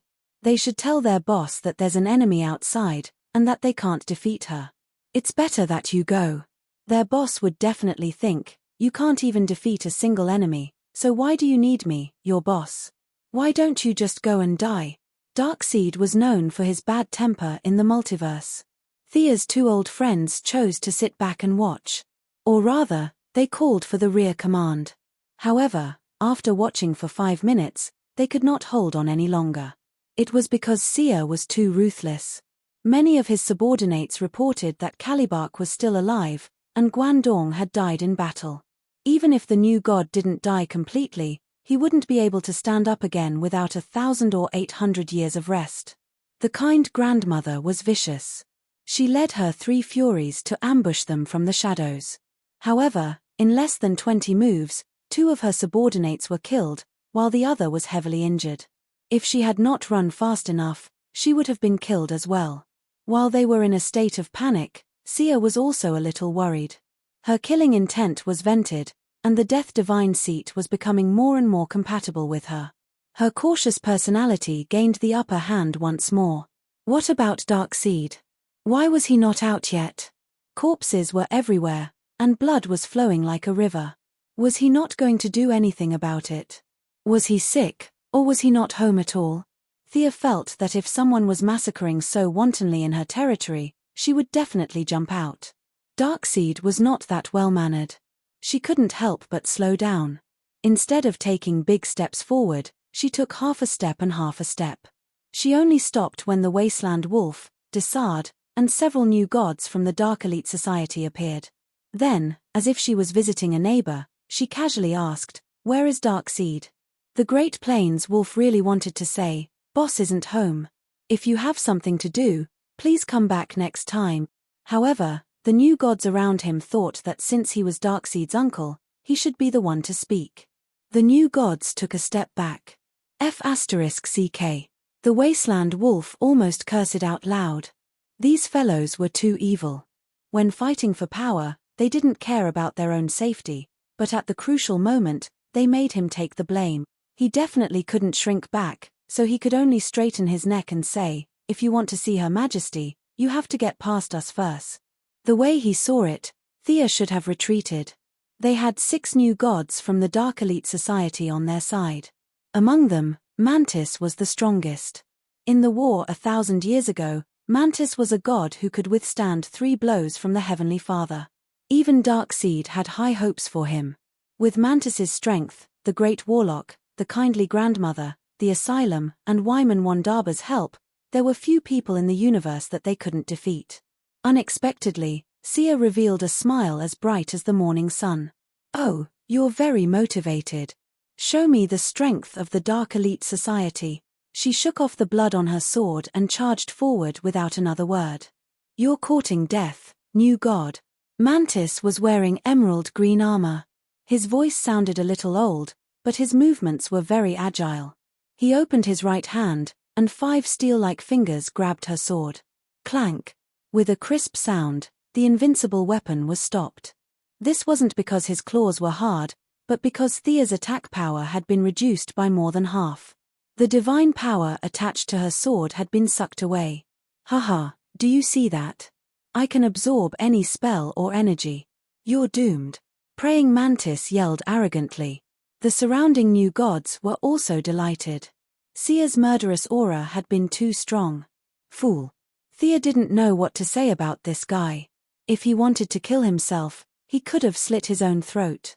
Why did he have to absorb my divine power? Instead of retreating, she advanced. Her 2 swords danced as she pulled all 6 new gods into her attack range. Mantis was in the middle, taking most of her attacks. The Wasteland Wolf occasionally parried a few blows or swung his axe. The Kindly Grandmother was in charge of sneak attacks with a spear. Wyman Wandaba was the weakest of the 3 and could only attack with an energy gun. The Asylum was a rare spiritual force user. He had been trying to control Thea's mind. The Great Warlock was the strongest and was in charge of controlling her from a distance.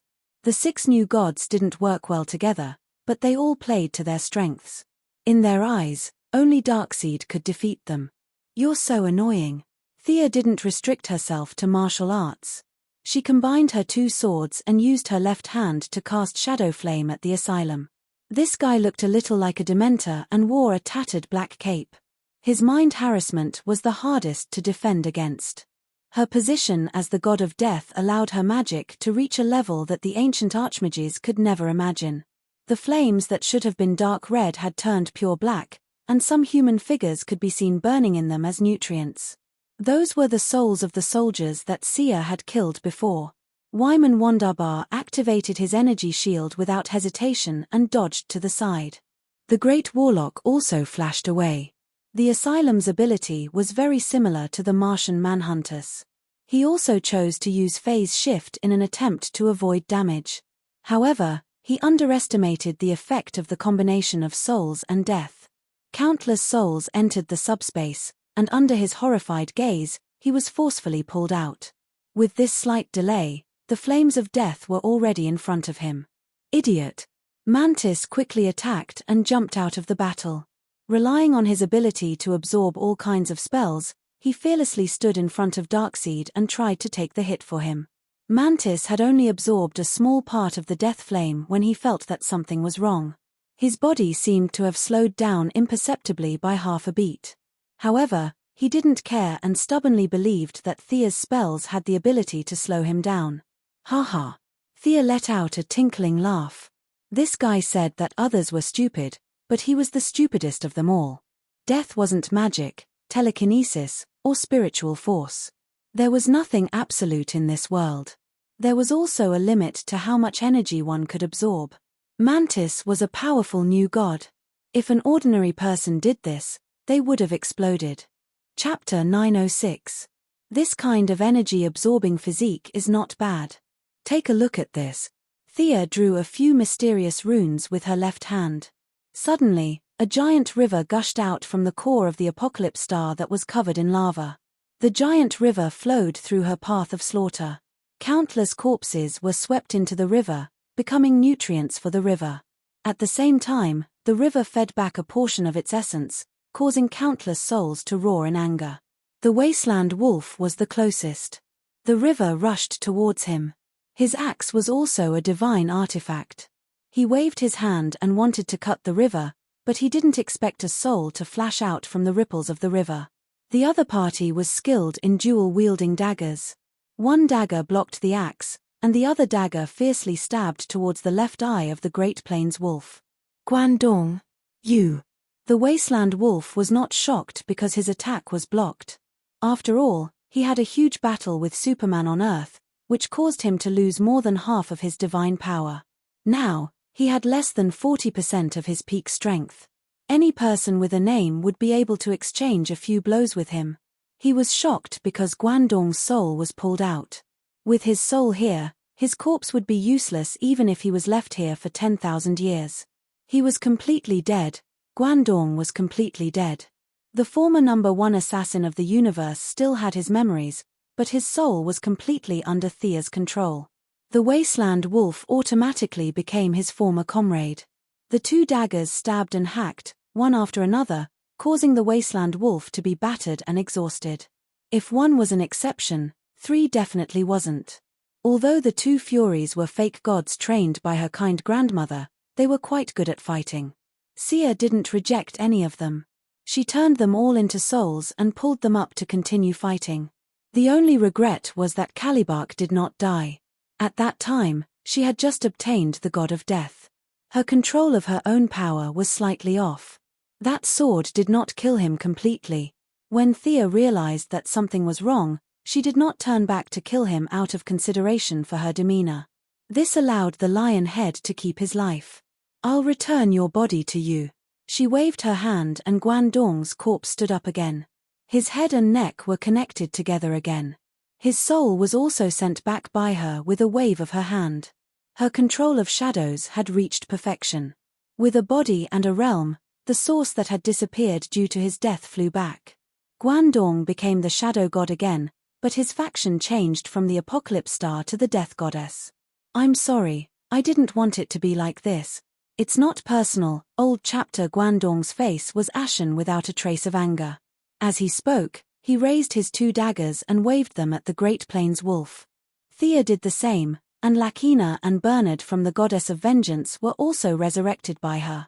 The 2 of them did not have divine positions when they were alive, so they could only be considered as false gods. After they died, their combat power decreased by a lot, but they were still much stronger than the average person. One of them held a lightning whip, and the other held a spear. Together, they attacked the kind grandmother. As for ordinary soldiers, they did not have such treatment. They could only participate in the battle as souls. From the Sea of Souls in Darkseed, to the River of Life in the Black Death Emperor, and now to the River of Death, she found that she liked water-type spells more and more. In contrast, everyone on the Revelation Star hated water more and more. They could only use their precious god power to exterminate them. If there were only a few of them, it would be easy to handle. If there were too many of them, it would be a headache for anyone. Come and suck it, don't hold back. Thea gestured to Mantis. Don't you like to absorb all kinds of magic and energy? I'll let you suck it. She even provided a door-to-door service. The giant river flowed around Mantis. Mantis was not a fool, and he had already realized the problem. The absorbed god power did not turn into his own power as usual. Instead, it was stored in his body and corroded part of his god power. You finally realized. Too late. Thea saw his expression and knew that this guy probably had a way to cut off his god power and get rid of the garbage in his body. Without hesitation, she cut off the connection between the god power and herself. Without the control of the real goddess of death, the god power of death went berserk. Level 80 pain might be a joke, but without control, the pain of the god power of death could not be withstood without a certain amount of mental preparation. Mantis felt a heart-wrenching pain from the depths of his soul, as if someone was stabbing his heart with a sharp knife. 1 time, 10 times, 1,000 times, 10,000 times. Everything happened in an instant. Mantis wished that he could faint, but his nerves were strong enough to keep him from fainting. Time and space seemed to have lost their meaning. Amidst the endless pain, Mantis only felt that everything was a blur, and he had completely lost his senses. Praying Mantis's body in the outside world fell into a sluggish state. The wasteland wolf slashed at Guandong with all its might, forcing him to retreat. When it turned around to take a look, it was shocked. Why did this person suddenly roar and then stand there without moving? Was he dead? Unfortunately, he did not know much about magic. He hurriedly signaled the 2 mags, the Great Warlock and Asylum, to check on Mantis. In addition, he did not care about sacrificing himself and commanded the army to attack Sia to buy time for them. Even though he knew that the dead on his side would be controlled by Mantis, he could not care less. If there was no other way, he could only wake Darkseid up. They had lost too many men in such a short time. The Great Warlock was the god of pain. He could tell that Mantis was still alive, but in pain. Asylum was very good at reading minds. After a round of examination, he came to a strange conclusion. He seems to have entered a state of self-isolation. He did not understand why Mantis would seal his consciousness. However, he was not a good person either. Without hesitation, he threw away the tattered robe and turned into pure spiritual energy, entering Mantis's body. He had been eyeing this powerful body for a long time. Mantis's strength, speed, and endurance were among the best among the new gods. He also had a physique that could absorb magic and energy. If he added his spiritual energy, it would be a perfect combination. He had not found the opportunity before, but today, he could take it. Taking advantage of the weakness of one's companion, he would rush forward and take a bite out of it. This was the revolutionary friendship of the Apocalypse Star. Unfortunately, he was too calculative. As soon as he entered Mantis's body, he discovered a problem before he could even experience the power within. Black flames were burning in his body, and the pain that reached his soul made him grimace in pain. He hurriedly ran out of Mantis's body at 3 times the speed he used to enter Mantis's body. He put on the black robe and vest again. Even though he reacted quickly, 1/5 of his spiritual energy, which was the foundation of his life, was burned away. Thea did not attack them as the wasteland wolf was privately chatting with her. If you don't retreat, I will wake His Majesty up. No matter what scheme you have, you will not be able to resist that invincible power. In the eyes of outsiders, the wasteland wolf was unstoppable. He swung his axe up and down, but in reality, the wasteland wolf was so cowardly that even he despised himself. Chapter 907. Thea talked to him for a long time before she realized that she had come at the right time. Darkseid had been at home the whole time and wasn't sick. Instead, he had closed the door and gone to sleep. His subordinates didn't dare to disturb him. She didn't know whether to laugh or cry when she realized that this was the result. The Great Plains wolf looked like he would take her down with him if she forced his hand. This made Thea think twice. She had caught up to Darkseid with her powerful position as the god of death. Both of them were considered to be on the same level. However, if they were to fight, Darkseid would most likely have the upper hand. After all, she was still wary of the Omega effect. Thea's current level was roughly the same as Zeus's father's, just a little bit weaker than the blue fatty. She was already weak, and with the addition of these new gods, it would be even more troublesome. Sigh, she still lacked the courage to throw caution to the wind. She sighed and glanced at the Great Plains wolf and the other gods. I'll let you go this time. If Darkseid asks, tell him that the goddess of death is passing by today. If he wants compensation, he can come to the underworld anytime. Ha ha. With that, Thea swept up the countless souls in the river of death. A black door was erected, and a dark green passage led to another area. Guandong and the two goddesses of vengeance took one last look at the planet that they had lived on for countless years. They shook their heads and walked in. Thea waved at the Great Plains wolf and stepped out of the Apocalypse planet. The gods on the Apocalypse planet looked at each other. It took them a long time to recover. The goddess of death. Wasn't she the goddess of wealth on the father's side? The Great Plains wolf was Yojia Khan's younger brother and Darkseid's uncle. He had lived for a long time. He knew what the goddess of death meant. Yojia Khan had several goddess of death, which was why Darkseid had wet his pants when he saw his father. Thinking about how he had lived for so long, it seemed like he had wasted his life. The Great Plains wolf sighed and ordered his subordinates to clean up the battlefield. The battlefield was relatively clean. The young mistress had taken away all the bodies and souls. Nothing was left behind. However, this didn't mean that everything would be wiped clean. It was better not to mention it and pretend that nothing had happened. Because the number of people did not match up. Guandong was gone, two of the Furies were gone, Calibark was severely injured, and Mantis was also severely injured. Lunatic had put on his black robes again and was sitting on the ground with an unstable aura. As long as Darkseid was not blind, he would be able to tell that something was wrong. What to do? A question surfaced in his mind. As the Revelation Star's twin walls, he could only seek common ground while reserving differences with the Great Warlock. We defeated a strong enemy, yes. Although the sacrifice was not small. But after our life and death battle, we still won. That's right, that's it. They quickly exchanged opinions in the telepathic channel and applauded their own quick-wittedness.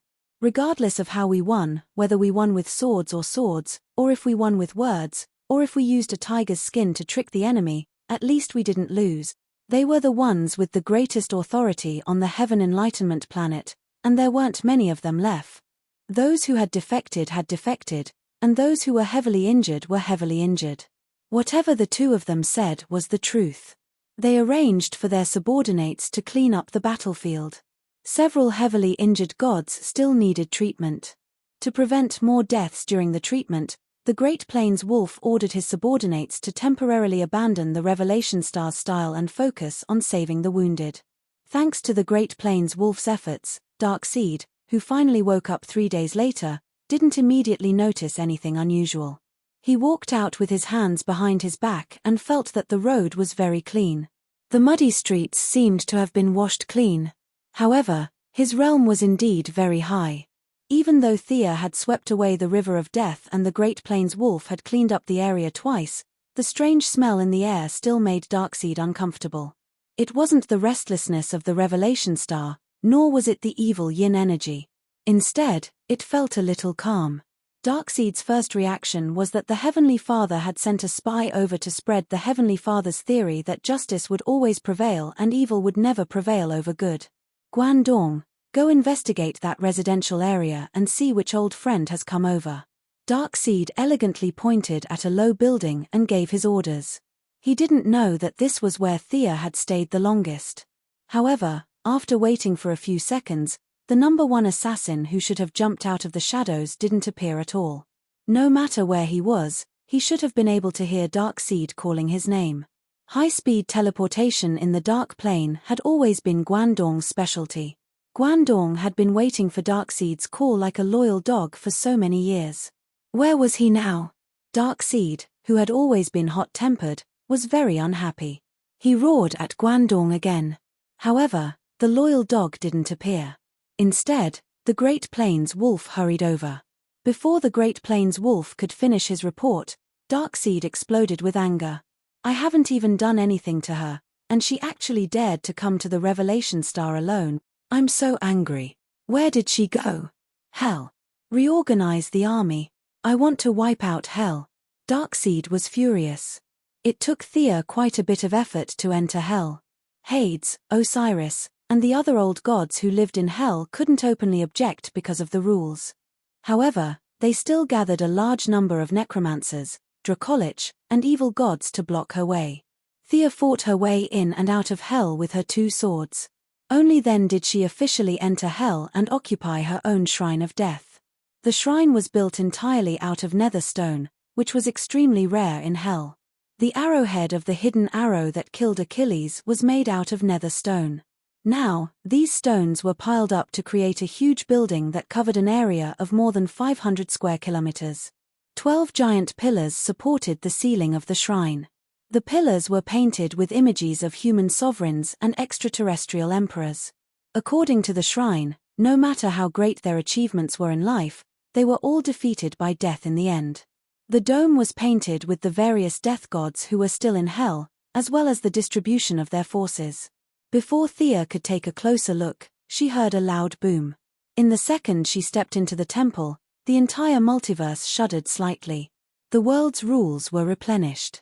Even the spirits of existence were conveying an emotion similar to joy. The souls of the deceased before this could enter the divine territories of the old gods according to their beliefs. However, they were in the minority. Most of those without beliefs returned to nothingness and were assimilated by the world's will. A small number of them wandered into Hell. Now that Hell was officially online, the countless souls finally had a place to transfer and avoid being assimilated by the world's will. When Thea turned around and saw her first visitor, she was stunned. Red tights, pale face, and dark circles under his eyes. Why was this guy here? Huh. I'm dead again. Ah. Boss, it's you. Haha. This is great. Chapter 908. The dead man, Boston Brand, looked around for a long time. He was intimidated by the majesty of the Death Temple. He was nervous. However, when he saw Thea's dark expression behind him, he laughed from the bottom of his heart. What are you laughing at? Why are you dead again? Do you think this is an online game where the first person to log in gets a reward? Do you dare to live for a few more days? Thea scolded him. The dead man told her his story, but there was nothing much to tell. He circled the white pigeon, Dawn Granger, every day. Then, he was shot to death as a hero. Coincidentally, when he breathed his last on Earth, he entered the temple less than a tenth of a second after Thea. According to the rules of the universe, when the underworld came online, the dead man was pulled into the underworld and brought before the young lady. Do you need me to revive you? I'm now the goddess of death. I can revive a few people every month, Thea probed. The dead man shook his head calmly. There's no need to revive me. As a living person, I can't protect Dawn. Only the dead can. This guy was destined to be like this. Thea sighed. As the first person to die in the underworld, you can travel between the two worlds as you wish. Go play with your white pigeon. She was not abusing her power for personal gain. After receiving the information from the underworld, there was indeed such a rule. The young lady hurriedly sent the dead man away. She was like an online game where souls were coming out. She had no time to waste. Guandong, Lakina, and Bernard, as the elites of the Apocalypse Star, followed her orders and started guiding the souls. The soldiers from the Apocalypse Star also had bodies. These bodies were only effective in the underworld. They would turn to dust the moment they left.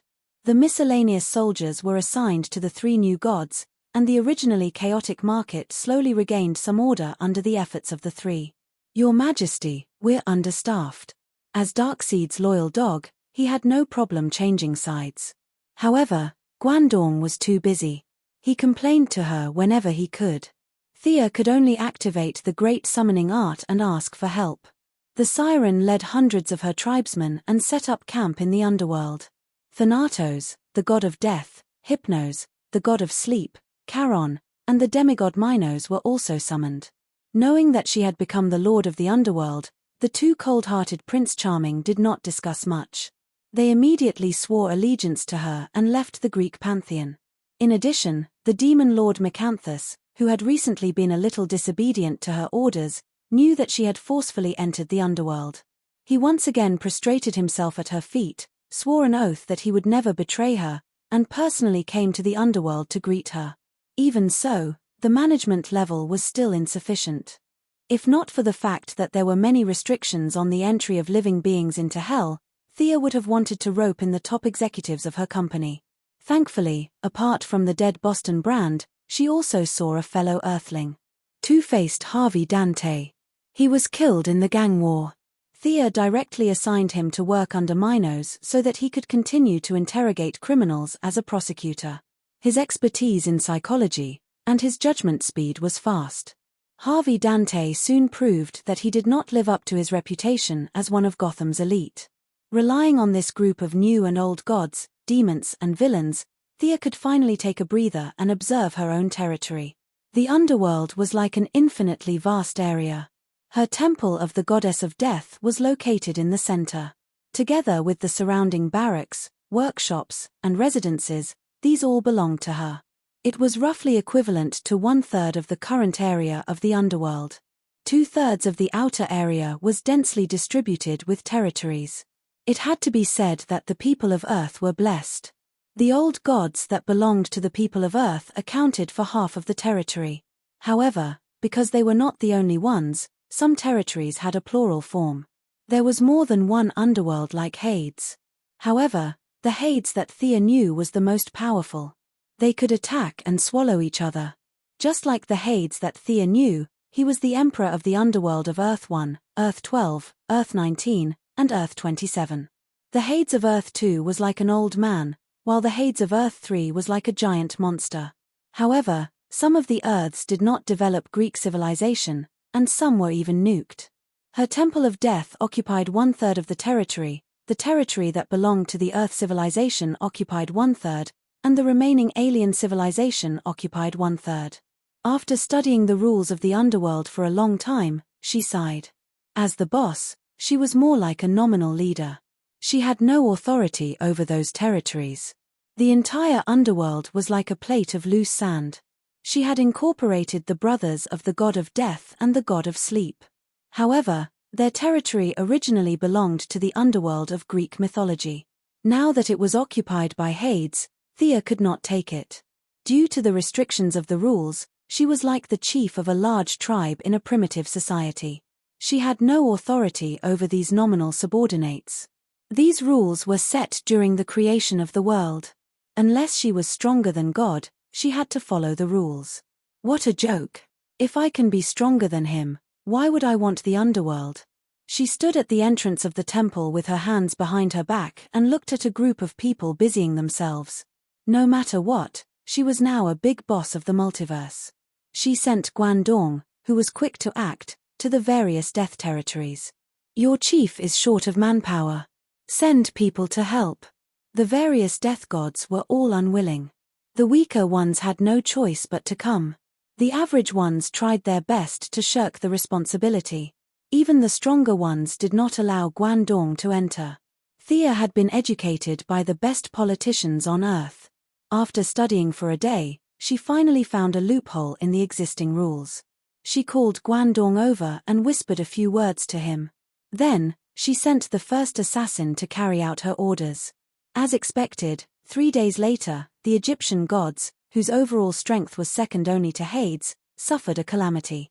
The god of death, Anubis, cried like a dog and ran to her temple to ask for help. Your Majesty, Darkseid is too ruthless. My father has fallen. Anubis wailed. Part of it was acting, but part of it was real.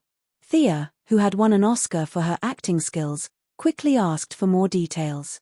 She buried Guandong, who was a top-notch concealer from the Longsword faction, in Egypt. The furious Darkseid led his army to the gates of the Egyptian death territory. Seeing that it was full of undead, he attacked without hesitation. Even though the Egyptian death gods resisted with all their might, they were still defeated by the Apocalypse demon army. This time, Darkseid fought in his true form. He directly faced Osiris, who was famous among the 9 pillar gods of Egypt, and gave him a good beating. Then, he used his Omega Ray to destroy the god's corpse. Uncle Da finally vented his anger. He thought about how it was not safe for him to fight in his true form. Furthermore, he had brought his army with him. There were only a few remaining soldiers at home. Fearing that the Heavenly Father would ambush him, Uncle Da searched the underworld of Egypt. Only then did he return to the Apocalypse planet. Chapter 909. Seeing that Osiris had been killed, the current god of death, Anubis, who was in the midst of a battle with the Great Plains wolf, did not linger in the battle. Horus's elder brother did not stop for a moment and immediately rushed to Thea's side to ask for help. Thea laid out the facts and reasoned with him. You see, Darkseid is powerful, right? Darkseid is not to be trifled with either, right? I'm new here, and I'm facing a lot of difficulties. Besides, I can't defeat him. When Anubis asked her what she could do, Thea finally revealed her purpose. Unite.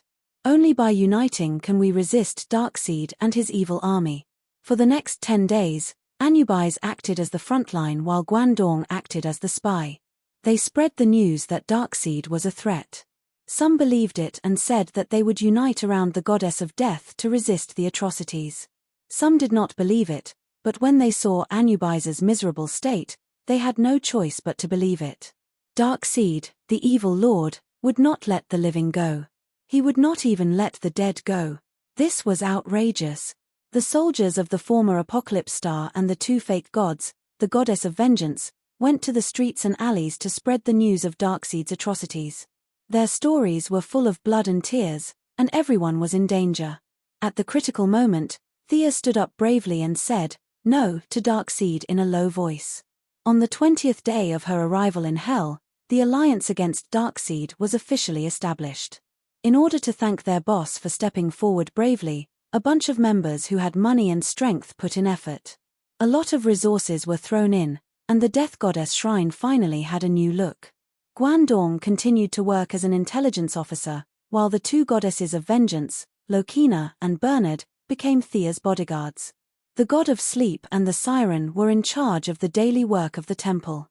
Minos was promoted to be in charge of all the soul trials, and Two-Face was his assistant. This was a huge workload, and Thea was dizzy from the workload. Not all souls could be reincarnated. According to her division, those who were virtuous would be reincarnated first, and those who contributed to the race would be reincarnated first. Even if they were only reincarnated with 1% of their previous abilities, they would still have a higher starting point than the new souls created after being assimilated by the will of the world. This was the purpose of Hell. It was to establish a virtuous cycle that would make the multiverse better and better. The old man Charon was still doing his old business, collecting dirty money. There was no need for him to row the boat here. He was only responsible for selling the resurrection slots. Just as Thea and Boston Brand had said, the Lord of the Underworld had the resurrection quota. This quota was different from the resurrection of the White Lantern. Those who were resurrected would forget their experiences in Hell. It wouldn't be appropriate to give it to anyone. She would just give it to Karen and sell it. After all, she was still the goddess of wealth, so she couldn't be biased. Thea had even thought about it. If Kuaron caused too much public resentment, she would decide based on the situation. She would either confiscate his assets or chop his head off.